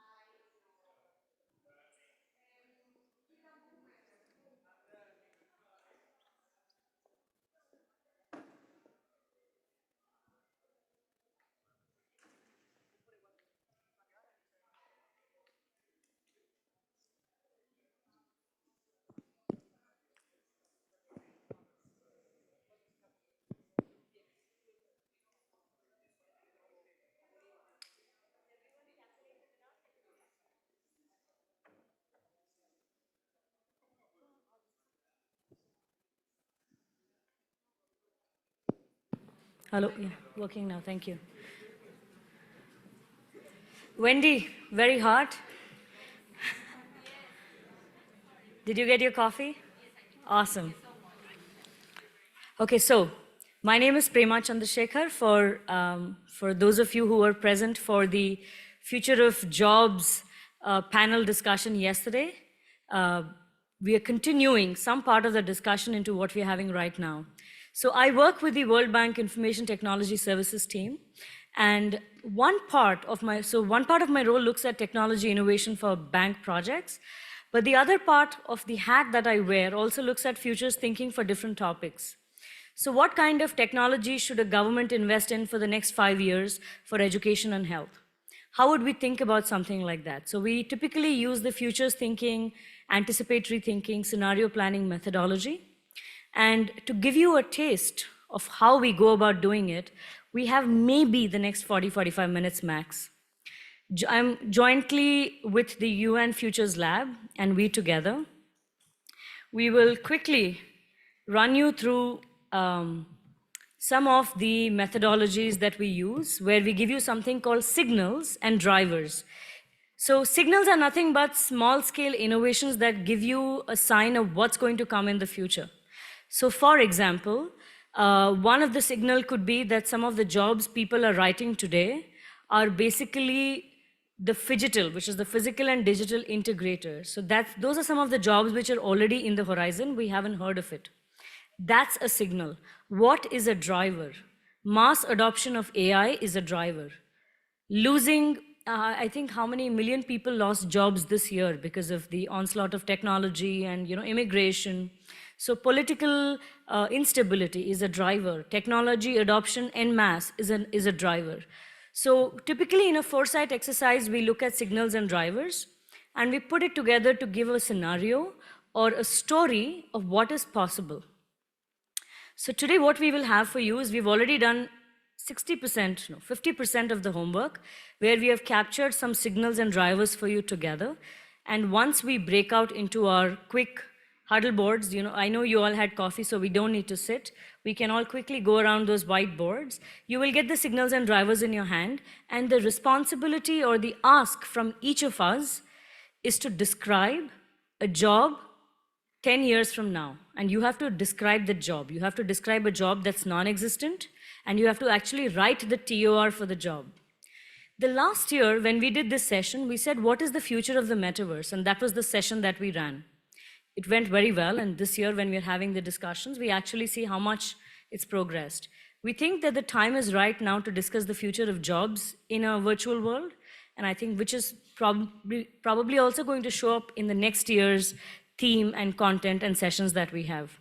So all the work you put in today almost feeds into what we are going to develop for the next. So we have, I'm not going to spend so much time in the introduction. I'm running short of time and caffeine, and it's hot. So we then quickly go into a group work, and then we have a readout of what are the jobs that we kind of came around the room. And we close with how we are going to document, synthesize all of this information and give it back to you for the session, either now or the next year. I want to quickly ask Irina and Lucia, who have very kindly joined us from Helsinki and Geneva, to come and give us an introduction on what is it that we need to look at today. Thank you. Yeah. Thank you, Karima. Yeah, good afternoon, everyone. I'm Irina with the UN Futurist Lab. So this is just a quick background of how we came up with a list that you'll be looking at, right? So as mentioned by Karima, this builds on a couple of sessions that we actually did last year with the World Bank, with ITC ILO, and the UN Development Coordination Office, where we did two exercises. One was actually in the metaverse itself, where the participants got to look at, okay, what are the risks and opportunities that the virtual worlds present? And the other one was an in-person visioning workshop. And altogether, these produced or highlighted the 4 critical priorities, such as equitable access, user safety, ethical standards, and sustainable business models, which I think have also been elaborated on over the last couple of days. Aside from these,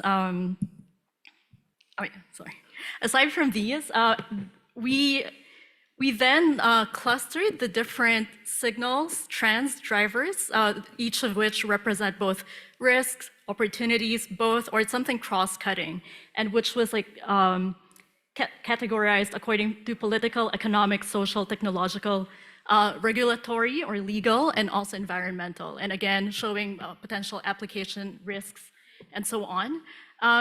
You will be receiving the list with short descriptions, again, more as a starting point, but given the expertise that we have in this room, you're more than welcome to add on or elaborate and so on. And these will essentially be the ingredients for the exercise. As mentioned by Karima, scenario development is an exercise that we're doing here, and basically we're applying it in the context of the future jobs, skills, capabilities that are needed so that we could maximize the opportunities, but also mitigate the potential risks that come with the mainstreaming of virtual worlds, and to note that some of these might be jobs in the metaverse itself, but it could also be more on the broader ecosystem to make sure that these happen. And yes, like we will have our outputs as like the artifacts, which are the terms of reference for tomorrow. So over to Lucia for the instructions. Thank you. Thank you so much, Ira. So what we're gonna do is, well, here you see a bit of the template that is like distributed across the room. So each group will have basically the template that you see on the right. On the left, it's just an example of what we kind of like looking into. So you see it's really like a terms of reference. We really have like, what is the job title, learning experience designer, what are the key responsibilities, and also asking if you have the time to actually find kind of like certain points about the qualifications and the competencies for this role. But how are we gonna do this? So what we're gonna do is just basically we're gonna have a few steps for 30 minutes that is gonna guide you through how to go from that list of signals, drivers, and trends that Ira was showing you to how to develop actually an artifact that is based in the future. So the first thing is, as Ira mentioned, you will have, and you will see, if you look around, you will see these whiteboards, and you can see there the templates on it, and close to them, either on tables or on chairs, you will see there's some kind of like handouts. Some of them look like the one I'm holding right now. Some of them, they look like the table that Ira presented before. Those are for you, so you have that as a reference. So the first step is to look into the list of signals, trends, and drivers, and really look at them, have just a quick look, and see also you might want to add something because you have a big expertise, so like as Ira said, so please just, if you have something to add, do it, but don't stay too long there, because actually for this it's just a quick review before we go into the exercise.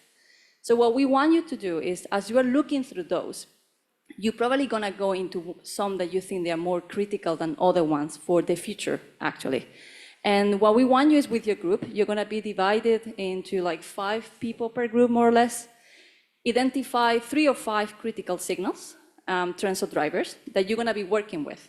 So as you go through them, identify 3 or 5, and we will recommend some suggestions, like as you are looking into them, don't go to look the 3 or 5 all under technological, the 3 or 5 all under social, because otherwise you're gonna get probably a quite boring scenario. We want to look a bit more like beyond and go across the different categories. So look into political, economic, social, like have diversity. Look also into what the themes are, what is represented by those trends, signals, or drivers, and what are also the risks and opportunities. These are just some points to help you identify the 3 or 5. Maybe when you go with your group, you have it very clear, so that's also fine. And once you have identified those 3 or 5 signals, just start considering, go through them, and imagine these ones are happening in the future. And imagine what does this mean actually for work and for the labor market in general? What are the services, jobs, and skills that are needed to harness these emerging opportunities? And what does require actually reskilling, upskilling, what already exists? So again, just some questions that is gonna help you position yourself in the future. So you are not starting from zero. And once you have done that, in the next step, in the next slide, you will see there's a step 3. You're gonna start filling the template. So you imagine that future, you think, okay, what type of sector is actually the one that's gonna be the most necessary? And throughout these days, we have heard so many different examples. Like we have heard from education, we have heard also like how to use the museum in the metaverse, how to use like also with the police. So there are so many examples as well that might happen in the future. So just think what sectors will be the most necessary, what will the role, what are the tasks, and as you go in like kind of like answering these questions, you just fill in your templates, you will say job title and key responsibilities. Once you have that clear, once you know the job that you're looking into and the responsibilities, you start looking into what are the skills, what are the competencies, what is also like the academic and the experience that role will need in the future. So just go through these 3 questions that you have there, you have it in your participants' handouts. And then the last step, just prepare. If we have kind of plenary, maybe we'll do kind of like a quick round that we will see depending on how we are going with the group work. But this is it. Actually, only 3 steps, 30 minutes. We wanted to make it as participatory as possible. This is open, there are not wrong answers. Don't be afraid to say, well, I don't know if that's gonna happen by 2035. Just say, you had the discussion, there's expertise in the room, is the future, so you also have some space to play with it. So with this, what we're gonna ask you is actually to stand up and to go through those different panels that you see there. We will help you in case there are too many people in one group, here also on this side as well. If you can just start distributing yourself like 5 per group, more or less, otherwise we will help you, we'll guide yourself. And myself, my colleagues, and other colleagues will also help him with the facilitation. You will not be alone. Instructions, as I said, they are in the participants' handouts. You have post-its, you have markers, you have everything. So if there are no questions, if you can just stand up and start moving this side to the left, and maybe from this side you can start going to the right, to my right, sorry. Thank you.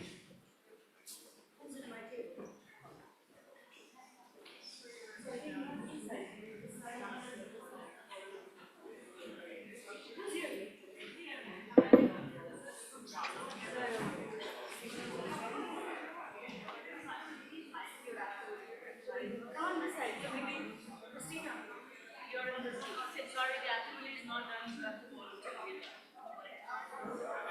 Yes, please come.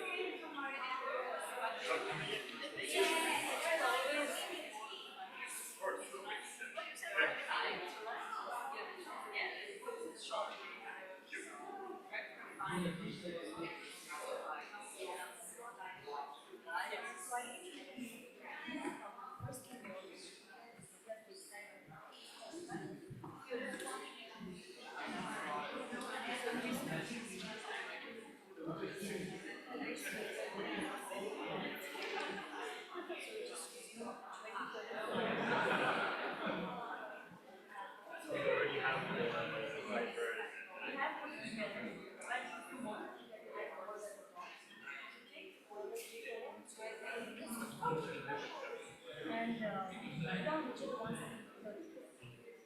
Once you know which ones are you'll probably be able to imagine what the job will be like.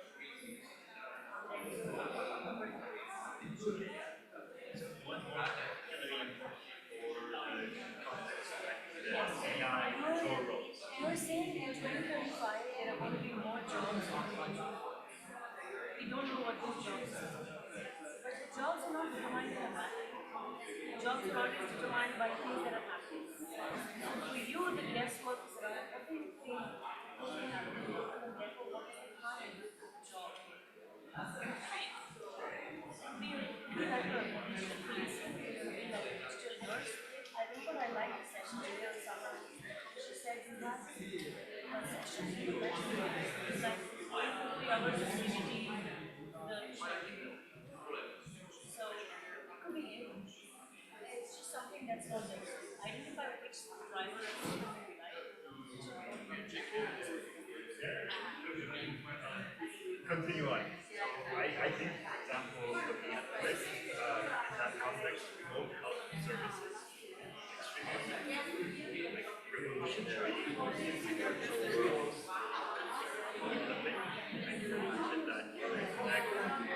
Virtual avatar and connected watches or whatever, and speak with the doctor online where you have the full audio book and you can look at it. These are things that actually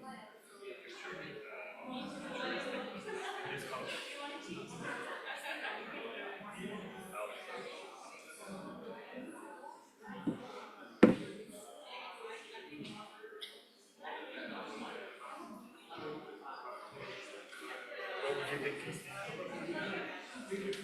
They're all relevant. They're all relevant. We can select the ones which we feel that are most and I just personally chose this one because I think it's really interesting to see how that will create jobs in the future.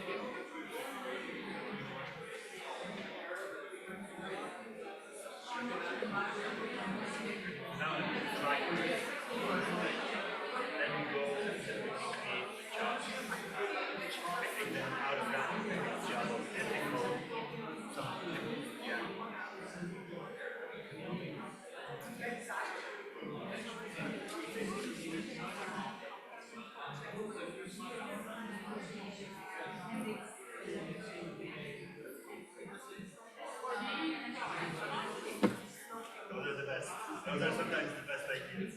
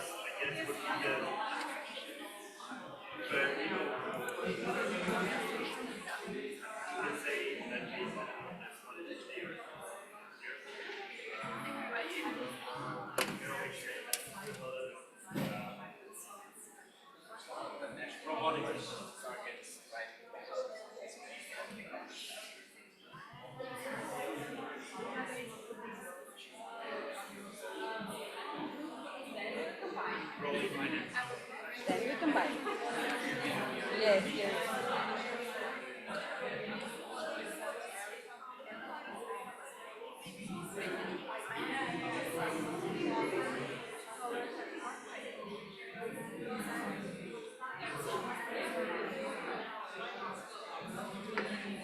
The champion, right?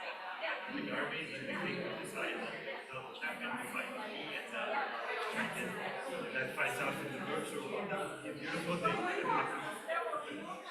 It would be beautiful.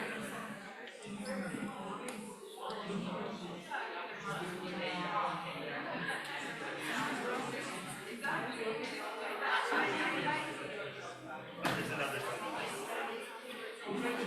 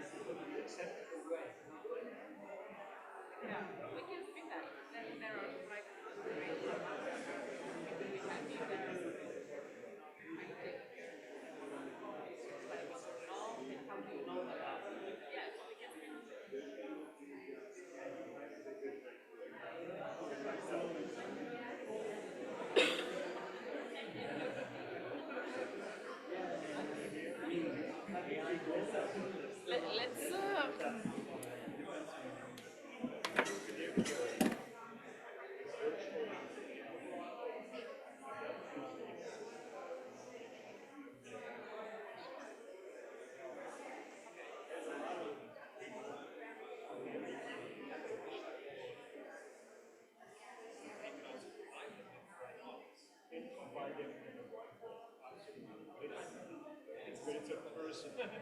It's a person.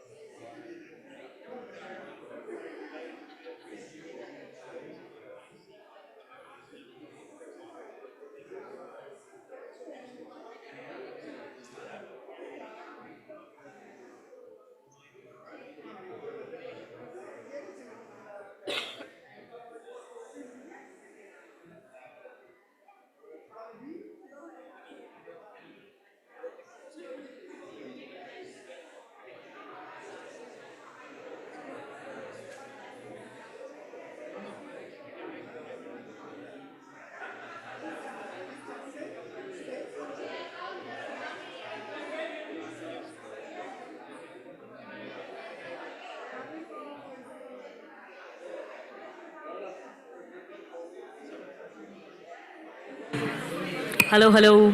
Everyone, we have 5 minutes left. So get your best handwriting speed on. 5 minutes, please.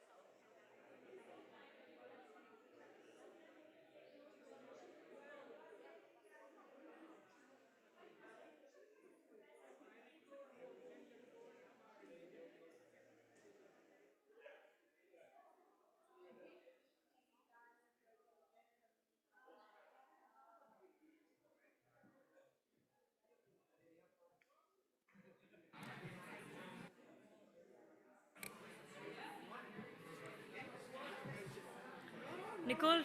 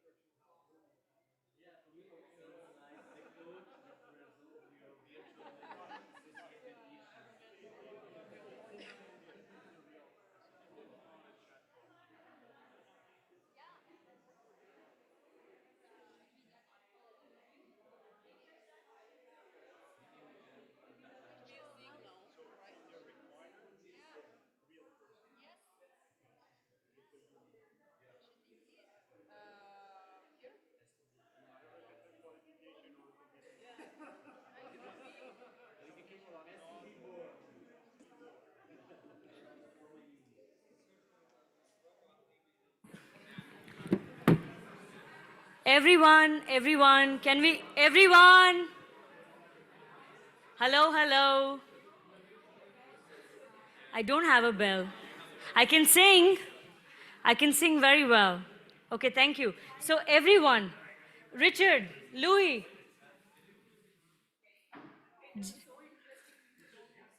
Yeah, you know, I think this is the thing about futures thinking. When we start, people are like, what? And then when we get into it, people are like, oh my God, I don't want to stop. Because there is a very little free space where you're not judged for how random your thinking can get. But. So let's do a quick round of, we're going to do two things, okay? One person in every group is going to read out the job and the skills and the qualifications, etc., etc. And once they're done reading, we are going to have a show of hands if you're going to apply for the job. Is that okay? Is that okay? Because I went around for some of these jobs and I was like, I want to do that one. You know which one. So, with a show of hands, which group wants to go first? This is a first mover advantage. Anyone? This is an auction going once. Who's that? Okay. All right, our team will start. Everyone, let's pay attention. Okay, maybe we can just, can we turn? No, okay. So our team's job title is anti-manipulator. I guess you will need this in any business units. You have to ensure AI system and people are using AI tools aligned with ethical standards, and you must verify the human in the loop process. And lastly, you need to know how to measure human feelings in any text. You need to know how to measure human feelings. Feelings. So the qualification will be you need to have a high integrity, you need to know the cybersecurity system, you need to understand the behavioral science mechanism, also digital forensic mechanism as well, and you need to know how to investigate the process, and the core competency will be critical thinking and understanding of AGI. Would anyone interested in? All right. Okay, let's go around the table. Who's going next? Okay, we have someone there. Hi. We Can we pay attention? thought about job description is virtual health coach. And what it's all about is we expect more social exclusion in the future, and especially to healthcare. And seeing that healthcare more and more is going to be digital, virtual, because we don't have the people for that. How do we connect those people to that? So that's what we have the virtual health coach for. He will be advising on digital assistance, because we'll have a lot of AI bots that can advise you if you have sugar sickness or anything else. But for those people to find it, that's where the virtual healthcare coach plays a role. He's going to identify aspects that are important. He can train people for self-help, because it's not the thing that he's going to be another healthcare professional. No, he's going to train them to do self-help. So we want somebody who has also the possibility to build networks. So he needs both a social background and an educational background. He has a familiarity with digital space, human skills. He has inclusive design, because there will be, we don't want groups to be excluded. So you don't think I'm just going to work on elderly and then forget a lot of groups. And he needs to be entrepreneurial, because yeah, it's not like these people know who's going to pay. So he's going to find out who's going to fund him and make sure that he sets up his own business. That's our virtual healthcare coach. That entrepreneurial bit is so interesting, because I think it's going to be very relevant for the gig piece of help. Amazing, thank you. Who's next?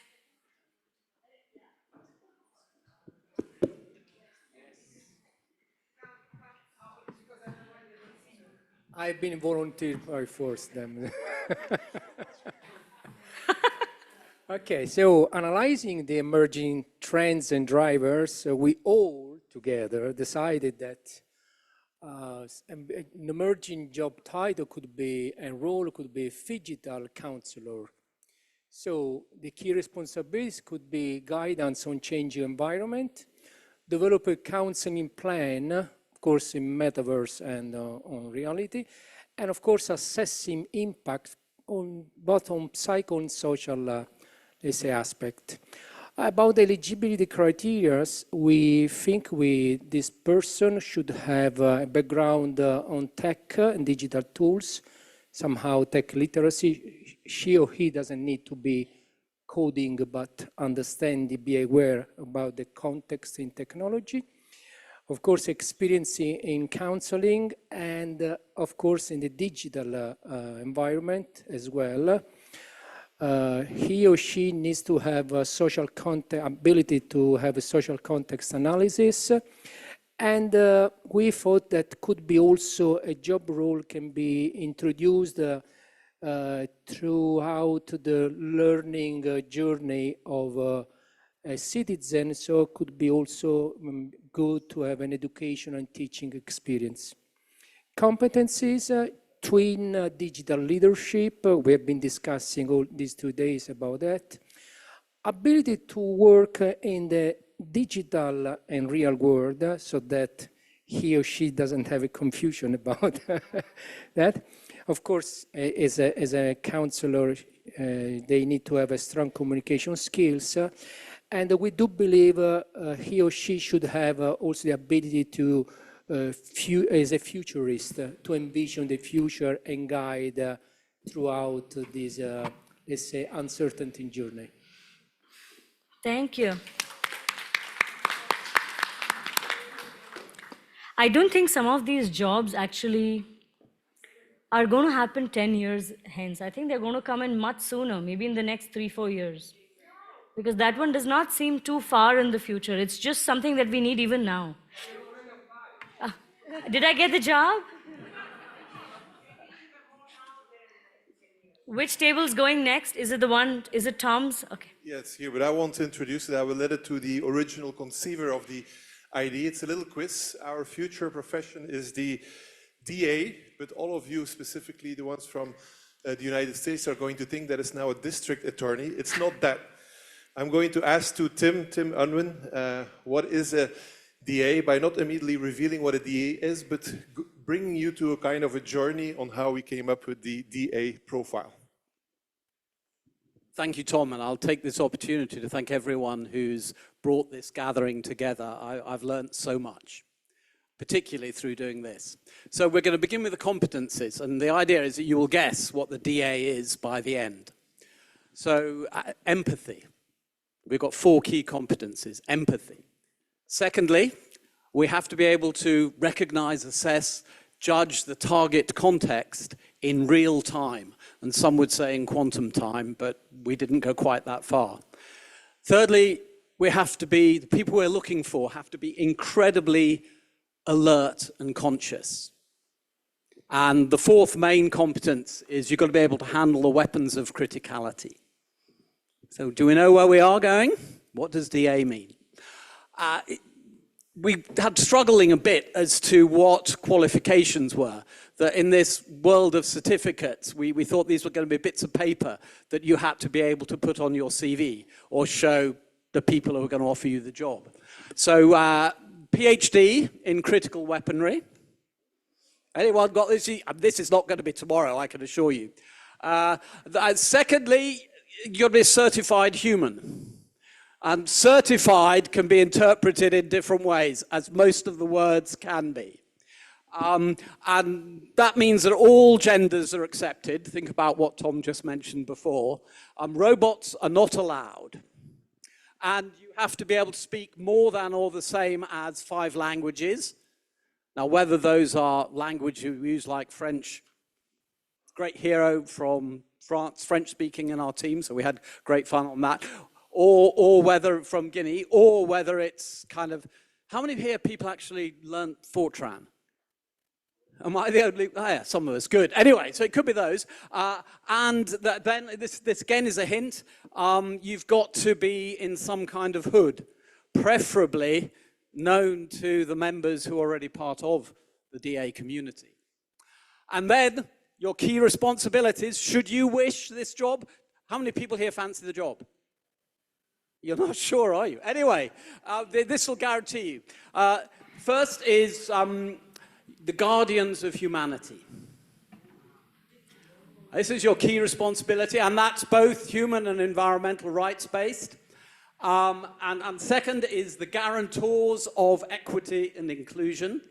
This sounds fantastic. How are you going to do this? Thirdly, key responsibility, digital detoxing. Yep, you're in for that.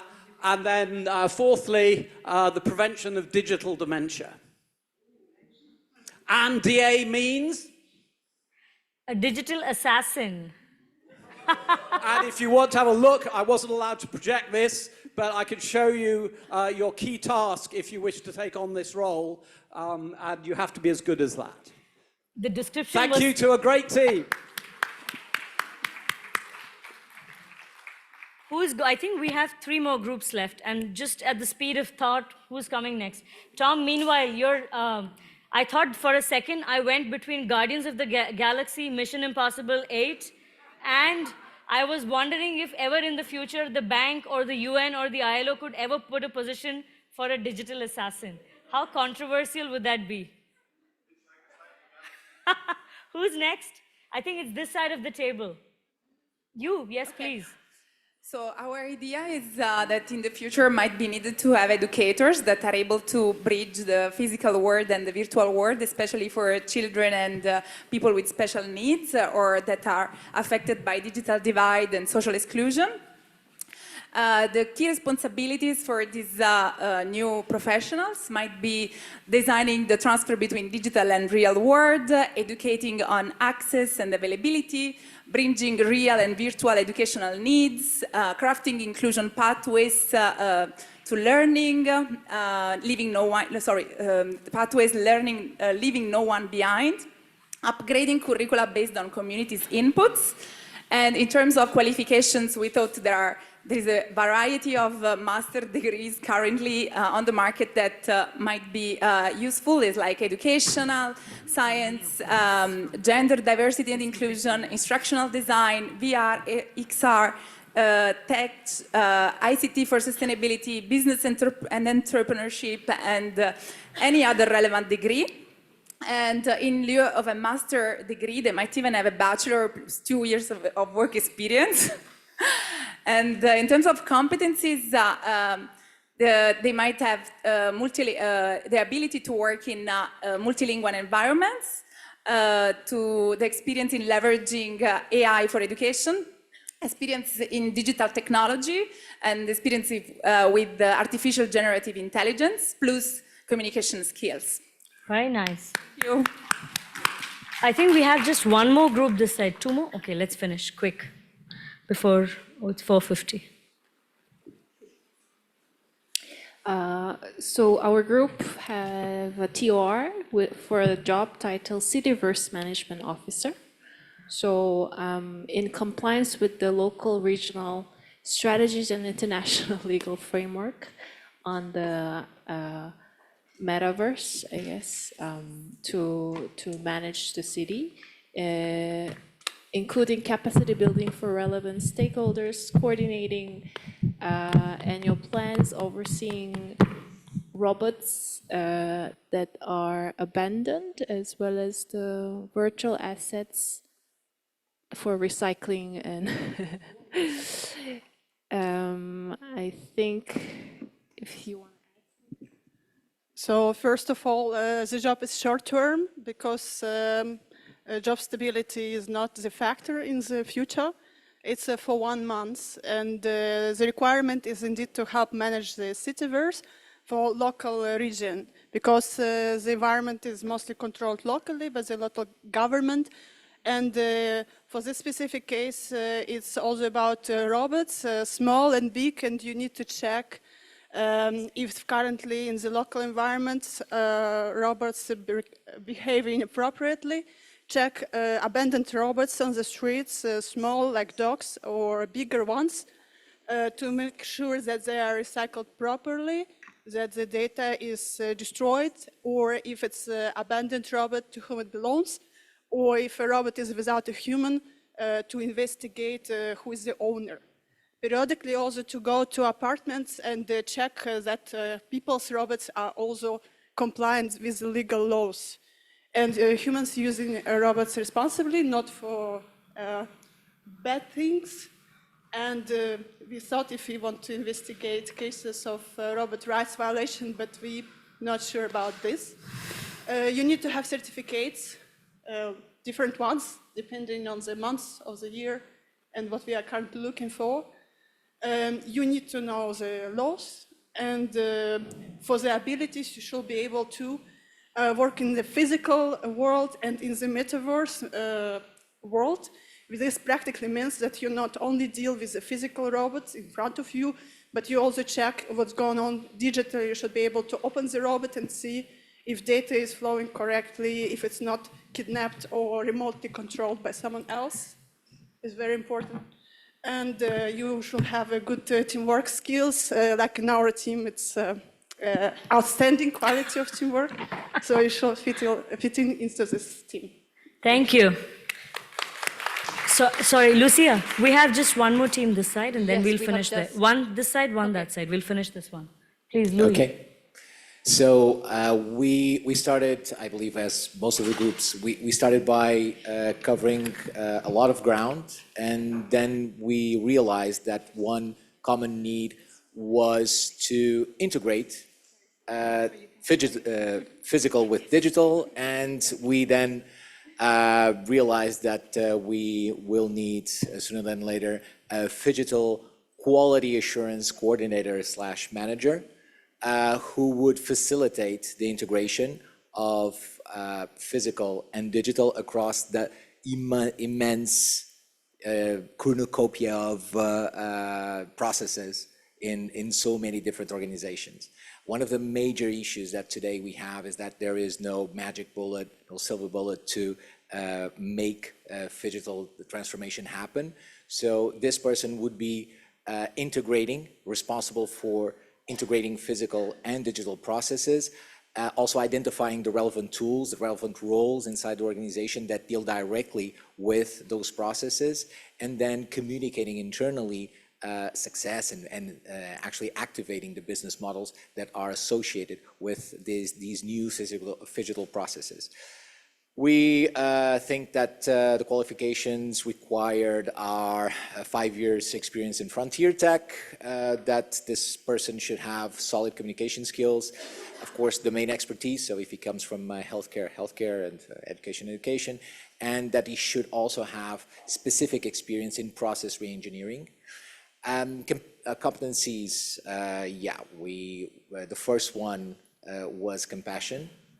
Also, and the second one, empathy, and maybe this is something that we feel is probably applied to many of these new jobs.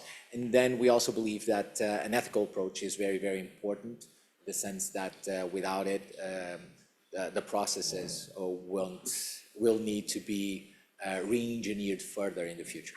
Thank you. That's pretty much it. Thanks. We have the last group there. Okay, thank you. It's a pleasure to present you the job of the future for us, immersive accessibility and ethical metaverse designer. The main key responsibilities should be design accessible and inclusive virtual environments. He or she should be able to collaborate to minimize the risk of social exclusion, to develop strategy to build trust on immersive technology, to support ethical integration of advanced technologies, and advise on the sustainability in relation with resource consumption. The main qualifications and skills should be a degree in cognitive psychology or human-computer interaction, and hopefully a knowledge of international standards for accessibility, digital accessibility, privacy, and cybersecurity. Another skill, important skill, the experience working with minorities. And then we would like to focus on the main competencies, so design of user interfaces to include diversity. He or she should be familiar with the use of AR or VR tools. He or she should be aware to ethical implication of emerging technologies to integrate the principles of environmental sustainability. Thank you. I think at least for, when you all were talking, Lucia, Irina, and I were actually going around table to table, and we found something really interesting. The kind of skills we are talking about on the board are things we do not ask for today. Do we look for compassion? Do we look for ethics? Do we look for digital waste recyclability? Oh, that was an amazing one. The digital assassin, whose job is to keep slaying in the metaverse. How cool, like that. So one of the reasons why we're doing this is we were also catching up when we were at lunch. Louis and I were talking, and we said, sociology as a topic needs to be reintegrated into educational curriculum. What is a social construct? Why are we humans? And the most interesting part is we did not eliminate tech, but we actually got the arts and the technology together. And I think that is going to be very deterministic of what kind of skills come forth in the future. That also means, like how Nicole and we were catching up, it also means that we are not only redefining jobs, we are redefining education, and we are redefining different points of interception. So a lot of this is going to feature in the conversations that we have next year and around the future of jobs. But meanwhile, thank you so much for taking the effort. I know it's hot, it's the end of the day, but you all gave us the best brain power. Look at the effort. Like, even the photographer was having a lot of fun. So thank you so much for everything. On behalf of Lucia, Irina, Nicole, the UN Futures Lab, the World Bank, thank you for your effort today. And calling the next closing ceremony piece. Oh, sorry, not closing.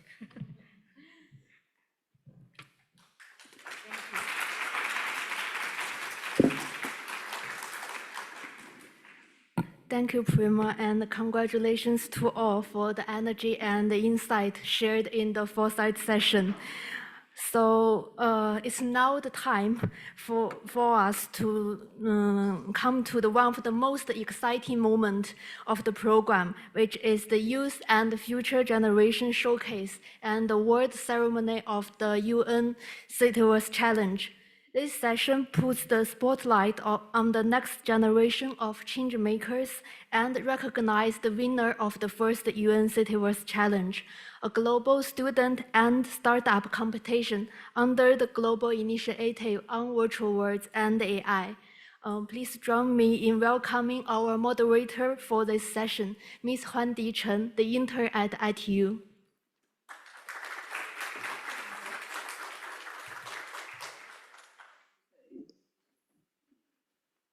Thank you. Thank you, Ini. I'm really honored to be moderating this session, and it's all about celebrating the imagination, energy, and also the impact of young change makers who are already shaping the cities of the future. At the heart of today's event is the belief that the voice of youth, they are not just important for the future, but they are vital for the present. We are vital for the present. Across the world, students and young professionals, they are applying cutting-edge tools like AI, virtual worlds, and digital twins to tackle the world's most pressing challenges with their fresh perspectives and fearless ambition. And today, we are very proud to begin with the winning team of the first UN Citiverse Challenge, the student category, Team Data Lab. Their projects stood out for its originality, its practicality, and most importantly, its ability to deliver meaningful impact by advancing inclusive and sustainable urban development through AI-powered virtual worlds. Representing Team Data Lab today are Ms. Chiara Rucco and Ms. Francesco Zampino from the University of Salento in Italy. Chiara and Francesco, okay. We are very honored to have you here, and the floor is yours. Thank you.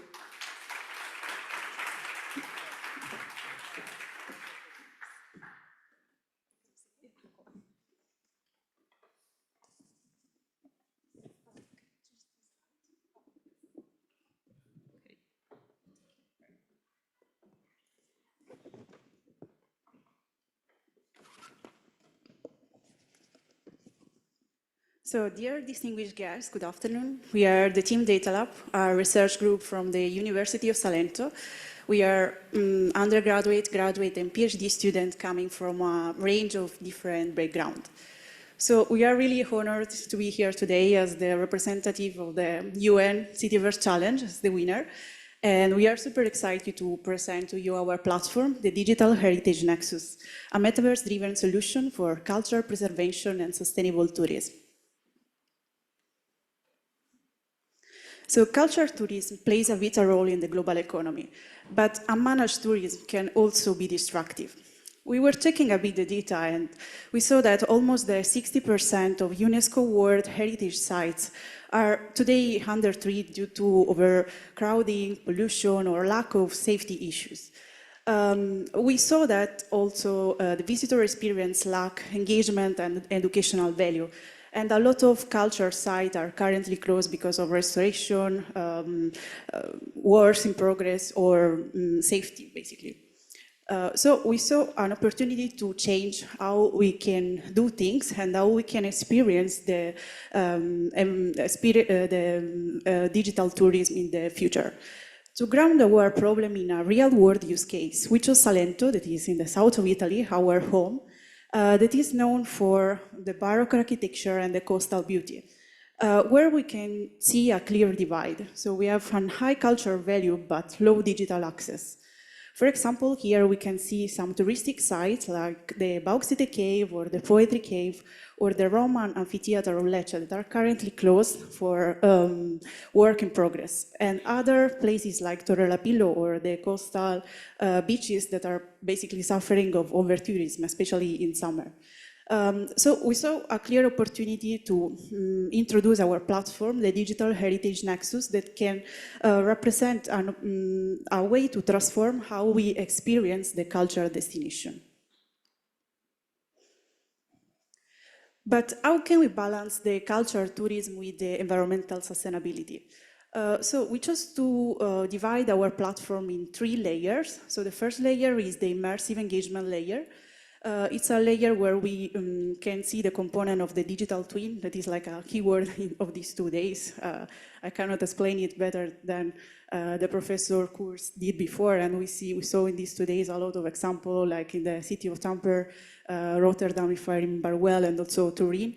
The AR and VR components that can reveal hidden layer of history if we are going on site to a place, and everything powered by an agentic AI.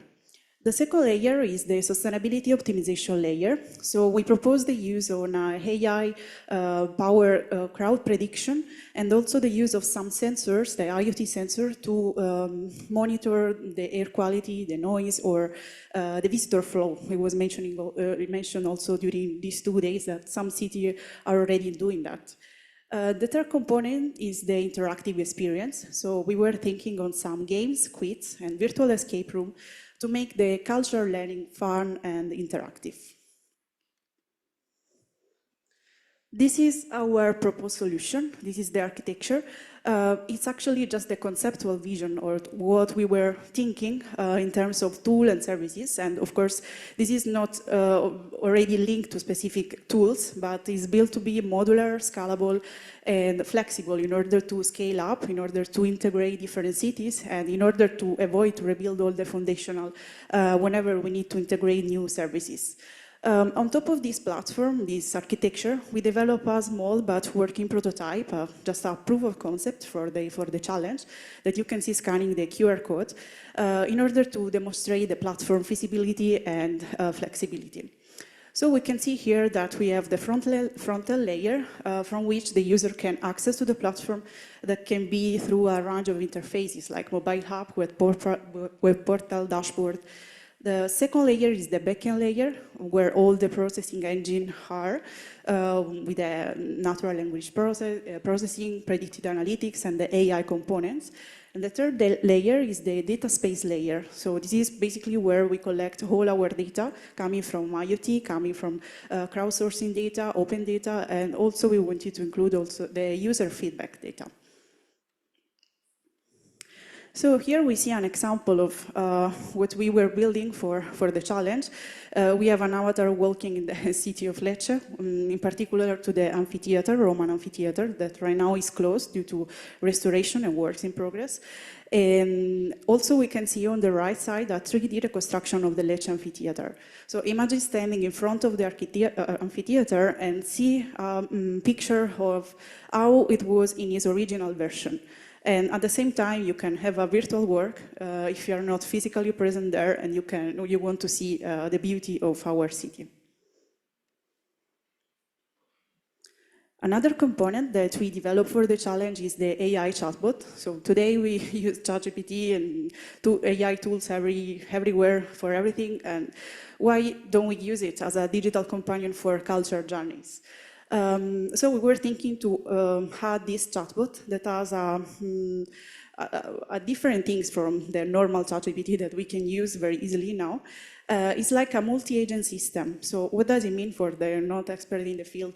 So basically we were thinking the existence of these different agents. So there is a storyteller agent, a virtual tour agent, and even a master chef agent.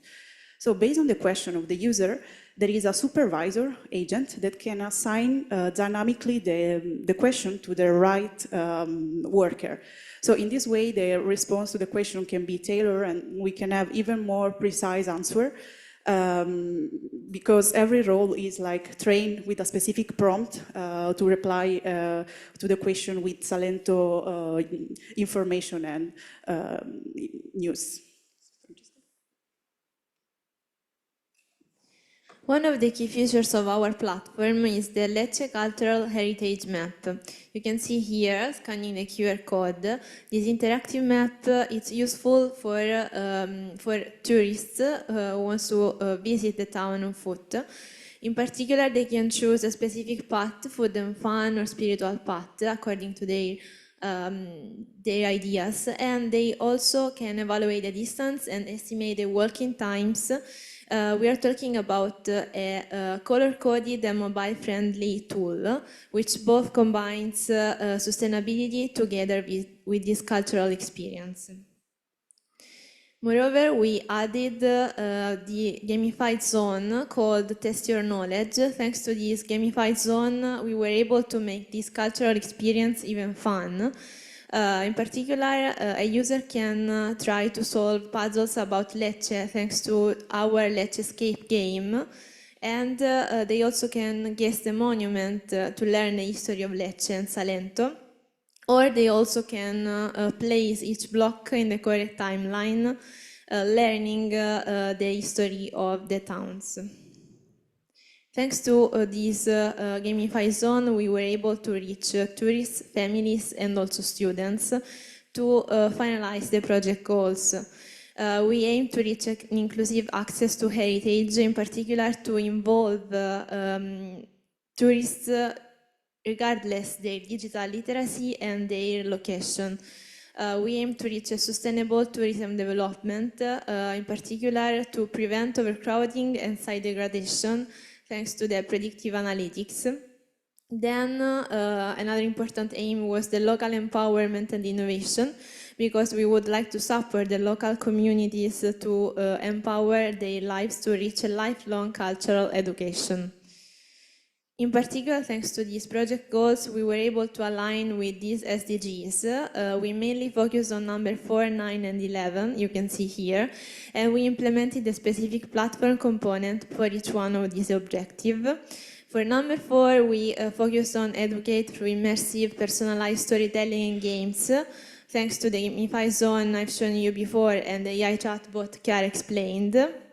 Then we aim to promote the resilient digital infrastructure for urban planning, and we implemented the interactive cultural heritage map and the IoT powered environmental. And then we focused on number 11, thanks to the predictive crowd management, smart route planning, and the preservation of cultural heritage. In particular, thanks to these goals, we decided to focus on these stakeholders. We can say both short-term and long-term stakeholders. So tourists, local communities, governments, and international organizations to promote the sustainable tourism at a global level.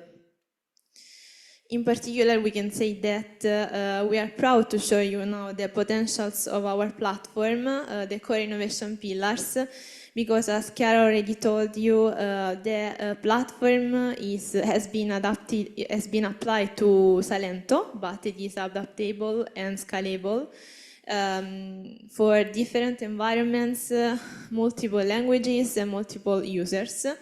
It combines low-tech and high-tech access and supports open standards, but we are proud to specify that we provided the prototype live to demonstrate the real-world feasibility. We would like to thank you for this amazing opportunity to combine both innovation and sustainability, and we are so happy to be here today and to join this amazing event. Thank you. I think what we want to say is that we all thank you. Because we see a lot of very good choice in your work, which is amazing. That is human-centered, it is really community-driven, it has very high cultural value, and it is also rooted in the real-world challenges. So very good job. And as another young person, I feel very confident because you have already shown us that what is possible when young talent is given the space and support to thrive. So thank you very much. Oh, thank you. Great. Now we will hear from our another team, which is called IRALTA MORIC 6. And their project was selected for this showcase because of its insightful and forward-thinking approach to immersive technologies and also their role in urban transformation. Their work demonstrates how emergent tech can serve as a bridge, connecting disciplines, geographies, and generations. Okay, I'm going to show my, oh, there is no name. Okay, I'm going to show off my linguistic skills. Representing team IRALTA MORIC 6 are Ms. Kazuaki Yoshikawa, Ms. Rafael Adam Shen, and Ms. Twinkle Zhe from IRALTA Business School. Welcome.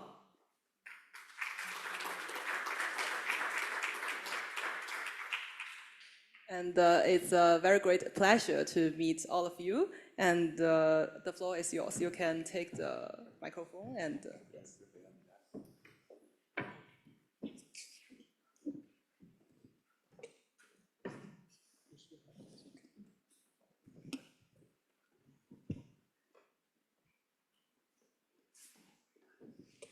Distinguished guests, we would like to start by thanking the UN Citiverse Challenge organizers and Professor Pilar Orero for making it possible for us to be here today. And let's start with a short video at the beginning. The world of culture is beautiful.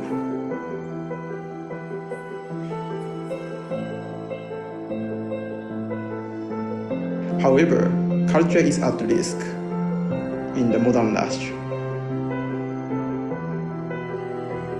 Misuse of technology can oversimplify cultural narratives.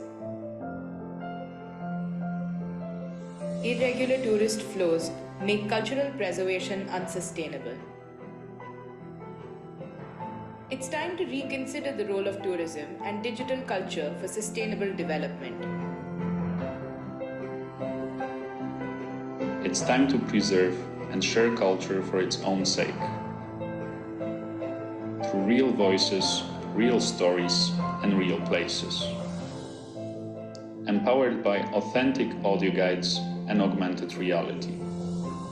Citybus, audio-centric tourism platform for inclusive cultural preservation. We are Team IRALTA Munich 6, representing IRALTA Business School from Barcelona. And we would like to present to you Citybus.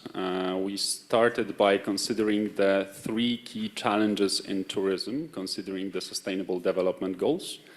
First, the risk of misrepresentation of culture, especially with the rise in AI-generated content, where the culture component might be lost in the process. Over-tourism in high season as the second point, especially in cities like Barcelona, where we see the high seasonality of visitors. And thirdly, skewed visitor numbers towards top attractions, making tourists miss out on key opportunities to learn more about local culture. We designed our solution with the needs of all key stakeholders in mind, so tourists, city agencies, and city inhabitants. Tourists want to explore the city like a local. They want convenience in their experiences. They want easy access to them. City agencies would like to better manage tourist flows and secure funding for cultural preservation, as well as manage the seasonality of tourism. And city inhabitants would like to be involved in the process. They want tourism to be about culture, not consumerism.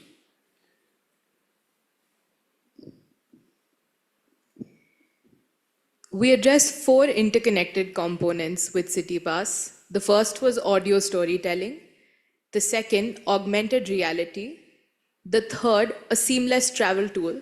And the fourth, a gamified exploration. I'd now like to show what that looks like with a video.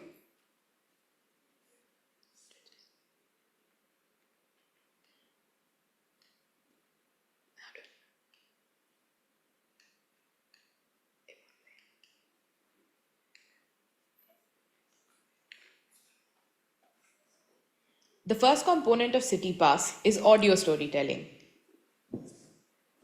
As you move through the city, GPS-triggered narration brings local history and culture to life.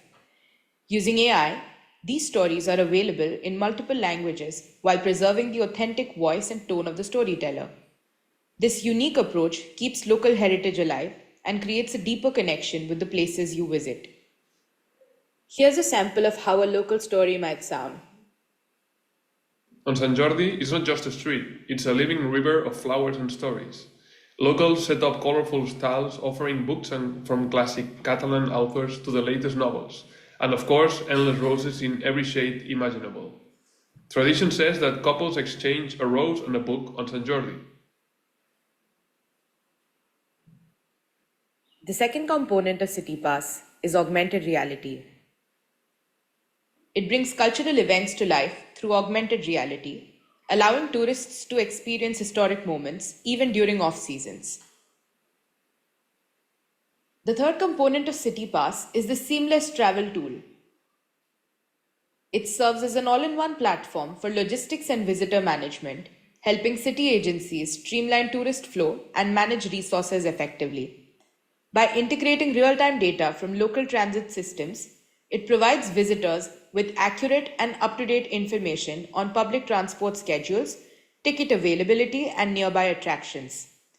Users can also book visits to popular tourist sites directly through the app using secure payment gateways for hassle-free transactions. This tool not only makes traveling within the city more convenient, but also helps reduce overcrowding and optimizes mobility. Additionally, it offers city-specific recommendations, making each visit more personalized and efficient. Whether you're navigating public transit or planning your next cultural stop, CityPass keeps you moving smoothly. The fourth and final component of CityPass is gamified exploration. This feature encourages visitors to explore lesser-known sites by offering incentives like travel pass coupons and digital collectibles. Managed by city agencies, these rewards are designed to guide tourists toward hidden gems and local experiences that often go unnoticed. As users visit these locations, they accumulate points and receive rewards, which can be redeemed for transit tickets or other services.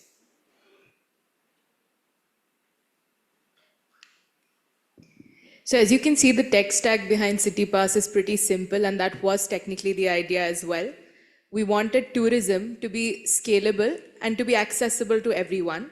The core technologies behind CityPass include GPS and location-based services, voice AI tools, augmented reality, as well as cross-platform app development. For integrations, there's smooth integration between existing ticketing and transit systems which are already present within the cities, integration with payment systems and gateways that already exist, city and community dashboards which either exist or can be built, as well as any digital identity, again, that either exists or can be built. In terms of scalability, CityPass is meant to work on cloud-based backend with a multi-city structure where the cities can lift their existing infrastructure and put it onto CityPass, and hence making it a low lift for cities, as well as data-driven growth for cities and their governments as well.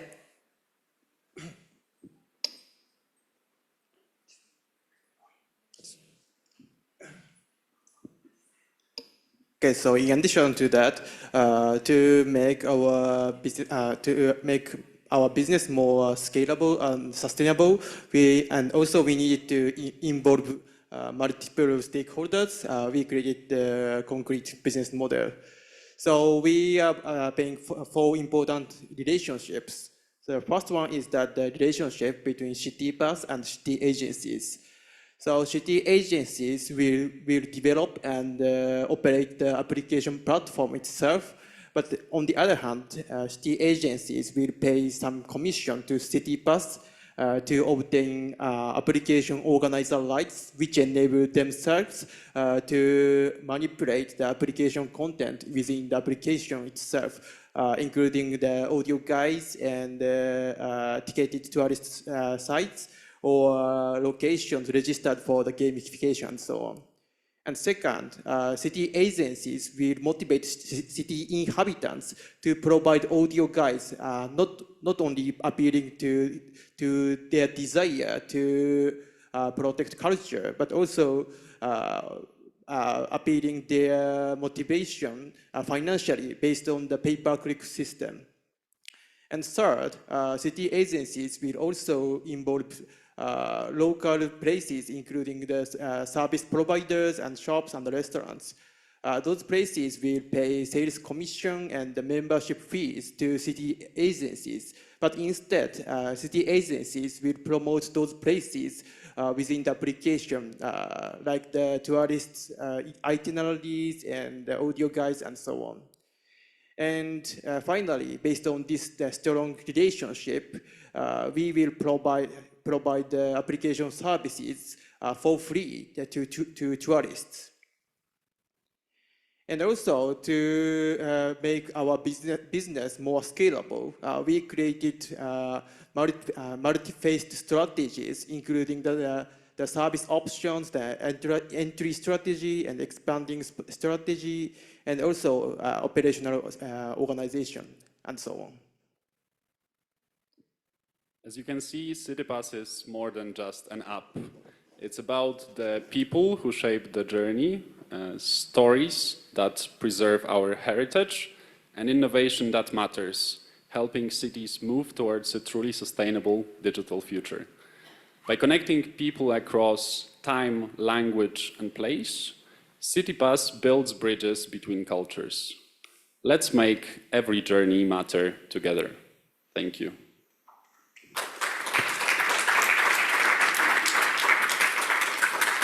Thank you very much. I also see a lot of great qualities behind your work, like creativity, like passion, and also like interdisciplinary thinking. And I think I feel even more confident that, because I think there are all very important qualities that are needed to address tomorrow's urban challenges. And I think we was a bigger clap, because it is more than stressed, I can think. It is more stressed than I expect to sit here to do the presentation. So please give us a bigger clap. Thank you very much. Okay, so with that, I'm very pleased to return the floor to Yini. Thank you.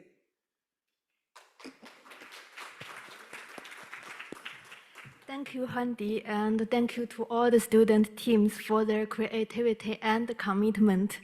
Now we would like to invite all the co-organizers of the UN Citiverse Challenge to the stage for the official award presentation to the team data lab, followed by a group picture. So Franca, Ernesto, yes, all the co-organizer of the Citiverse challenge. Richard, Prima,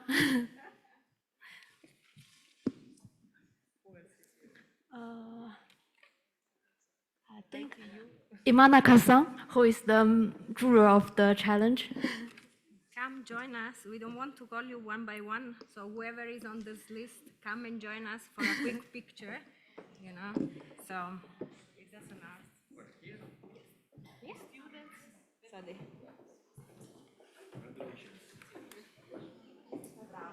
Yes. It's like an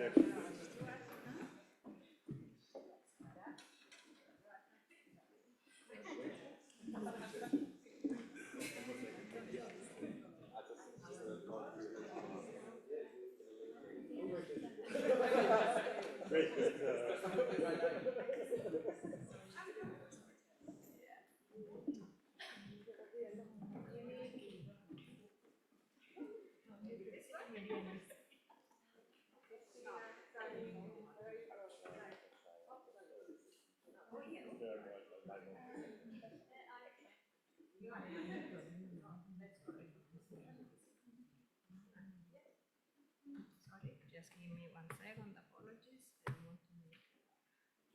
There we go. Come to our. Thank you so much. Thank you.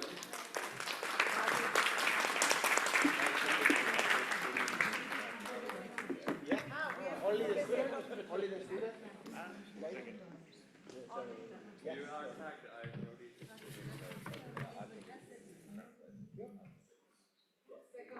Yes.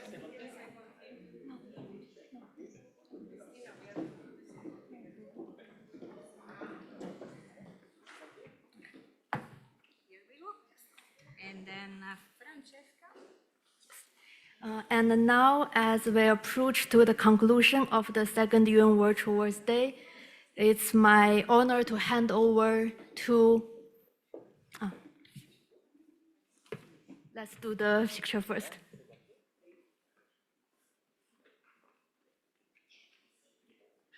Thank you.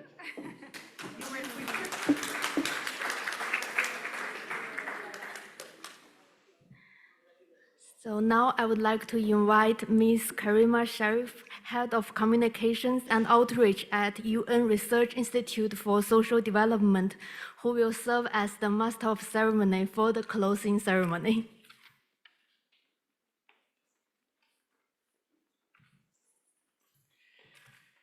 What an honor.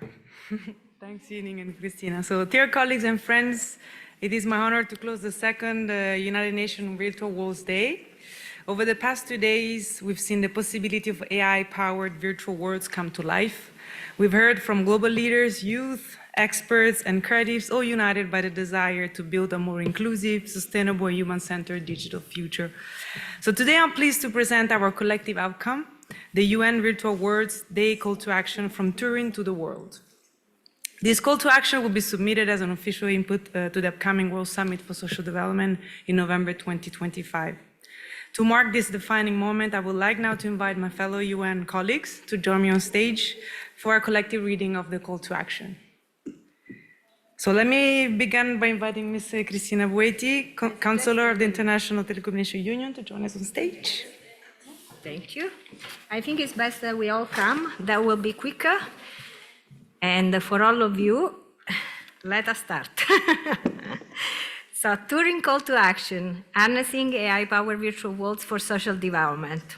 On the occasion of the second UN Virtual Worlds Day, leaders from governments, industry, academia, and civil society convened to explore on how AI-powered virtual worlds can contribute to achieving shared global priorities.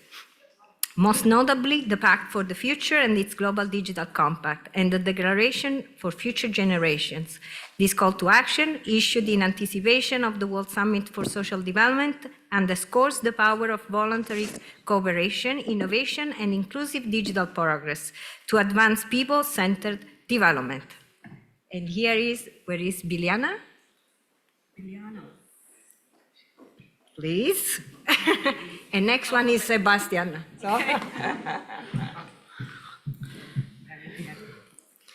Okay, a shared vision for a resilient digital future. AI-powered virtual worlds offer significant potential to enhance education, expand economic opportunity, strengthen governance, and promote resilience across societies.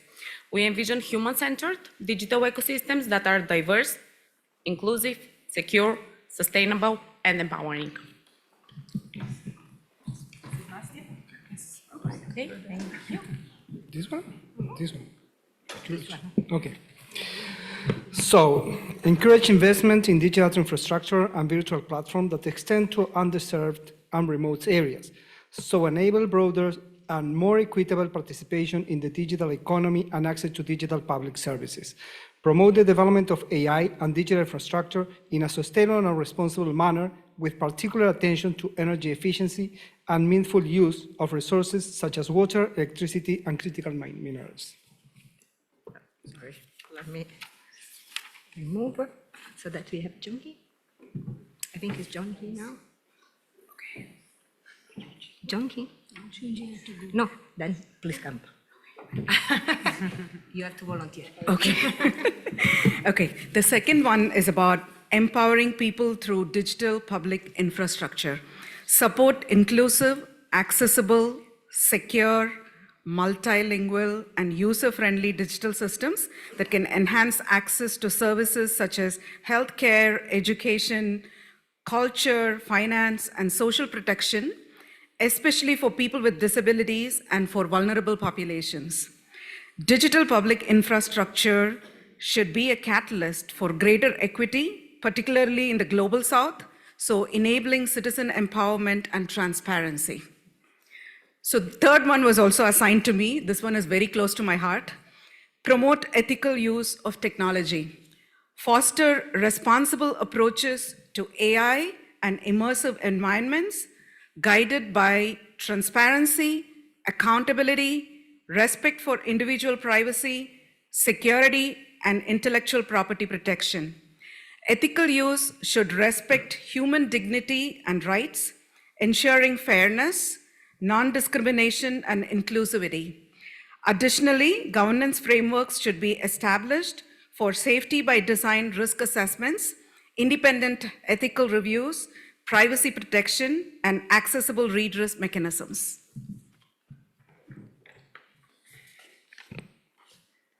Point 4, safeguard human rights. Take concrete steps to ensure AI technology respect and uphold human rights, including privacy, equality, and non-discrimination. Member states are encouraged to develop regulatory and policy frameworks that are grounded in international recognized human rights principles. These frameworks should aim to promote the responsible, ethical development and use of AI, including through appropriate human rights due diligence, strengthened transparency measures, independent oversight, and access to effective remedies where relevant. Promote energy efficiency, protect heritage, and build resilience. Prioritize the environmental sustainability of AI-powered virtual worlds by adopting international standards to measure, manage, and mitigate environmental impacts and biodiversity loss. Promote innovation that advances climate action, resilience, resource efficiency, and the responsible stewardship of our planet for future generations. Foster innovation and economic growth. We have to leverage AI and immersive technologies to support job creation and productivity gains, particularly for individuals facing challenges that can be addressed through AI solutions, digital entrepreneurship, and economic resilience. In addition to enabling new business models, these technologies offer significant potential to transform traditional sectors such as energy, agriculture, and manufacturing by improving efficiency, quality, and access. This inclusive approach can unlock new opportunities across diverse groups, sectors, and regions. By fostering a culture that values and safeguards intellectual property, we create an environment in which innovators can invest confidently in developing new technologies that drive economic progress.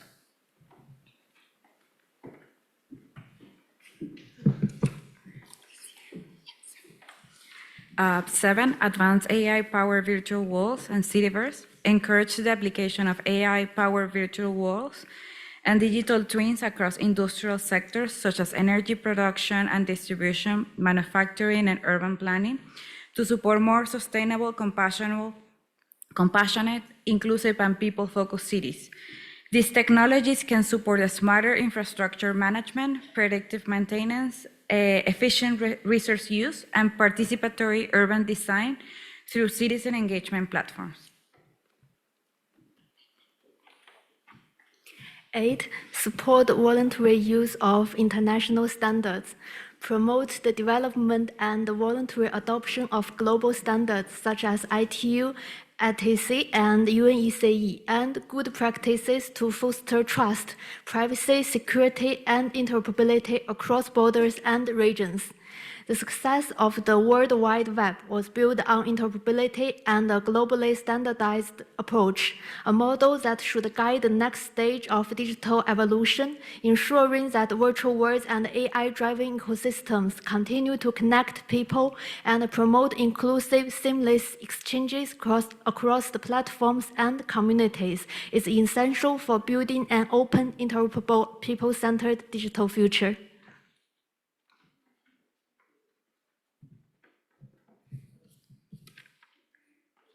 9. Invest in youth and digital skills. Strengthen and invest in digital literacy, education, and innovation ecosystems that empower young people, vulnerable groups, including the elderly, and the wider population to participate actively in and benefit from the digital transformation. Promote inclusive, lifelong learning opportunities in emerging digital technologies, leveraging AI-powered tools to facilitate access to continued education across all regions. Encourage behavioral change and skill development through targeted education and capacity building efforts. Number 10, encourage international cooperation and knowledge sharing. Engage with the private sector, investors, academia, regional and local governments, and local communities to co-create solutions that are rooted in real needs, ensuring tangible impact, local ownership, and measurable results. These multi-stakeholder partnerships are essential for driving an inclusive, context-sensitive digital transformation and fostering a resilient and equitable digital economy.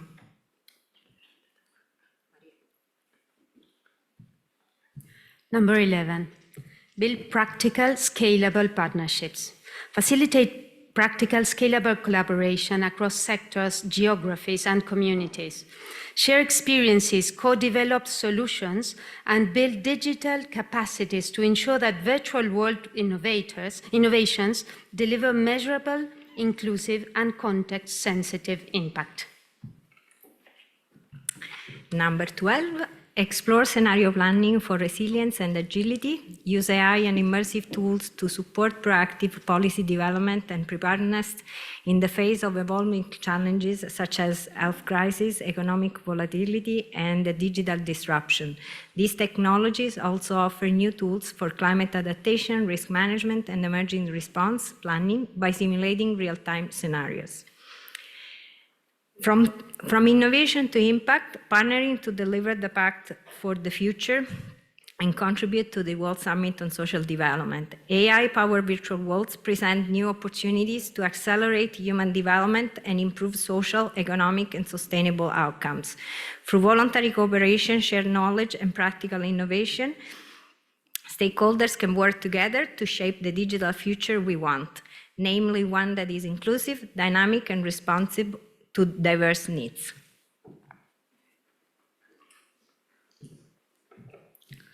We call upon governments, international organizations, industry, academia, and civil society to engage actively with the global initiative on virtual worlds and AI, a multi-stakeholder platform designed to drive global dialogue, foster knowledge sharing, and align efforts for the responsible, interoperable, open, and inclusive development of virtual worlds and AI. Together, through this collective effort, we can unlock the transformative potential of these technologies to accelerate the implementation of the Pact for the Future and advance the achievement of the Sustainable Development Goals. Particular attention must be paid to ensuring that the benefits of digital transformation reach rural, remote, and underserved communities, leaving no one behind. The future we envision depends on the actions we take today.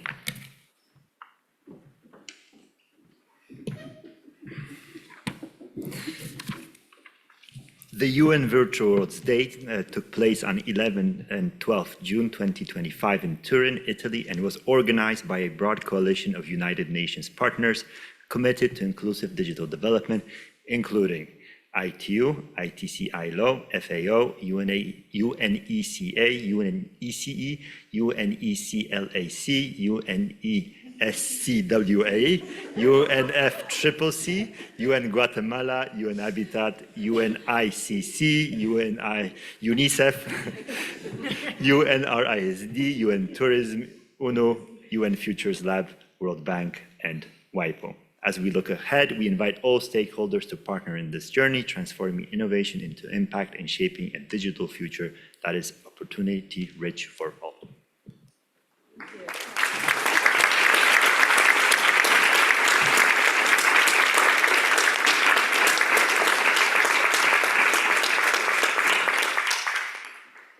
Thank you so much. I guess that we can take it that the call to action was approved. So I think as we really bring this journey to a close, I would like really to thank and acknowledge that the energy, commitment, and vision you have all brought to this today.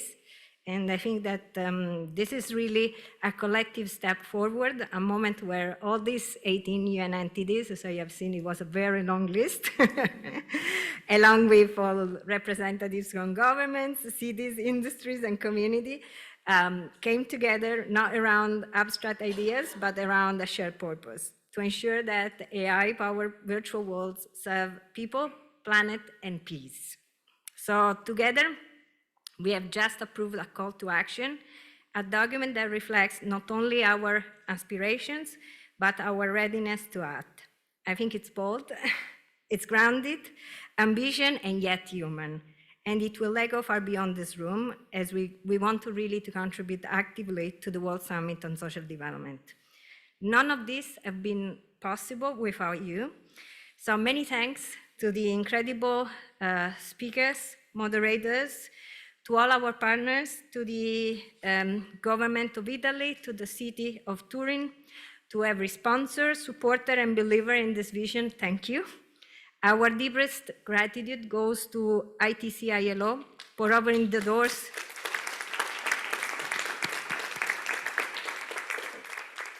of this beautiful campus to us, and a very special thanks to Nicole and her entire team.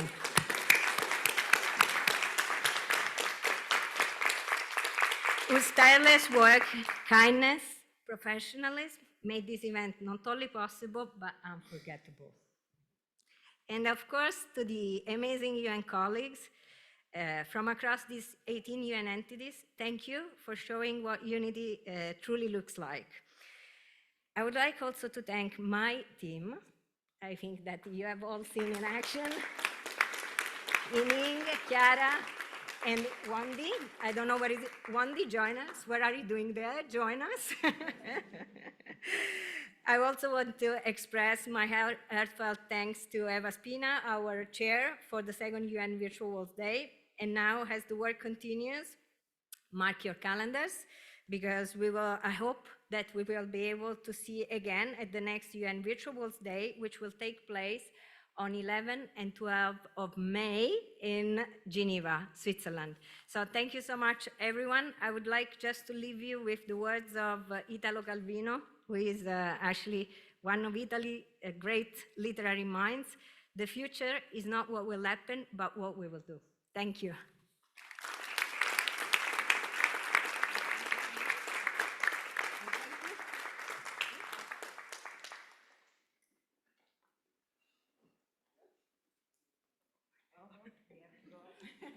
We have too many.